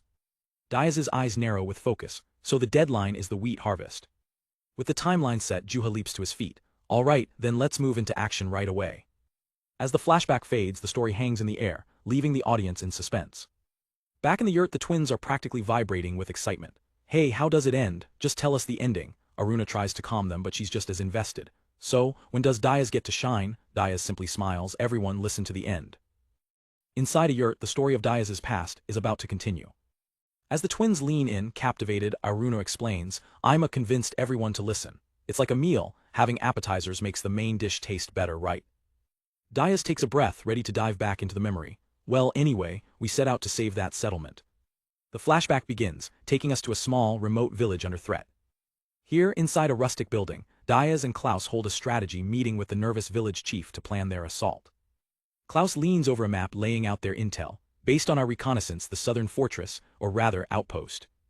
The village chief trembles, wondering, why am I in this meeting too, as Klaus reveals a critical weakness. We found out it's made of wood. Klaus continues his report.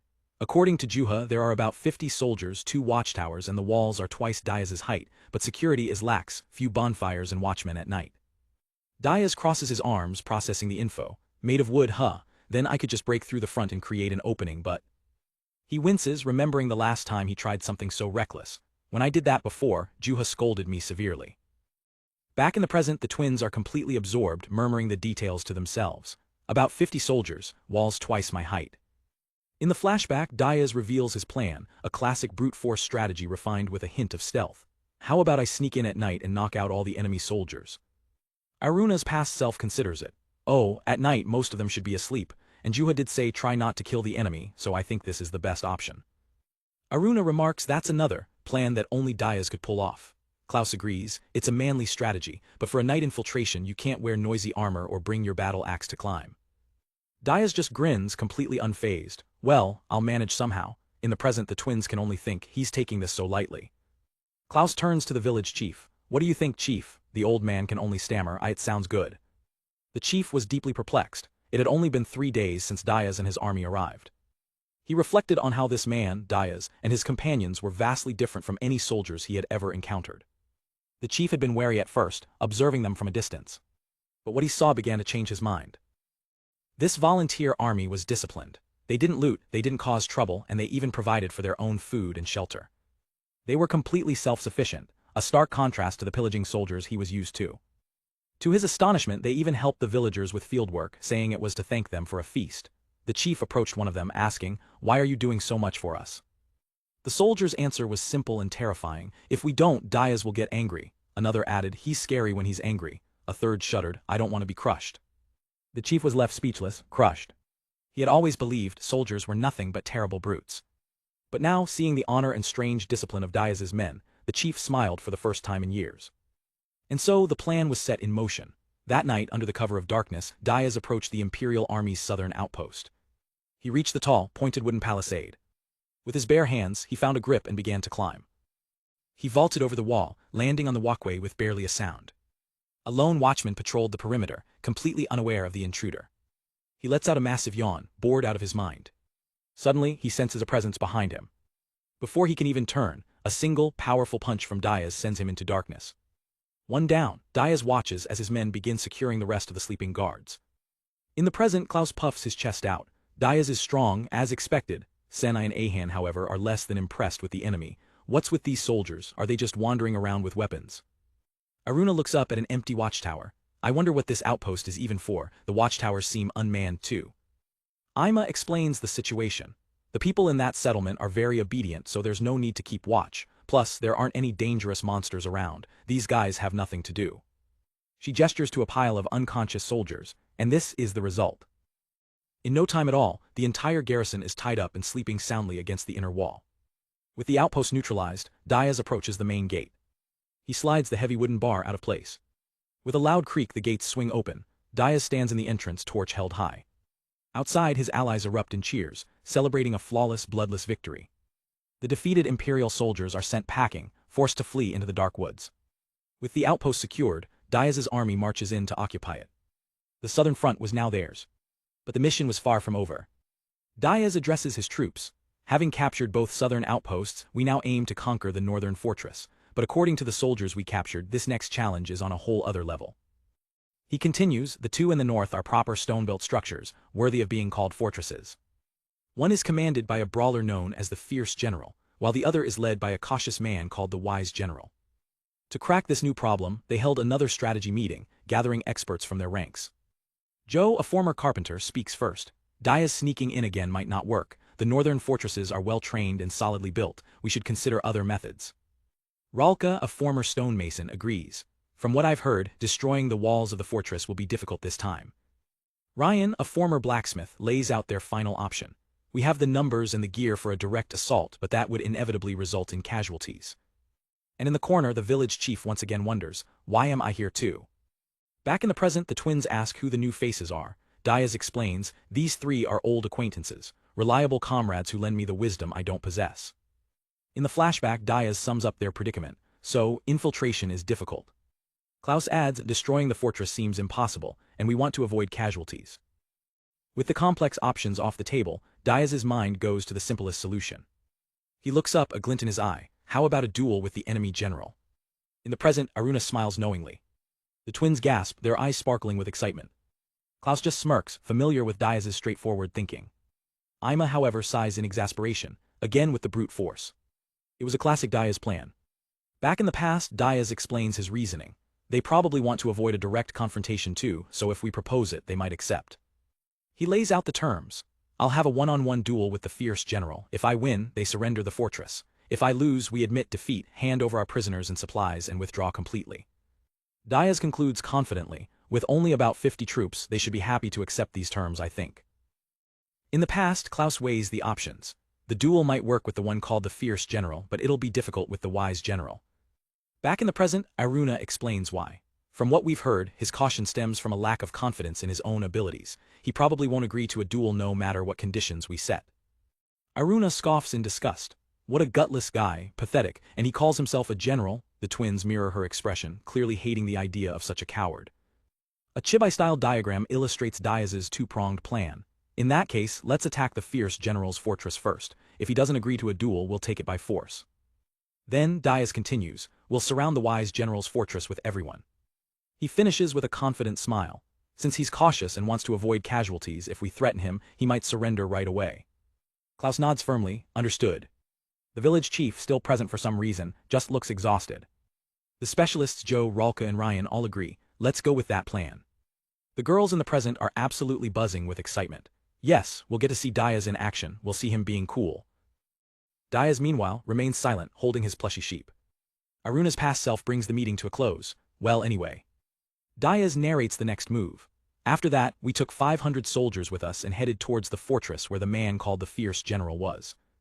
Before them stands a massive stone fortress, a formidable challenge. Diaz and his army arrive, taking in the sight of the enemy's stronghold. Klaus steps forward holding a scroll. All right, I'll go deliver the letter proposing the duel. He prepares the formal challenge. Diaz immediately tries to volunteer. No, I'll go, but Klaus cuts him off. Diaz, please wait here. In the present, the audience is confused. Why is Klaus taking the letter? Can't Diaz do it? Ima, the knowledgeable one, explains the grim reality. The messenger can't be Diaz. Going to the enemy's camp unarmed is very dangerous. Diaz's voiceover elaborates. A messenger can't carry weapons, or the enemy won't even read the letter. But without weapons, you're a sitting duck if they decide to attack. So Klaus, the second strongest, took on the dangerous task. Aruna and the twins look on with newfound respect. Klaus, I need to praise him next time I see him. Sometime later, Klaus's armored boots step back onto friendly ground. He holds up a new scroll. I'm back. This is the enemy general's reply. Diaz looks relieved. I'm sorry for making you do such a dangerous task, but Klaus just shrugs it off. It's nothing. The twins are ecstatic, patting the brave warrior. Well done, Klaus. Good job. We'll give you a proper pat on the head later. Diaz unrolls the scroll to read the general's response. His eyes scan the message. Aruna leans over his shoulder, immediately complaining. What messy handwriting. Diaz just asks, what does it say? After a moment of deciphering, Diaz relays the message. When decoded, it says he'll accept, if we add one more condition. The condition is revealed. If I lose, I'll hand over the lion's battle axe. The fierce general wants Diaz's legendary weapon. The audience is baffled. Why, that axe should be useless to anyone but Diaz. Senai speculates, who knows, maybe because it looks cool. Back in the past, Diaz grips his axe tightly. The terms have been accepted. He raises the lion's battle axe, ready for the duel to begin. All eyes are on the fortress gate. With a deafening rumble, the gate opens and the fierce general emerges on a massive warhorse, clad in terrifying black armor. Diaz watches, unfazed. The general scoffs at the sight of Diaz alone. HMPH, I thought you'd attack in numbers, but even barbarians have this much etiquette. Ima is impressed by his gear. What thick-looking armor and such elaborate designs. Only a true general could wear such a thing. The general's spiky armor glints menacingly in the sun. The others are a bit more intimidated. He looks really strong, Ahan nervously points out. It's covered in spikes. The general prepares to charge. He grips his own massive weapon. It's a huge, pointed lance, clearly designed for immense impact. Aruna's past self grows worried. It's not as big as Diaz's, but that's a large weapon. He must be incredibly strong. She calls out a final warning, be careful, Diaz. Diaz breaks into a full sprint, axe at the ready. In the present, everyone is on the edge of their seats, cheering him on. Don't lose, Diaz. Do your best, go for it. The fierce general roars as he charges. Here I come, you lowly soldier. The two warriors close the distance in an instant. With a battle cry, the general brings his weapon down for the first strike. Take this. The air crackles as steel is about to meet steel. But Diaz meets the attack head-on, blocking it with a single, effortless swing of his axe, creating a massive shockwave. The general lets out a cry of disbelief as the overwhelming force travels up his weapon. The impact sends both him and his warhorse flying, spinning helplessly through the air. Diaz stands his ground, not having moved an inch. His soldiers watch in stunned silence. Even Klaus is shocked by the sheer speed of the victory. The fierce general crashes to the ground, defeated in a single blow. The audience in the present is completely dumbfounded. Even the sheep look disappointed by the anticlimax. The general lies motionless in the grass. Diaz looks down at his fallen opponent, his expression one of pure annoyance. The duel is over before it even truly began. The so-called fierce general is out cold. Diaz glances back at his troops, a look of boredom on his face. He walks over to the defeated foe. He thinks to himself, well, that was over quickly.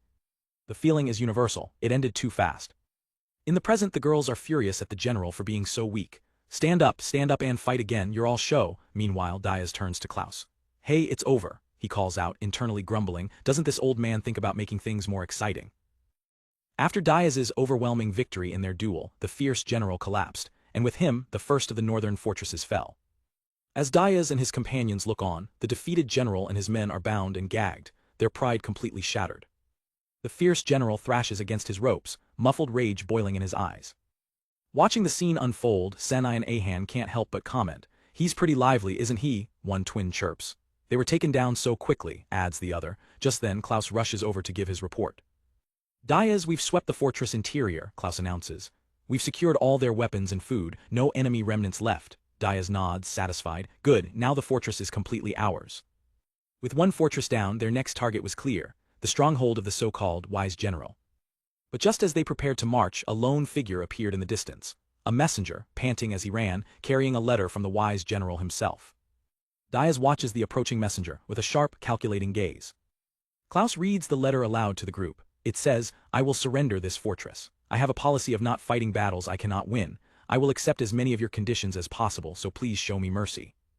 The twins erupt in disappointment. What, so disappointing, wise general? But Aruna sees the logic. Well, it could be called a wise decision. Let's reply quickly before he changes his mind. Taking advantage of the situation, they send back their terms, leave all equipment and food. All personnel are to retreat to the eastern main fortress, and they are to take their captured comrades with them.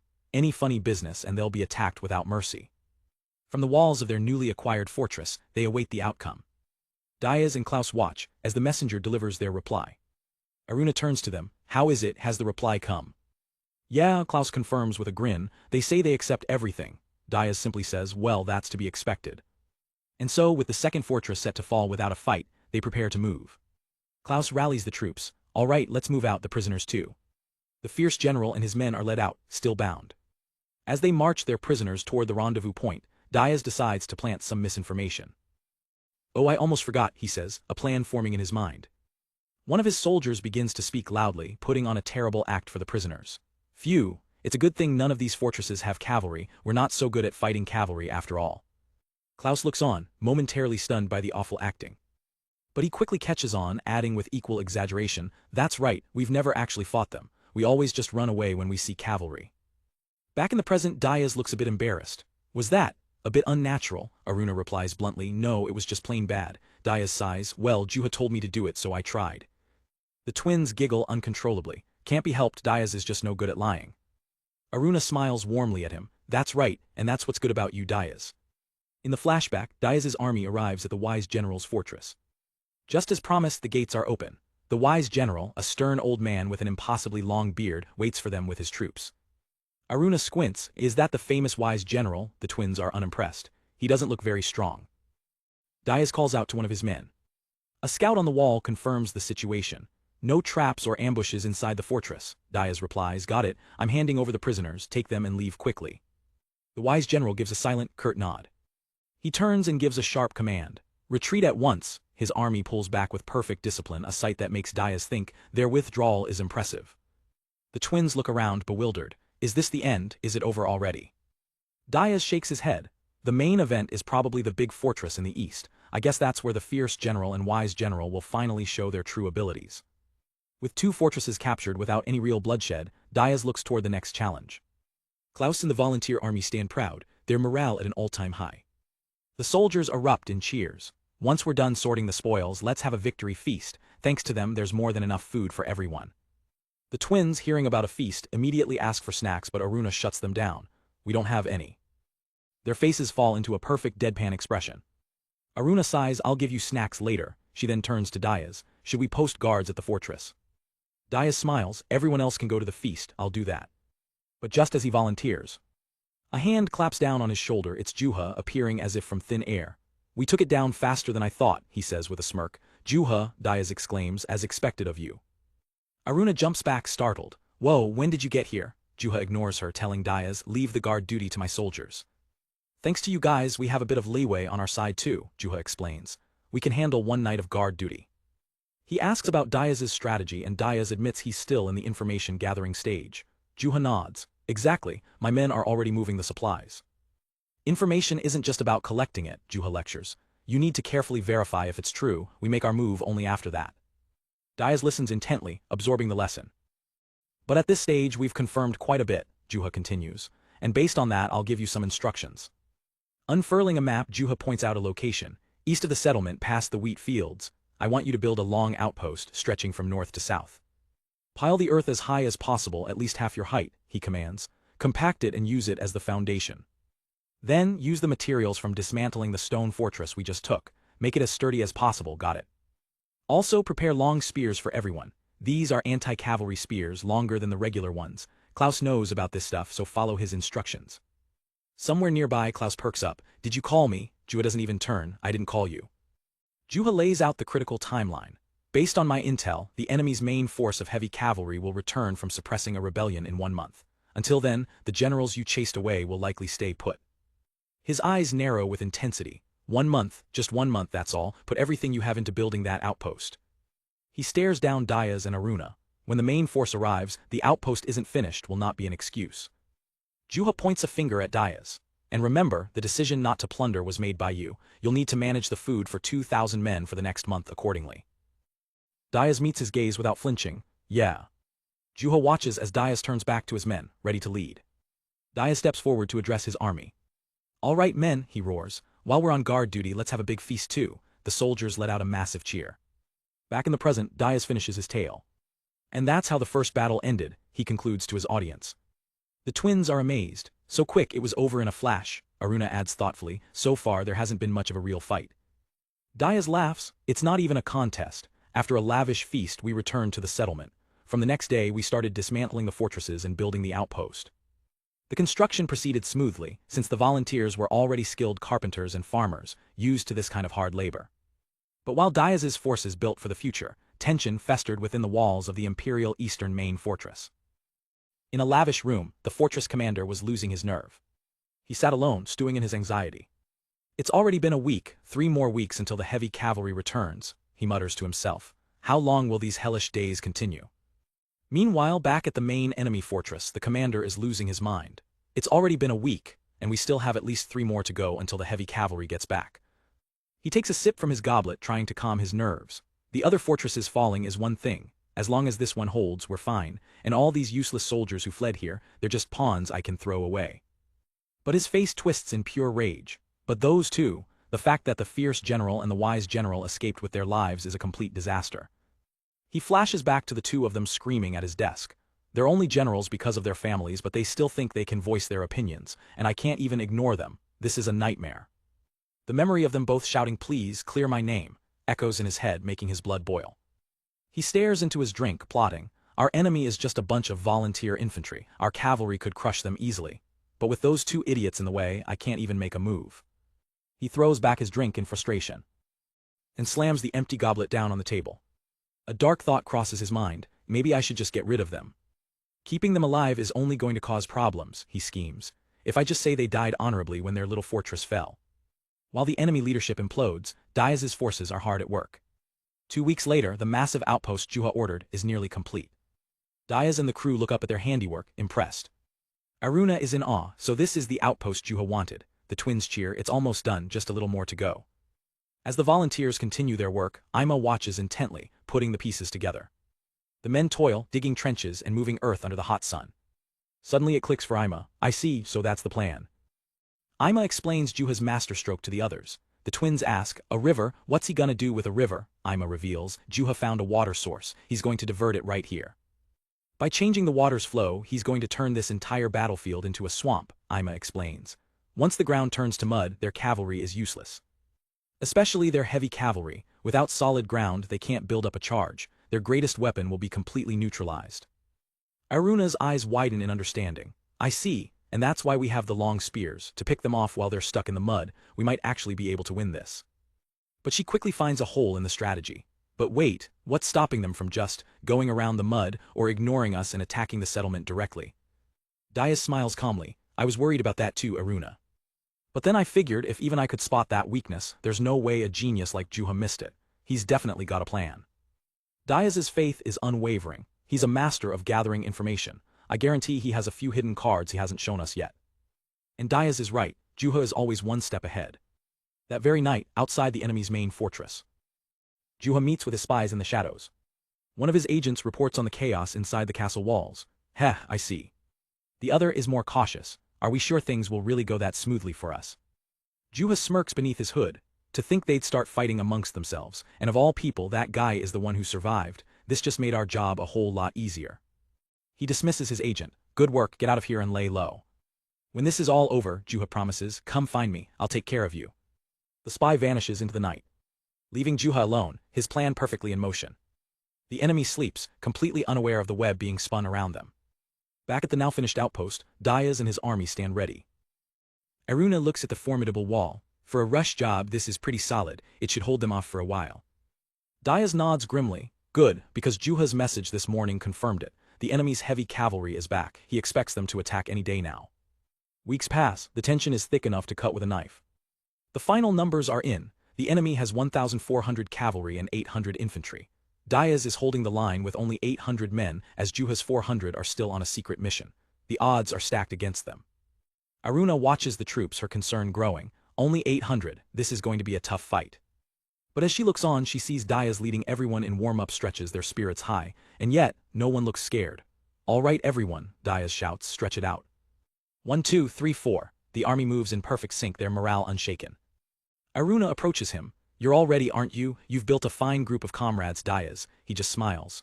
No point in worrying, we just have to trust each other and do our best. Aruna can't help but be impressed by his leadership. Suddenly, a cry from the watchtower shatters the calm. Enemy attack, enemy attack. The lookout scrambles down, shouting his report. Infantry in the front, cavalry right behind them, there's a ton of them. Diaz's face hardens. It's just as Juha predicted, their entire force is here. On the horizon, the Imperial army advances like a tidal wave of steel. A red-haired knight on the enemy side calls out their formation. Ha, infantry first, the cavalry is holding back. Wait, they've stopped. Her eyes lock onto a familiar figure. Ah, I see that flashy armor, it's that weirdo. The fierce general charges to the front, spotting his rival. Look, it's the guy with the spiky shoulders. Diaz sees him too, so he's leading the charge. The twins add, it's the spiky general, but the old bearded one is gone. A bead of sweat rolls down Diaz's cheek. The rematch is here. He turns to his men, his voice booming with confidence. All right, listen up, infantry or cavalry, our job is the same. We hold this outpost and pierce them with these great spears. His soldiers grip their weapons, their knuckles white. Klaus rallies them further, and if things get dicey, just remember, Juha and his team will come through for us. The fierce general scoffs at their defenses. What is this flimsy outpost? Face us in a fair fight. The glorious battles of the Empire have rules, he bellows. Forget strategy, just send the infantry forward. His plan is simple and brutal. They're weak against cavalry, we'll wear them down with our foot soldiers, then crush them with our invincible horsemen. There is no other way. He raises his sword, lost in his own delusion. This is the path of a true general, strategy is for cowards, thinking just makes your head hurt. A flashback reveals his bloody rise to sole command. He had turned on his fellow generals inside the fortress. The wise general couldn't believe it. You fool, have you gone mad? Without hesitation, the fierce general cut him down. I just struck him in retaliation, he had claimed. And he didn't stop there. He then murdered the cowardly commander, and you can die too. Now on the battlefield, he roars with newfound power. I'm the only general left to lead the charge. I will win this battle and return to the Empire a hero. And my position will be absolute, he screams, his eyes locked on Diaz. But while the two titans prepare for their epic clash, Senai turns to the twins with a jar. So, is it snack time yet? Diaz begins his story, recounting one of his most legendary battles. The Imperial army swarms his wooden outpost, a tide of steel against a wall of wood. Leading the charge is the fierce general, his horned helmet a symbol of the Empire's overwhelming might. But holding the line are Diaz and his second-in-command, Klaus, their faces grim and determined against the onslaught. As the enemy closes in, Diaz's voice cuts through the chaos. Now, charge. His soldiers respond instantly, thrusting a forest of long spears through gaps in the wall. The charging Imperial soldiers are caught completely off guard, running straight into a deadly porcupine defense. The front line is stopped cold, unable to breach the wall of spears. The defenders relentlessly press their advantage from behind the wall. From behind the barricade, Diaz's men hold firm. The attackers are impaled, their armor offering little protection against the focused thrusts. They reel back in frustration. "Damn it, these spears are in the way, where are the archers?" one screams. An officer yells back, "The commander ordered us not to bring them." The defenders are just as desperate. Hold out until Juha arrives, while the Imperial officers command their men to aim for the gaps in their armor. Back in the present, the twins are on the edge of their seats, watching the story unfold. Senai cheers from their perch atop the watchtower. "Hang in there, Mr. Spiky Tilda." The brutal battle continues to rage below. Aruna, however, looks confused. No one's bleeding, are they?" Diaz explains with a smile, I'm changing the depiction so everyone can watch without worry. Ima gets it, I see Tilda." Back in the heat of battle, the fierce general is losing his patience. Graah, underestimate the Imperial soldiers. He gives a new command, "Cavalry forward." The infantry redoubles their assault on the wall, a relentless wave of bodies and steel. The defenders brace for the renewed impact. Ima explains the tactical situation. As expected of cavalry, even without solid footing, their power is incredible. "If the ground hadn't been muddy," she continues, "this position would have fallen in no time." The fierce general seethes with rage at the delay. He snatches a spear from a nearby soldier, roaring, "What are you lot dawdling for? Give me that spear." With a powerful battle cry, a red-haired knight hurls a spear over the wall, a deadly projectile aimed at the defenders. Diaz is ready, deflecting the projectile with a powerful swing of his own weapon. But the sheer force of the impact shatters a section of the wooden barricade, creating an opening. Diaz immediately recognizes the new danger. An Imperial officer spots the weakness instantly. Now he screams, "Aim for that gap." "Here they come, cover me," Klaus yells as enemy soldiers begin to pour through the breach. The enemy immediately exploits the weakness, rushing through the newly created gap. Klaus tries to keep his men calm amidst the chaos. "Everyone, don't panic, focus on your positions." But Diaz steps forward to plug the gap himself. "I'll hold them here." His family, listening to the story, cheers him on. And through the chaos, the fierce general himself breaks through. His eyes lock onto Diaz, his target clear. The general's massive blade swings down on Diaz in a furious arc. "So you're the commander, you lowly grunt," the general roars. "This time," he snarls, "I'll make you rust on my blade." Their weapons meet in a shower of sparks, the force of the blow shaking the very ground. Diaz is surprised by his opponent's raw power, thinking to himself, "This guy's actually pretty strong, huh?" But far from the battle, another plan is already in motion as Juha watches from a distance. He gives the signal, "Break the dam." His men obey, using massive levers to shatter the dam's supports. With a groan of splintering wood, the structure gives way, unleashing a torrent of water. Back at the wall, Diaz feels a tremor, a shift in the air. "What's this? I have a very bad feeling about this." The general, oblivious, roars and attacks again. He lunges forward with all his might. But Diaz dodges with impossible speed, his counterattack a blur. The general is stunned by his opponent's agility. What? With a clean, powerful strike, Diaz sends the general's horned helmet flying. The general is stunned, then his shock turns to pure rage. He knocked it down, you little. At that exact moment, a loud clang echoes across the battlefield. Klaus has struck the war bell, the prearranged signal. That was the sound of the war bell, Klaus thinks, just once. He screams the final order to his men. "Everyone, stand by, don't move from your positions." And then it comes. A surge of water begins to flood the lowlands, swirling around the soldiers' feet. The surge quickly becomes a raging torrent. Soldiers are knocked off their feet, their armor dragging them down in the churning water. The entire battlefield is consumed by the flood, sweeping away the Imperial soldiers who are trapped in the mud and chaos. What's happening? The fierce general can only watch in horror as his army is washed away. Before he can react, he too is consumed by the violent wave. From the relative safety of the wall, Diaz watches the devastation. He finally understands the true nature of the plan. That was Juha, he realizes. Was he aiming for this all along? The entire battlefield is now a raging river, the Imperial army completely wiped out. And so, thanks to Juha's brilliant and brutal water strategy, the enemy army was annihilated. The battle ended in their decisive victory. Diaz narrates how Juha had discovered several lakes to the north. The realization of the scale of Juha's plan still astounds him. Juha had surveyed the land meticulously. And based on his findings, he devised a strategy to sweep away the entire enemy force in a man-made flash flood. Diaz continues his story, narrating the aftermath of the flood. The enemy soldiers who somehow survived being swept away were rescued by us, captured, and became prisoners. As for those who died, he explains, they were buried in the rocky area to the south where they were washed away. Quite a number of graves were made. The scene pans over a vast, solemn field of makeshift graves, a testament to the battle's heavy cost. Back in the present, Aruna and the twins listen with somber expressions, the weight of the story settling upon them. The twins look down, their usual cheerfulness replaced by a quiet respect for the fallen. Their hands are held out, as if in offering or prayer. They are holding the battered helmet of the fierce general. "Mr. Spiky," Senai whispers sadly. Aruna looks on, paying her respects to the fallen warrior. "You fought well against Diaz, rest in peace." The scene shifts back to the past, under a setting sun. Diaz approaches Juha as they survey the desolate landscape. "What do we do now, Juha? We could immediately advance to the next area, but..." Juha crosses his arms, his decision already made. "No, we'll stay here for several months." Diaz is taken aback by the unexpected order. Juha lays out the strategic situation. "We're staying put even though we have plenty of food and equipment. We've been winning easily, but the other allied armies aren't doing so well. This war is likely to continue for a while," Juha concludes. "We've captured the enemy's food supplies, so let's take it easy for now, treating it like an unexpected vacation." Diaz considers this. "Several months, huh? Then we should do something about that northern lake you destroyed." Juha smirks with absolute confidence.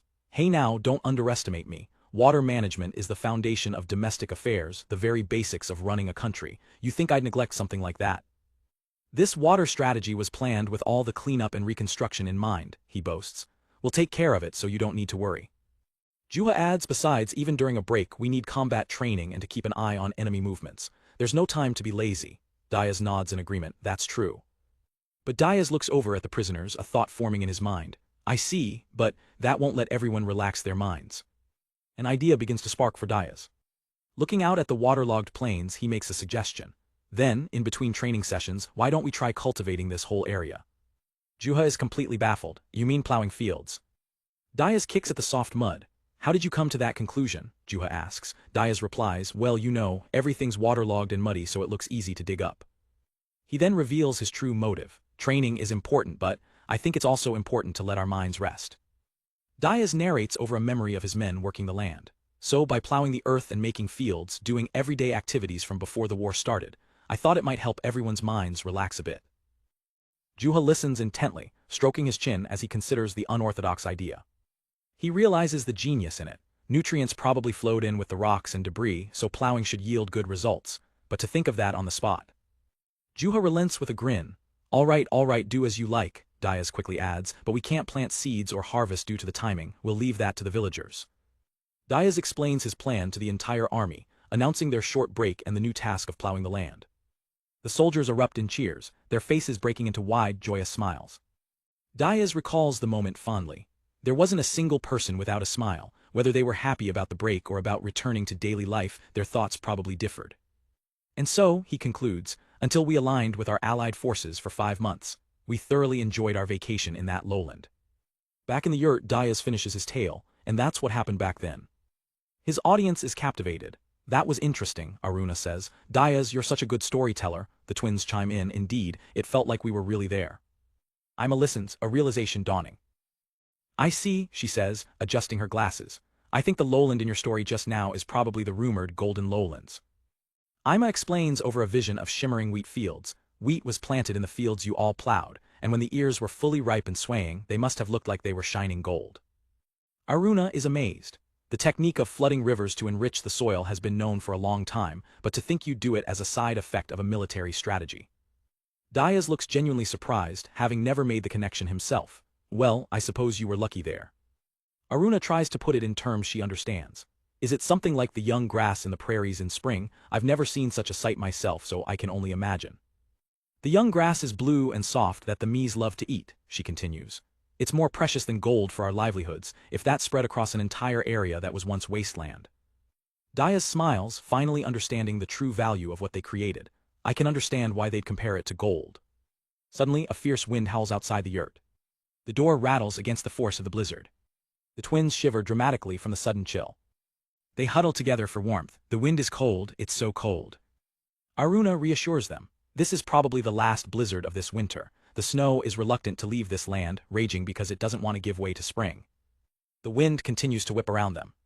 The twins' eyes light up with hope. I wish it would get warm soon, Senai exclaims. Is spring here yet? Asks Ahan. Diaz pulls them into a hug, chanting, Spring, spring, come quickly. The whole family shares a warm, hopeful moment, dreaming of the season to come. When spring comes, Senai begins, we'll work hard taking care of the fields and the forest. The scene shifts to a different land, where the snow has already melted and spring has arrived. Lush tilled fields stretch across the landscape, a sign of peace and hard work. The story transitions to this new location. Villagers, young and old, work together in the fields. A child offers to help an elder with a heavy cart. Uncle, I'll help you. It's okay, he replies. Watching over the peaceful scene is a group of soldiers. Among them is a familiar face, Gordon standing guard.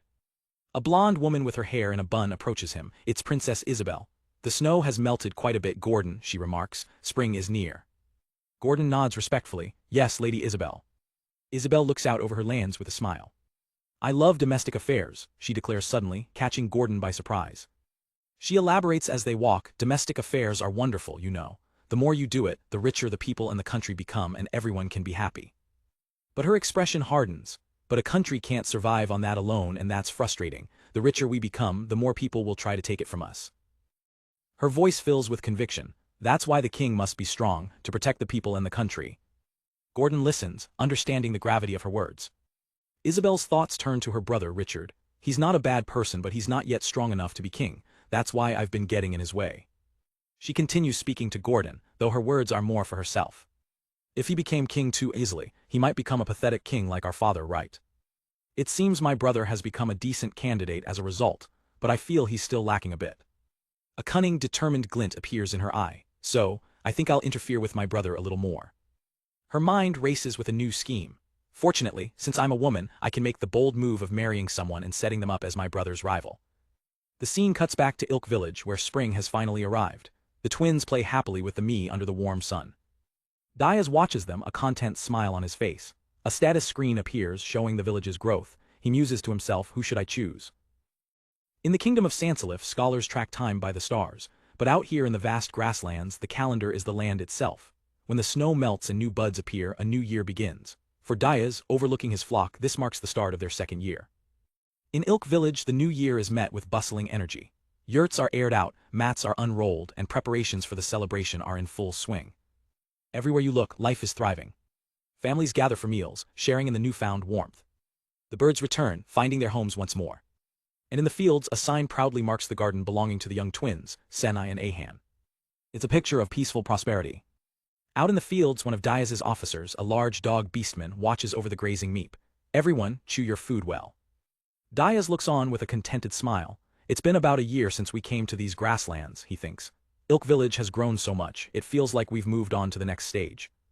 We'll have to work just as hard in our second year. As he watches the animals, a thought strikes him. That's right, since it's a new year. An intensely familiar voice echoes in his mind. It means there are only 2 years left until Lord Diaz and Lady Aruna's wedding. It'll be even grander than Klaus's, won't it? The thought makes Diaz's face contort with determination. I need to properly prepare myself for it. Suddenly a loud bark shatters his concentration. Wah, Lord Diaz, it's terrible. The terrible situation. The young sextuplets have eaten so much grass they're completely immobilized. The large dog looks on, deeply apologetic. The little ones are in a state of pure, blissful fullness, letting out tiny burps.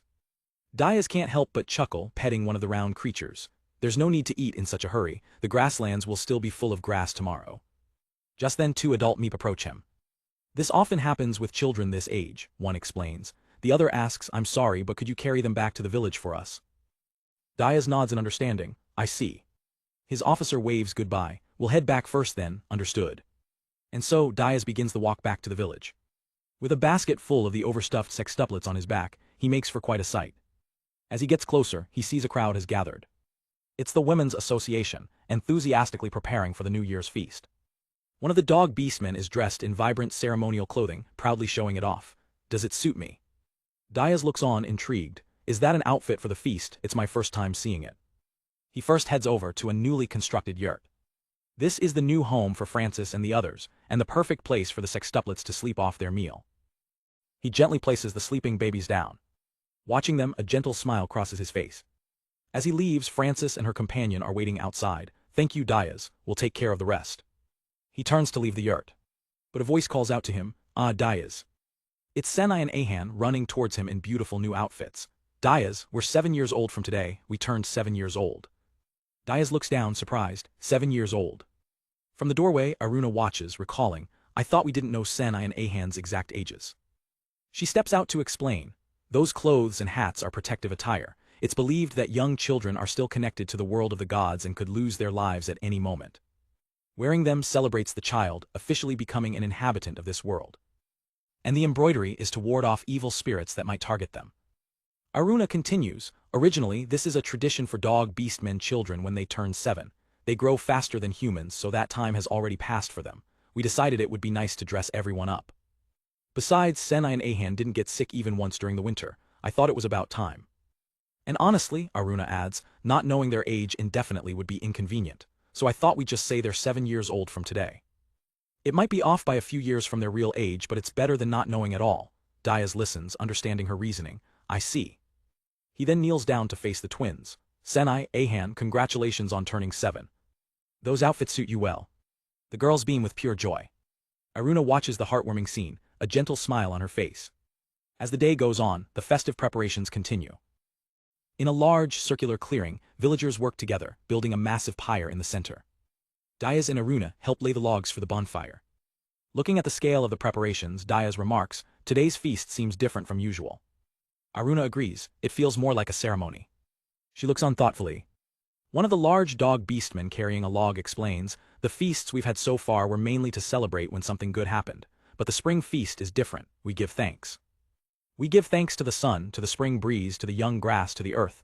We give thanks to this world itself. We thank the meep and of course the dog beastmen. We thank our food sources and even the monsters that provided us with valuable materials. Diaz processes this. You could say we're thanking what Uncle Ben and I call gods. Aruna elaborates with a serene expression. We are part of this world, and everything that lives in this world is part of us. We're grateful that this world has welcomed a new spring and been reborn. We do some ceremonial things for that, but once that's over it's the usual feast. She turns to Diaz, a hint of a smile on her face. It might be a bit troublesome, but would you mind helping me out today? Diaz doesn't hesitate, it's no trouble at all. I'll do whatever I can to help. Aruna's expression softens, pleased by his answer. Together, they continue the preparations for the great spring feast. Diaz and Aruna stand before the massive pyre they've just finished building. All right, Diaz says, satisfied, I think we've mostly finished putting it together. Suddenly a voice calls out, hey there, it's Zorg approaching the couple. Diaz turns, a friendly smile on his face. Oh, hello Zorg, it's been a while. Zorg, holding a lit torch, announces, I've brought you some fire to share, prepare some food and drink as thanks. With a flick of his wrist, he tosses the torch onto the pyre, and the wood begins to crackle and catch. As the flames grow, Zorg explains the ritual. Back in the old days, clans would share a celebratory fire between villages like this. It was to show the clan had safely made it through winter and to purify the campsite, to drive winter away. He stares into the roaring fire. We haven't done it since our numbers dwindled and the villages merged, but this year we can do it again and the old folks are excited despite their age. A small smile plays on Zorg's lips. It's my first time seeing it too, but it's not bad at all. He then turns to Diaz and Aruna with a massive grin. So you two should hurry up and have as many children as possible. Aruna laughs, completely unfazed. Don't worry Zorg, look forward to 3 years from now. But her comment sends Diaz into a panic, his mind racing with calculations about their wedding timeline. As night falls, the great bonfire roars to life, casting a warm glow over the entire village. Everyone gathers in the ceremonial circle, the fire at its heart, ready for the New Year's feast to begin. The celebration kicks off with the dog beastmen filling the air with joyous songs. Their harmonious chorus sets a festive mood for the entire village. Klaus's father and the others are already enjoying mugs of ale. With a mighty pop, Klaus opens a fresh barrel, much to the delight of the crowd. Diaz takes a sip from his own cup, enjoying the lively atmosphere. Klaus glances over at his father. I'm sorry, father, he says, likely for breaking out the good stuff. Nearby, Iri approaches Diaz, carrying a platter. Iri, Diaz begins, but she cuts in. Father might not be too happy about it, but we need to properly reward those who worked hard. Diaz nods in agreement. I'm the one who asked for drinks to be prepared for Narubin and the others. I have no complaints. He smiles warmly at her. Aren't you tired from going back and forth to the neighboring territory so many times, Iri? It's fine to let loose a bit today, you know. Eri declines gracefully. I'll restrain myself. We in the merchant group have already had our share of good times over there. In the foreground, Senai and Ahan happily munch on large round breads. Changing the subject, Eri gets down to business. Oh, that's right. The livestock as payment for the flame dragon materials from Eldon and the bloodless children are supposed to arrive here soon, so please keep that in mind. The mention of the bloodless children makes Diaz pause. He remembers his conversation with Kiko. That's right. She said they'd arrive around spring, but has it already been that long? Eri continues, oh, I had something to discuss about that too. Father and everyone, once the spring work settles down, you should go pay a visit to Eldon, like a family trip for a few days, okay? She lays out her reasoning. We've been indebted to Eldon many times, and he's come here several times too. It's about time we paid him a visit as a matter of courtesy. Eri adds, fortunately, there's no work that absolutely requires your presence right now. It's important to show his people that we have a friendly relationship. Even if something happens, Sahai and the others can fly as messengers, so a few days shouldn't be a problem. Diaz considers the proposal. What do you think, Aru? He trails off as he sees Aruna already looking at him with a knowing, eager smile. Feeling the pressure, Diaz cleverly pivots. What do Senai and Ahan think? He asks, turning to the twins, who immediately light up with excitement at the word trip. Diaz's father smiles, seeing the decision has already been made. Well then. Diaz grins and makes the official announcement. Once preparations are complete, shall we all go together? The crowd erupts with a massive hooray. The feast continues, the bonfire burning brightly into the night. But far away, under the light of a full moon, dark plans are being set in motion. In a grand chamber, a man named Richard sits with his hands clasped. We'll start the reforms. His retainers listen intently, their expressions grim. Richard addresses them from his desk. The current nobility has grown excessively, we need to thin their numbers. The nobility are those who bear the duty to fight as the king's sword in exchange for various privileges. However, during the recent war and monster attacks, many of them made excuses and didn't move, he scoffs, recalling their pathetic justifications. He clenches his fist with cold determination. We'll confiscate the lands of those people, punish them and strip them of their power. The confiscated lands will become direct territories, he explains, and the income will be used to strengthen the royal army. If they don't like that, they'll have to show better results, but only a handful of nobles can do that. Richard's eyes narrow. Yes, only a handful, the rest will be cut away.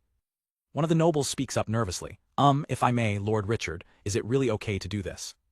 Richard's response is short and absolute, don't worry. He reveals his cunning strategy.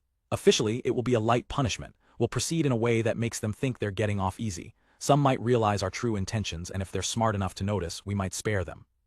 His gaze is like ice. Those who don't work sufficiently and lack the ability to notice are our targets.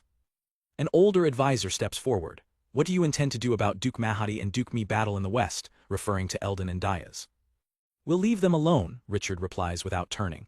Mi battle territory is too far away. Besides, taking action against Diaz, who made great contributions in the war, could damage our cause. As for Eldon, he's said to be governing well, so we'll ignore him for now. A sinister smile creeps across Richard's face as he reveals his true thoughts. Once we've swallowed up the other territories and formed a sufficient direct army, neither Diaz nor Eldon will be a match for us. He leans back in his chair. If they submit at that time, fine. Richard adjusts his monocle, his smile widening. If not, we'll crush them, it's as simple as that. His retainers can only stand in nervous silence, understanding the bloody path their lord has chosen. Meanwhile, in Eldon's opulent territory, the mood is far less sinister and far more panicked. Eldon slams his hands on his desk, reading a letter. Lord Diaz is coming to visit our territory, Aruno. His aide, Aruno, confirms the news. Yes, while it's mainly a family trip, it's also intended to show gratitude and friendship to you, Lord Eldon, for all your help. The news sends Eldon into a frenzy of frantic planning. Aruno immediately gets swept up in the excitement. I'll start preparations right away, we'll welcome them with all the power of this city, no, the entire territory, but Eldon cuts him off. Cut it out, he's not the type to be happy with that kind of thing. Leaning back, Eldon thinks logically. If it's a family trip, we should show them the city as it usually is. Diaz isn't interested in gold and silver treasures or extravagant food. He has a moment of clarity. Instead of Diaz, try to think of something that would please Diaz's family. Aruno's eyes light up, having completely missed the point.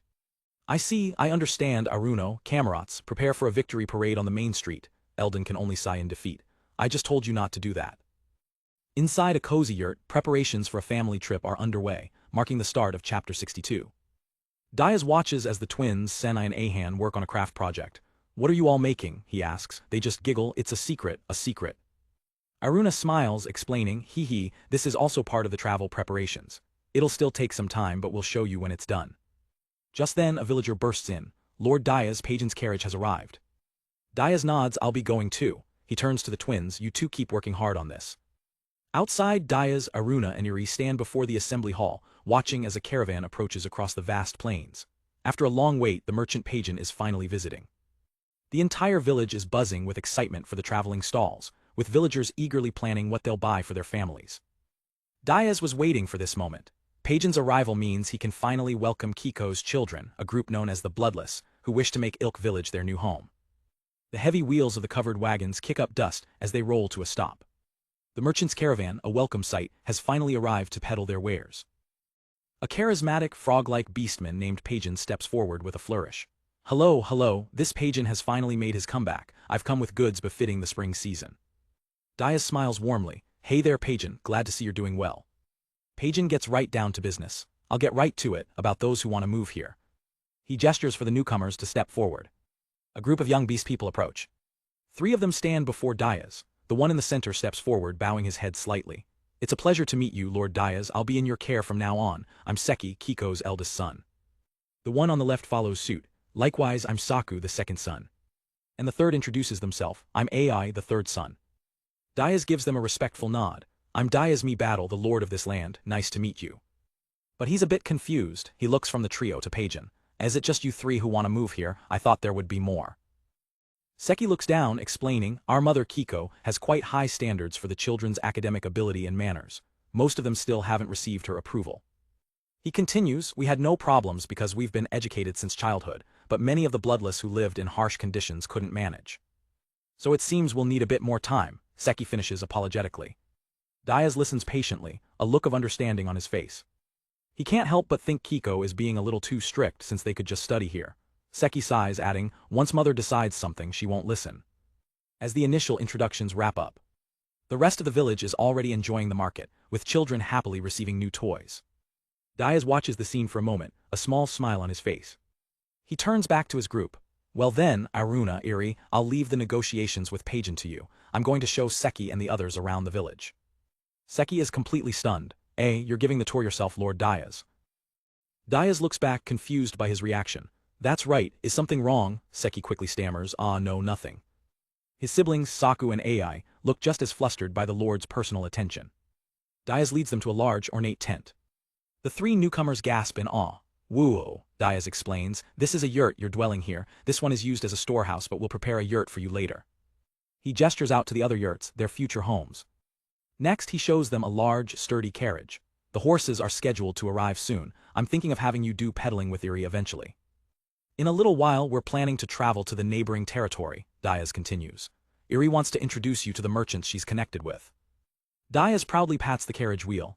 Look at these magnificent wheels, no warping at all, they're perfect. Saku stares, amazed. This will be our carriage. Saku and Ai are completely obsessed with the perfectly crafted wheels, while Seki looks on, totally confused about why that's so important. Seki finally works up the courage to ask a question. Lord Dayas, why are you doing so much for us? Don't you have any concerns, like, what if we run off with the carriage? Dayas crosses his arms, considering the question seriously. If I started thinking like that, I wouldn't be able to entrust anything to anyone. If it actually happened, I'd be disappointed. I think it'll be okay because you're Kiko's sons, but more than that. He looks down at Seki with a kind smile. You and the others don't seem like bad people, so I intend to trust and rely on you. Seki's eyes widen, filling with tears. Dayas' simple words of trust hit him like a tidal wave. He throws his arm over his face, unable to hold back his emotions. Dayas is completely caught off guard. What's wrong? Did I say something wrong? Saku and Ai quickly shake their heads. No, Lord Dayas, they reassure him. Seki struggles to speak through his tears. We've been bloodless ever since we were born. We've been told we lost our blood because of bad things in a past life, that we come from liars and thieves. We've been treated like criminals even though we've done nothing wrong. Saku explains to a somber Dayas, so, we're not used to being treated kindly by others. That's why my big bro is a bit overwhelmed right now. He'll calm down soon, so please wait for him, Saku adds with a nervous smile. Ai whirls on him. Hey Saku, don't say unnecessary things. Saku yelps, crap, I forgot he has sharp ears. Dayas lets out a wry chuckle at their bickering. It's fine, isn't it? With the emotional moment past, Dayas wraps up the tour. Well, I think we've seen everything now. If there's anything you don't understand, feel free to ask any time. The three siblings bow deeply. Thank you very much, Lord Diaz. Later, Diaz finds Aruna. Aruna, she nods. It seems there's no problem here either. Aruna smiles knowingly. Well, those three had strong blue souls, so it's to be expected. Diaz is surprised. When did you do a soul appraisal? I didn't see your horns glowing earlier. Aruna explains her new skill. Due to learning magic from Maya, I've become able to sense if a soul is blue or red through changes in magical power without my horns glowing. The accuracy is lower, but it's better if I can use it without the other person noticing. She adds that she'll still do a full appraisal later to be sure. In the background, the three newcomers politely cover their ears, respecting their privacy. Diaz changes the subject. Are you done with the negotiations with Pagan already? I thought you were handling it. Aruna shakes her head. Pagan has been doing business with the Kijin tribe for a long time. He seems to have a vague suspicion about my soul appraisal magic. I decided not to do anything risky and left it to Iri. Diaz is impressed. I'm surprised. Pagan is unexpectedly formidable. His younger brother Paganry was so easy to deal with. Aruna isn't worried. Well, Hubert has joined them too, so it should be fine. Meanwhile, in another yurt, Iri and Hubert face the merchant. Pagan rubs his hands together. So, what's this important matter you wanted to discuss with me? Iri and Hubert stand ready. Iri calmly pulls out a sealed scroll. This here is a letter written by the lord of this land, Duke Diaz me battle. We would be grateful if you could deliver this to His Majesty, the Beast King. Pagan's eyes widen. Oh ho, a letter from Lord Diaz to the Beast King, but I'm just a merchant. I'm not sure I can deliver it directly to His Majesty. He leans in, trying to probe for information. If I at least knew what was written in the letter, I might be able to figure something out. With Hubert looking on nervously, Iri maintains a cool composure. If you can't deliver it directly, perhaps I can figure something out, if I at least knew what was in the letter. Iri decides to lay out the cards. In that case, I'll give you a quick summary. Basically, it's a proposal to build friendly relations with the Beast Kingdom and to avoid unnecessary conflict, a request to establish clear borders between our two countries. She leans in, her eyes sharp as she delivers the hook, and at the end there's a line that says, "We look forward to investment from the Beast Kingdom." Hubert's face contorts in shock. This was definitely not part of the plan he was told. Pagan, however, is practically vibrating with interest. The frog-like merchant starts sweating, his mind racing. An investment again? I'm surprised. But if the money comes from other countries, won't Lord Diaz get in trouble with the higher-ups? Iri waves off his concern with a practiced smile. No. As a simple merchant, if there's a profit to be made, I might just consider it. She gestures casually, playing her part perfectly. Hubert, meanwhile, is completely lost, unable to follow her complex gambit. Iri points towards the distant mountains, dangling the bait. Recently, we've gained a companion who's knowledgeable about mines. According to their investigation, it seems there's a considerable amount of iron ore sleeping in those mountains. She clasps her hands together, feigning helplessness. However, with our current situation, we lack both the manpower and the budget. We're far from being able to develop a mine. Her gaze hardens, locking onto Pagan. So if we could secure an investment from your side, that's what I was thinking. Pagan is practically melting, the gears of greed turning in his head. He's already calculating the returns. To be told such a story. In return, we can offer the extracted iron ore, and if this area becomes bustling, we could possibly offer monetary compensation. Iri's expression is unreadable. Now I understand. Internally, her suspicions are confirmed. As I thought, this frog, he's not just some ordinary merchant. At his core, he's a merchant, yes, but he's also doubling as a spy, or maybe that's his main job. The telescope, the surveying tools, the signs were there all along. Now it's certain. If he were just a merchant, she thinks, glancing at the confused Hubert, he would have led with profit, not politics. Calm down, Hubert. Still, she muses, his desire for friendly relations is probably genuine. He did go so far as to have Aruna appraise me, after all. She just needs him to take the bait. I wish he'd just grasp our intentions and give us something to work with. She gives Hubert a sharp look. This is important, so pay attention, she whispers fiercely. Only you or I can handle this kind of thing. Hubert snaps to attention. Why yes. The negotiations conclude under the open sky. The next morning, the village is filled with cheerful greetings as Seki, Saku, and Ai make their rounds. An elderly woman smiles warmly at them. Ah, good morning, Tilda. The trio waves to everyone they see, their energy infectious. Good morning, everyone. Diaz reflects on the outcome. After that, it seems Pagan concluded the negotiations. He was sweating a lot, and as he left, he just said, I'll be back soon, please take care. And the three new residents, Seki, Saku, and Ai, they fit into Ilk village without any problems, as if they'd been living here for months. Later, Iri gathers everyone for a meeting.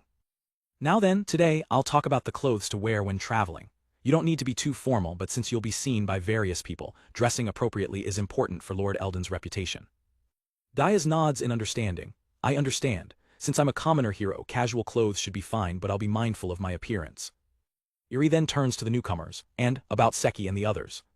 She holds up a set of hooded garments. They include gloves and other items to conceal their features. The outfits are simple, but designed for a purpose. She presents the full attire to them. Iri looks at her father pointedly. Father, do you understand the meaning of this? Diaz is genuinely confused. No, I don't really understand. Having beast people here is normal. Why do we need to hide parts of their bodies? Iri explains the harsh reality of the world outside their peaceful village. The lack of discrimination is a luxury found only here. It still persists elsewhere. If they're going to do business, they'll have to deal with such people. Diaz listens grimly as she concludes. That's why it's better to hide these things as much as possible to avoid unnecessary trouble. She turns to the three brothers. It might be humiliating, but please bear with it just for this. Saku, trying to be helpful, blurts out, No, big bro, we. Iri's face transforms into a mask of pure rage. Huh, what did you say? Terrified, they all start shouting, Big sis, ITS big sis, I'm sorry big sis, pretty big sis, kind big sis. Diaz watches with a weary smile. They've already figured out how to deal with Iri, Seki quickly adds, be big sis, we don't mind at all. Saku explains, we had to hide our faces in the beast people country too, so we're used to it. AI chimes in enthusiastically, if it helps the business, we have no complaints, we'd even dance naked if ordered. That last comment was a mistake. Iri immediately starts roughhousing with them. Don't say vulgar things, what if you're really ordered to do that? Shut up, stop making a fuss you guys, she yells as the boys cry out apologies. From the side someone notes Iri's voice is the loudest. The chaos is palpable.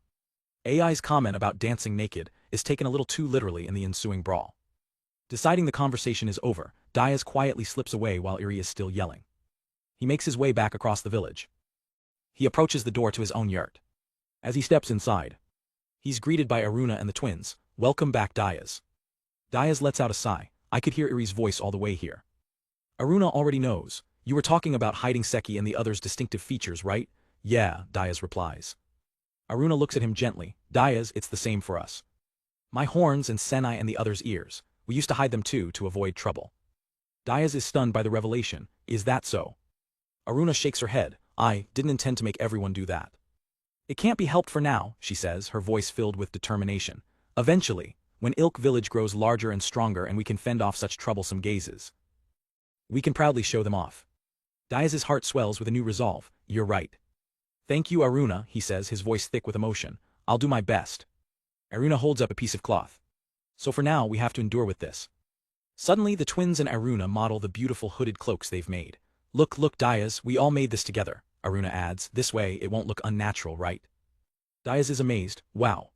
He smiles warmly at them. Everyone looks great in them and they're very beautiful. His resolve solidifies. That's right, I have to do my best. This way we'll be fine wherever we go.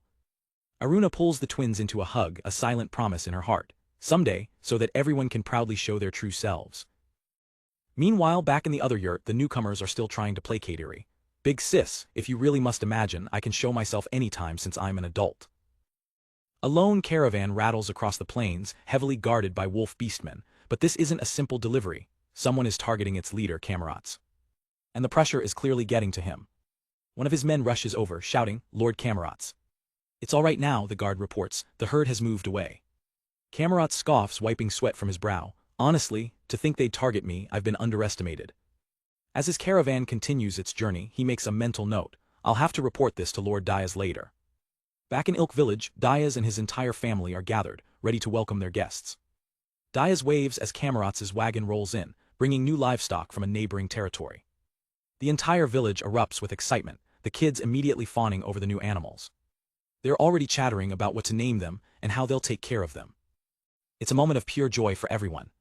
But Diaz notices his friend looks unusually exhausted. What's the matter, Fanatxt? You look a little worn out. Fanatxt sighs wearily. Ah, yes, we ran into some monsters on the way, so I'm feeling a bit drained. Aruna looks concerned, asking if he's all right. Fanatxt reassures them, yes, don't worry, I'll explain about the monsters later. Anyway, Fanatxt announces, presenting the delivery, as promised, we've brought the livestock. And, I've also brought a little something to celebrate a happy occasion. Diaz raises an eyebrow. A happy occasion. Fanatxt explains that while he can't give details, there's wonderful news for the House of Mahadi, and Lord Eldon wanted to share some of the joy with everyone. Also, he adds, I've been instructed to escort you and your party safely to Lord Eldon's mansion. As Camerats asks to stay until their departure, his guards get confused. No one mentioned it to us. Should we open this? He continues, unaware, so, if it's not too much trouble, I'd like to stay here until it's time to leave. But it's too late. Diaz spots them opening the chest. He thinks in a panic, wait, you too, that's supposed to be handed out later. Inside are 3 stunningly detailed statues, made of a crystalline material. One depicts a muscular man breaking free from his chains. Another shows a beautiful family portrait.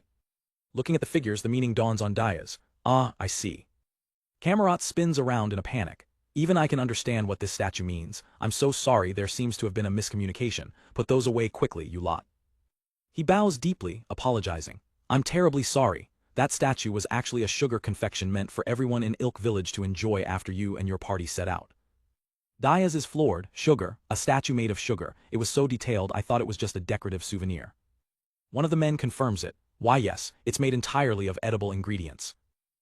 It was crafted under Lord Eldon's instructions, he adds proudly. It's a very special piece of work. Diaz smiles, trying to ease the tension. If you could just pretend you didn't see anything. Camerats look stressed. I'm not good at lying, so I'll try to keep quiet about it as much as possible. However, Diaz places a hand on his chest, touched by the gesture.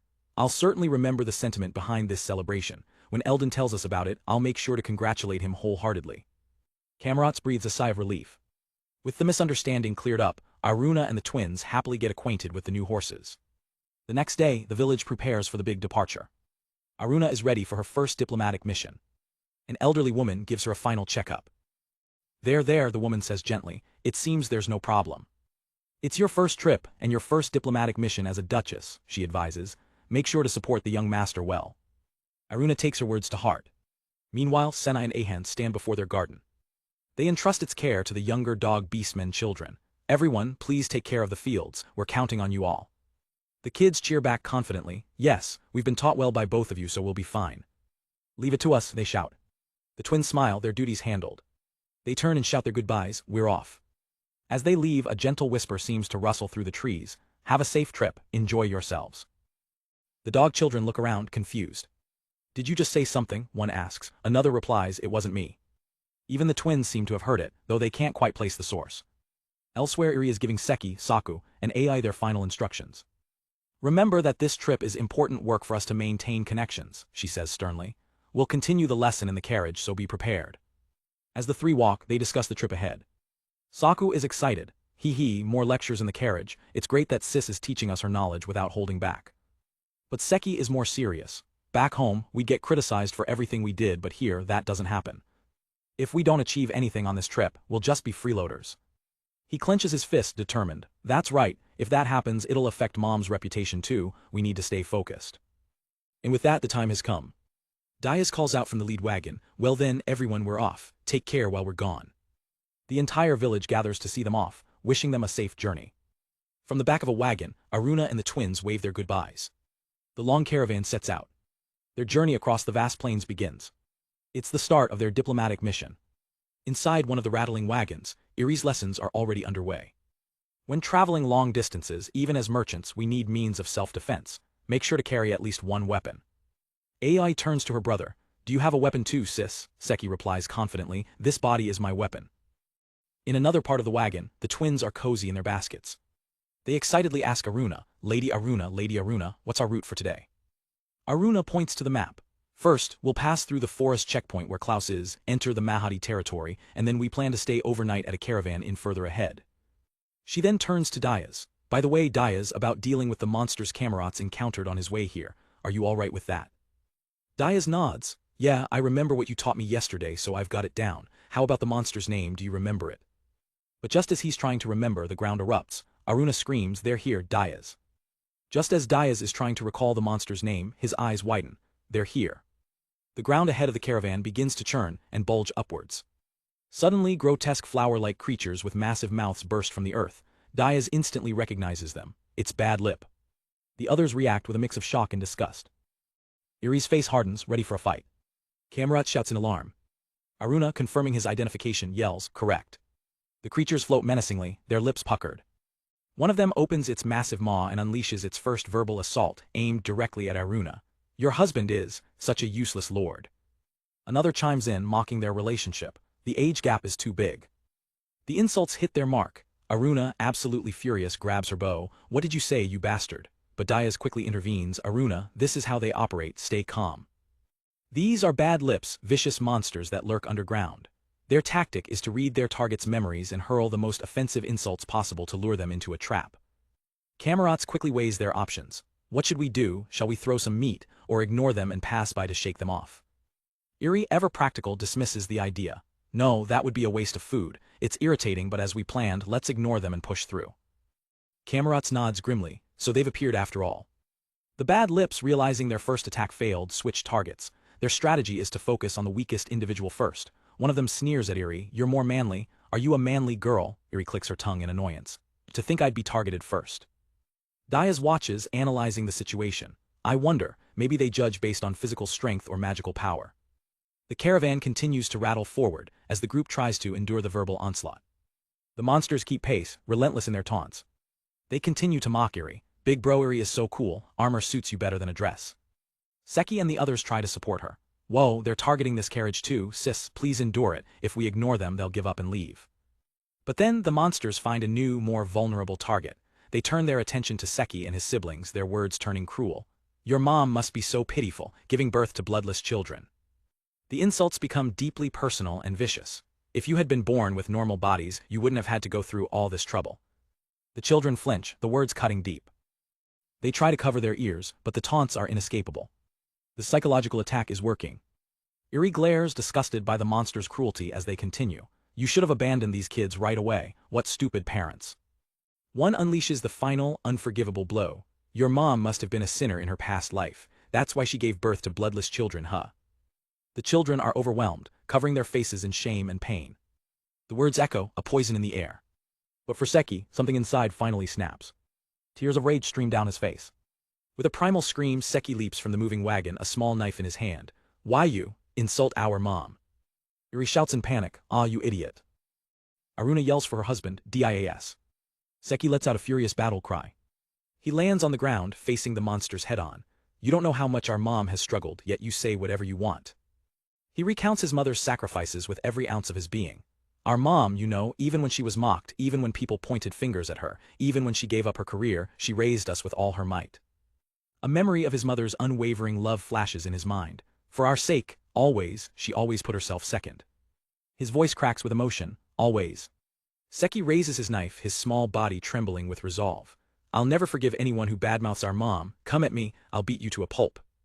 The bad lip takes the bait, lunging forward with its mouth wide open. Saku and Ai scream his name in terror. They watch helplessly as their brother faces the monster. Seki braces for impact, ready to fight to the end. The monster's jaws are about to close around him. When suddenly, a figure appears in a blur. Saku and Ai look on in stunned silence. Dia stands behind Seki, a calm look on his face. That was a good speech, Seki. But maybe you went a bit too far. Before the monster can react, Diaz throws a single devastating punch. The shockwave tears through the air, obliterating the bad lips in an instant. They're reduced to nothing but scraps. But the threat isn't over. Aruna spots another one, there's still a female. She shouts a warning from the wagon, DIAS. A much larger bad lip emerges from the ground, towering over him. Diaz remains unfazed, grabbing the battle axe from his back. The giant monster opens its maw, ready to devour him. With a determined gaze, Diaz takes a stance. He brings the axe down in a powerful, clean arc. The massive creature is cleaved in two, ending the battle as quickly as it began. Fanatxt and his men rush over. Everyone, are you all right? Diaz looks over the field of defeated monsters. I'm so sorry, I couldn't do anything. Fanatxt replies, no, it ended quickly so it couldn't be helped. Besides, everyone's unharmed. From the wagon, Diaz gives a thumbs up. Thanks for the backup, everyone. With the danger past, Eri grabs Seki, her face a mask of terrifying fury. You idiot, ever do something like THAT again? Seki, now realizing the recklessness of his actions, can only apologize through his tears. I'm sorry. Eri's expression softens slightly. I understand how you feel, you know, that's why I'm teaching you various things so you can become independent quickly. She looks at the three siblings. And when you become proper merchants someday, protect and support your mother from those worthless words and people. She asks them gently, got it, huddled together they nod, yes. With the interruption over, the caravan resumes its journey. Diaz calls out from the front, hey, we're about to enter the forest. The children's spirits lift as they see the vast tree line ahead. It's the forest, the forest. Diaz looks ahead, relieved. We were held up a bit, but we managed to arrive safely. Up ahead is the forest checkpoint where Klaus is stationed. I'm looking forward to seeing how it's built. From the back of the wagon, the twins look at the scenery with wonder. That's the forest, there are lots of trees growing there. But as they travel, the bad lips' words echo in Diaz's mind. Even the great lord suffered a minor injury, to his pride. In the opulent halls of Mahadi, servants scramble to stop their lord. Oh, please wait, Lord Neha, Lord Diaz is scheduled to arrive tomorrow, there's no need to rush. But the elephant-like Lord Neha is gripped by a sudden anxiety. No, I have a bad feeling, a terrible premonition that we won't be able to provide satisfactory hospitality to Lord Diaz. Spurred by this urgency, a loyal attendant dashes through the halls. The first impression is crucial in everything, I must personally demonstrate my skills. Meanwhile, completely unaware of the panic he's causing, Diaz and his family make their way through the forest. Suddenly the twins light up as a structure comes into view. Ah, I can see it, it's so big. Aruna looks on with an approving smile. With a wall like that, even thieves won't dare to approach. Up ahead is a massive wooden checkpoint. Oh, it's quite a sturdy construction, Diaz remarks. I heard it's still temporary, but it already feels like a proper checkpoint. As their caravan pulls up to the gate, they're met with an unexpected sight. A crowd of adorable dog beastmen are cheering, waving their paws in an enthusiastic welcome. Diaz beams, shouting out to the man in charge. Klaus, it's turned out splendidly, I'm impressed. Klaus, the young man overseeing the checkpoint, greets him warmly. Lord Diaz, welcome to the forest checkpoint. The family is welcomed inside the palisade walls, a place designed not just for safety, but as a hub for travelers to rest and resupply. For now, their caravan is the only one here, the place still new and waiting for its reputation to grow. The twins are hopeful though, surely many people will start coming soon, they say, while also warning the meep about which grasses are safe to eat. While the others settle in, Diaz sits with Klaus. We encountered monsters on the way here, Diaz mentions. Klaus nods grimly. That's exactly why we're working so hard to make this place secure. Nearby, Aruna sits with Klaus's wife, Canis, who offers her a drink. Please, sit down, Lady Aruna, you're our guest today. Aruna, never one to beat around the bush, gets right to it. So, how are things with Klaus lately? Have you had any children yet? A blush creeps onto Canis's face. I'd love to have one right away, but Klaus insists we wait until we've established our livelihood. He just won't listen. She sighs dramatically. That's just like him, but he's a sinner, leaving his new bride alone for so long. But her fond giggle reveals she wouldn't have him any other way. Diaz and Klaus overhear the laughter. Diaz chuckles sheepishly. I see, I guess I asked something a bit impolite. Still, I'm glad everything seems to be going well. I wonder what they're talking about. After a short rest, it's time to move on. Lord Diaz, the horses have rested enough. Shall we depart soon? Diaz nods. Understood. Aruna calls out, hey everyone, come back now. Okay, Diaz replies, ready to go. The twins and their fluffy meep come running back. But the meep have clearly enjoyed their break a little too much, their cheeks stuffed to bursting with grass. The sight makes Diaz burst out laughing. Aruna can't help but facepalm at their antics. My, Aruna laughs, the forest grass must have been quite delicious for you to stuff your cheeks so full that it's spilling out. The meep look utterly content with their feast. The whole group shares a laugh. The massive wooden gates begin to creak open. With a final wave and shouts of have a safe trip, from Klaus and the residents, the caravan departs. They leave the checkpoint behind, continuing their journey. And so they pass through the forest checkpoint. They officially cross from their own battle territory into the lands of Mahadi. The caravan travels onward until the sun begins to set. Their destination for the night is a structure that dwarfs the checkpoint, the largest caravan inn in the territory, Caravan Casta. The entire family stares in disbelief. It's bigger than the checkpoint, the twins whisper, the walls are all made of stone. At the gate, they receive a hero's welcome from a trio of wolf beastmen. Welcome, Lord Diaz, to have the hero who saved our country stop by is a great honor. The head attendant informs them, today, the entire place is reserved for you and your party. So please feel free to use any room you like, we'll take care of the horses, he continues, as the twins look on in awe. Diaz is floored, the caravan inns I know are more like a row of ordinary houses lined up. Is this really a caravan inn, he mutters to himself. He thinks about the simple inn he'd planned for Ilk Village and realizes he's playing in a different league now. I never imagined something like this. No, we could never manage something on this scale. They're led down a grand, torchlit corridor. Diaz peeks into their assigned quarters, his expression one of surprise. The room is breathtakingly large and ornate, leaving the twins speechless. Wow, it's so spacious and so clean. Even Diaz can't help but be impressed. Whoa, these arched pillars are stylish, they've really prepared quite a room for us. Exploring further, Diaz finds a strange, empty room lined with tile. What's this room? There's no furniture or anything. The others come to see Aruna immediately wondering, what is it, Dias? Did you find something suspicious? But Ima recognizes it instantly. Ah, this must be the bathing room. Lord Eldon's room had one just like it. As an illustration shows, you simply have servants fetch water and hang a curtain for privacy. After washing, the used water conveniently drains away through a hole in the floor. Dias proudly explains the system. The drain hole connects to underground waterways and flows into the river. That concludes my explanation, complete with visual aids. Sahai just looks bewildered. Thank you. The room itself is a marvel of engineering. Finally able to relax, Dias lets out a sigh of relief by the window. Phew, I can finally catch my breath. But his peace is short-lived. He turns to see Aruna meticulously inspecting every nook and cranny of the room. What's wrong, Aruna? She doesn't stop her work. Even though Kamarats introduced us, this is still a stranger's house. Back in Ilk village I wouldn't worry, but out here, we can't relax until we've thoroughly checked everything. Seki's voice chimes in, agreeing wholeheartedly. Once you step outside the village, you have to be this cautious. That's why I made sure the others have daggers for self-defense, right? Aruna's voice continues, explaining her precautions. Of course, I've told Senai and Ahan to carry concealed daggers too. I've even given Ima a sturdy needle. Her face hardens as she remembers a past failure, a monstrous snake attacking while she was helpless. I won't make the same mistake as before, she declares, clutching a dagger. This level of precaution is necessary to protect our family. Dias is taken aback by her intensity. Why, you're right, he concedes thoughtfully. We should thoroughly check, especially since we have women and children with us.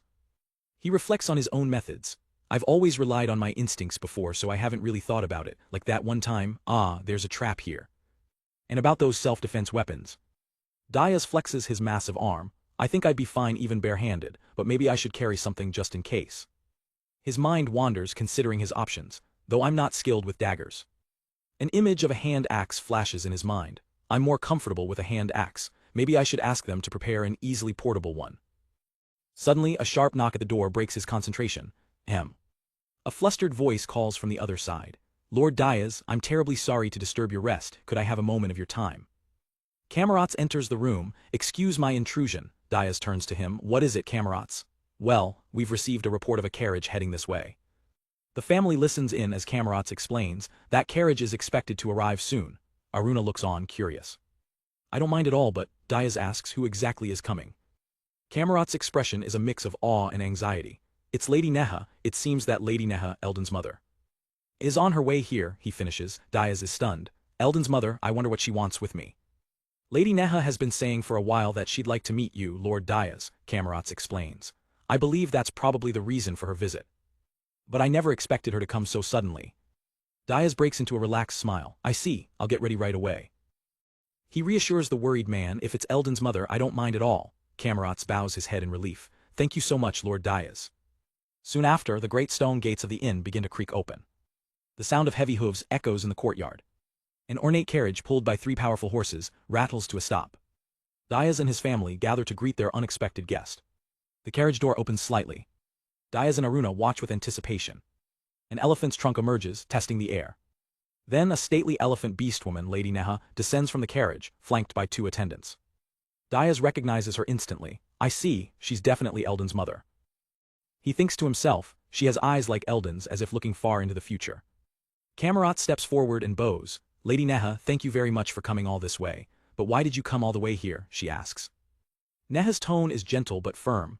I had some concerns. Kamarats, you're not getting any younger. Please stay by Eldon's side instead of making long trips.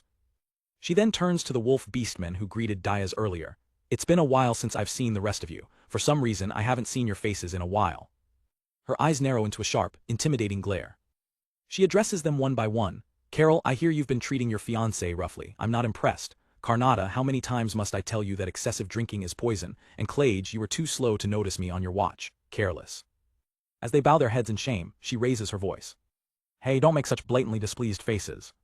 She continues, I don't want to say these things in front of guests either, but you rarely show your faces to me, so I have no choice. Dias and Aruna watch the public scolding, slightly stunned.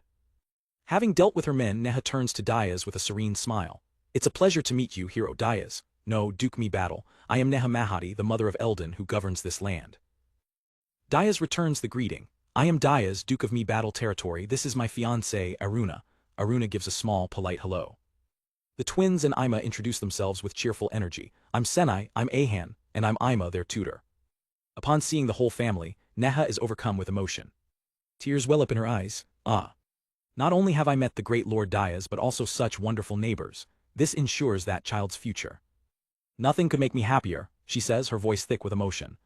She turns to Aruna with a gentle request. Aruna, may I touch your face? Aruna smiles warmly, sure. Neha closes her eyes, approaching slowly. She gently cups Aruna's cheek with her hand, and her trunk in a gesture of profound affection. Diaz watches, puzzled. Is this some kind of special greeting, he wonders. The moment is quiet and tender. Neha then turns to the twins. May I do the same for you too? They cheer, yes. She gently caresses Senai's cheek. And then Ahans, both girls beaming with joy. She even gives a gentle pat to the tiny Ima, who exclaims, wow, she's big. The Meep also receive a soft touch from her hand. Neha opens her hands in a gesture of warmth. Blessings upon you all. Her attendants look on with soft, happy smiles. Diaz watches, a thought striking him. Eldon's rebellion against his father was triggered by meeting his birth mother. The kindness and mental strength that Eldon possesses must have been inherited from this mother, he muses. Come to think of it, Iri said. Eldon looked thinner. I'm looking forward to seeing him now. With the introductions complete, Neha turns to Kamerats, her tone shifting to that of a matriarch planning a feast. Now then, Kamerats, what's on the menu for dinner tonight? As the group arrives, Seki's eyes widen in disbelief. Before them stands Eldon's mother, Neha. That person is an elephant beastman, she thinks, stunned. No way, to think they'd be here too. Diaz turns to her, curious. Do you know about them, Seki? Seki begins to explain. The elephant beastmen are, how should I put it, a noble breed in the beast kingdom, basically like aristocrats. She continues her explanation, painting a picture of Neha's people. Their bodies are large and powerful, their skin tough enough to deflect arrows, yet their hearts are warm, overflowing with more kindness than anyone else's. The others listen, captivated. While there's no official aristocracy in the beast kingdom, Seki adds, the elephant beastmen are still revered and treated specially. They're respected just for being who they are, she concludes, as Neha smiles warmly at her attendants. Later, Kamerats approaches Neha to discuss the evening's plans. Regarding today's dinner, he begins nervously. We were planning to prepare the best menu this caravan inn has to offer. Neha's expression hardens instantly. The best at this caravan inn, that simply won't do, she declares, her voice booming with authority. It must be the best in our territory, or we can't possibly save face. Kamerats immediately bows, apologizing profusely. With a determined look, Neha decides to take matters into her own hands. Really, it seems I was right to come here in person. I'll take charge of the cooking myself, she announces. Kamerats snaps to attention, shouting, prepare the pot. He quickly adds, yes ma'am, as Diaz watches the display of leadership. Diaz is thoroughly impressed, thinking, what amazing leadership and decisiveness, I must learn from this. Beside him, Aruna's eyes sparkle with admiration. Neha turns to Diaz with a gentle smile. Lord Diaz, I know you must be hungry from your long journey, but please wait just a little longer. Of course, she adds, looking at their fluffy companions, I'll also prepare some high-quality feed for the Mies. The kitchen explodes into a flurry of activity. A massive pot of stew simmers over the fire. Neha carefully tastes the broth, ensuring the flavor is perfect. Her eyes are sharp with focus, overseeing every detail. She commands the kitchen like a general, her attendants rushing to chop, stir, and serve. In no time at all, a magnificent feast is laid out before them. Diaz, who has cleaned up and shaved his beard, stares in awe alongside Aruna and the twins. Neha wipes her brow, a satisfied smile on her face. Sorry to keep you waiting, everyone. Now please enjoy your meal, she says, gesturing to the long, laden table. Even the Meep are treated to a delicious meal of their own. And Seki's companion, Iri, happily nibbles on some fruit. The group says grace. Today I've prepared a fruit stew with vegetables and meat. We also have fruit water and fruit wine. The bread will be ready shortly. Ahan eyes the stew cautiously. Are there spices in this? It seems a bit spicy. Diaz, ever the leader, steps up. I'll try it first. He takes a bite. His eyes light up. Oh, this is delicious. Despite the amount of spices, it's not too hot, and the sauce has the perfect balance of sweet and sour. Aruna is intrigued by his reaction. She tries it herself. You're right, it is good, she says, relieved. This should suit Senai and Ahan's tastes too. The twins cautiously take a spoonful. Their hesitation melts away instantly. They both cheer, it's so yummy. Iri agrees wholeheartedly, it's delicious. The Meep let out a happy bleat, and Neha smiles, pleased with their reactions. Seki, with her cheeks full, exclaims, it's very delicious. Even the stoic AI enjoys the meal. Just then, Neha arrives with a tray of fresh, steaming bread. Here, the bread is ready. It's also delicious when you dip it in the stew sauce. She happily serves the children first. Diaz watches her, a gentle smile on his face. He thinks to himself, looking at Neha, reminds me of my late mother. Of course, her face and build are different, but the way she keeps taking care of us without touching her own meal. It's just like my mother used to be, it makes me feel nostalgic. Soon the plates are empty, a testament to the incredible meal. Diaz beams at their host. Thank you for the meal, everything was wonderful. The whole table echoes his sentiment. It was all very delicious, Neha is overjoyed. I'm glad you all ate so much. But the hospitality isn't over yet. Neha signals to Camerats, who brings forward an ornate box. Lord Diaz, she says, getting his attention. Please accept this. It's a memento I prepared especially for today. Diaz is intrigued. A memento, may I open it? He chuckles. I wonder if it's something like that sugar confection from the other day. Neha nods. Please do. With a soft click, Diaz unlatches the box. He lifts the lid and inside, nestled on a silk cushion, is not candy, but a wickedly curved hand axe, its handle shaped like a tiger's head. The weapon gleams under the light. Neha begins to explain its origin. Well, you see, it's something I found in the lake where I used to bathe with my little boy when he was young. Oh, of course I got permission from my son, so please don't worry, she adds quickly. I thought that you, Lord Diaz, would be able to use this skillfully, so I prepared it for you. She shoots a look at Camerot's worried expression. Camerot's, what's with that face? Even I can be considerate. Diaz picks up the weapon, feeling its weight. Is this a hand axe? It has an unusual shape for one. Neha explains that design is of a fierce beast called a tiger. That hand axe is probably meant to be thrown, though we couldn't handle it properly ourselves. But I'm sure, she says, her eyes filled with confidence, Lord Diaz would be able to. As Diaz examines the axe, Aruna leans in closer, sensing a strange energy. Oh, this feeling, she murmurs.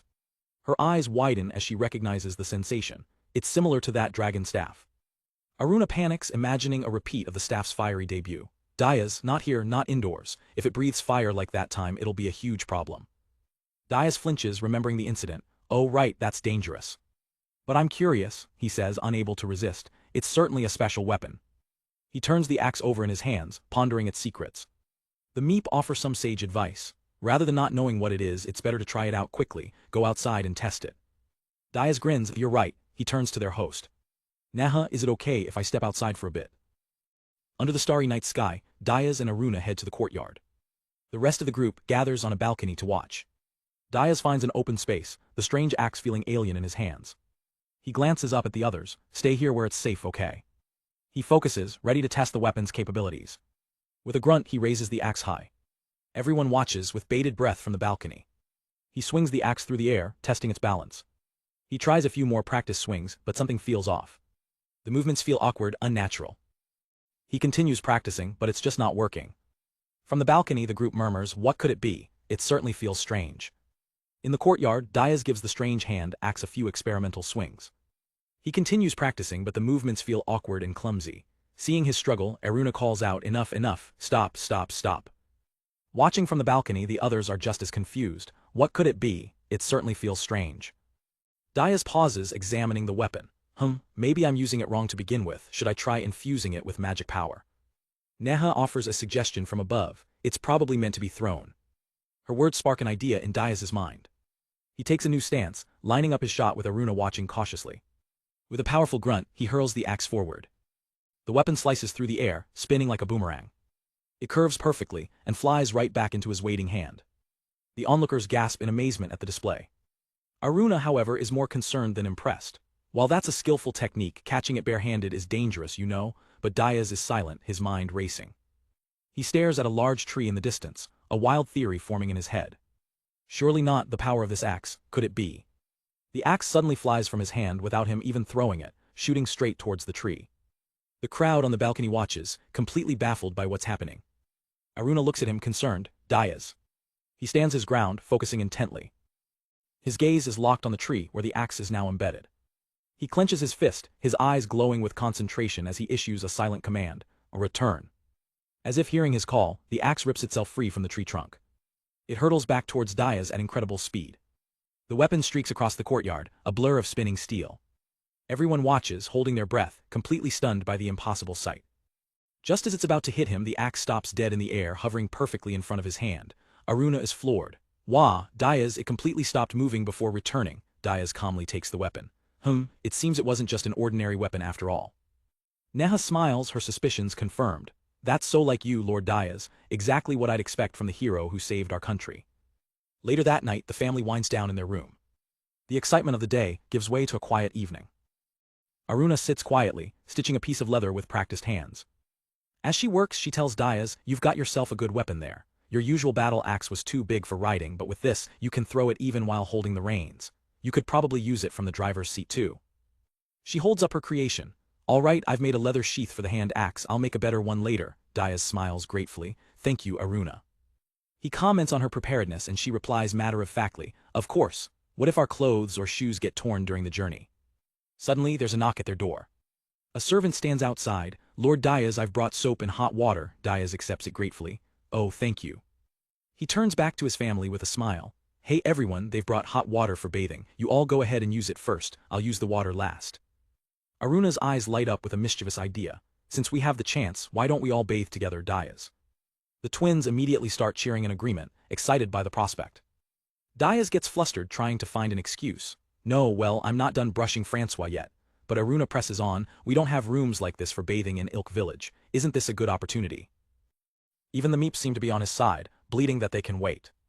Aruna launches into a lecture about a husband's duties, leaving Diaz completely bewildered. "Sorry, when you say so much at once, I get confused." Aruna grabs his arm, ready to drag him along. But just then Ima the servant interjects, saving Diaz. "Everyone, it seems the hot water will be brought in one portion at a time, so let's take turns bathing one by one, okay?" Aruna's plan is foiled. The next morning arrives, bright and early. Aruna teases a freshly dressed Diaz. "Last night was unfortunate, let's bathe together next time." She then gestures to his formal, embroidered jacket. "Is that the outfit you're wearing to visit today?" Diaz looks down at his fancy attire. "Yeah, Kamerot's prepared it for me." He also holds a letter, presumably with instructions for the day. Outside, a magnificent new carriage awaits them. The horses are ready, and the carriage is fit for royalty. As they prepare to depart, Neha sees them off. "We'll be heading to the mansion later," she says. "We'll see you then, Lord Diaz." Diaz nods. "All right, see you later then, thank you, Neha." Aruna and the twins all chime in with heartfelt thanks for the delicious food and wonderful stay. Neha watches them go with a warm, gentle smile. The large gates of the inn swing open. Neha and her attendants stand at the entrance, waving them off. The family settles into the plush interior of the new carriage. Their journey to the Mahadi territory officially begins. The ornate carriage joins their caravan, rolling across the open plains. Inside, Diaz remarks on their new ride. "It's just us in the new carriage today, huh, and we even have a coachman. It's Juha's arrangement." He pulls out a document. "Then, let's review the points to note when making an entrance from the carriage while we can." Aruna connects the dots. "Was it that Juha guy who sent that letter too?" Diaz confirms, "Yeah." Ahan pipes up, "Ah, that person. The one with the split chin tilde," leaving Aruna to wonder how the kids could possibly know who he is. After going over the complex procedures, Diaz asks, "And that's all, did everyone remember?" His family looks exhausted by the sheer amount of rules, but they agree to do their best. Aruna is baffled by the complexity. "I know there are noble etiquettes, but there are surprisingly detailed procedures just for making an entrance." Diaz sighs, I was curious about that too, so I asked Kamerots." He begins to explain the reason behind all the ceremony. Apparently, Juha is trying to stage an emotional reunion scene between Lord Eldon and me, the hero who saved the country, in front of the people of his domain. So by having me wear this outfit and carry the battle axe, he intends to make a statement. "Behold, Diaz, the hero who saved the country, is here." Diaz looks embarrassed. "It's embarrassing to say it myself, I don't really like standing out." Aruna looks at him warmly. "It's fine, isn't it?" She gives him a proud, reassuring smile. "I'm proud of it." Her simple words are all he needs to hear, and a gentle smile spreads across his face. Their caravan continues its journey. Seki and the others follow along in their own wagon. The twins peer out the carriage window, full of anticipation. "The Mahadi territory, huh? I wonder what kind of place it is. I hope there are many kind people. I hope they'll be friendly with us." Diaz gazes out the window with them and puts their worries to rest. "It'll be all right." He looks towards the horizon with a confident smile. After all, the lord of the Mahadi territory is none other than Eldon.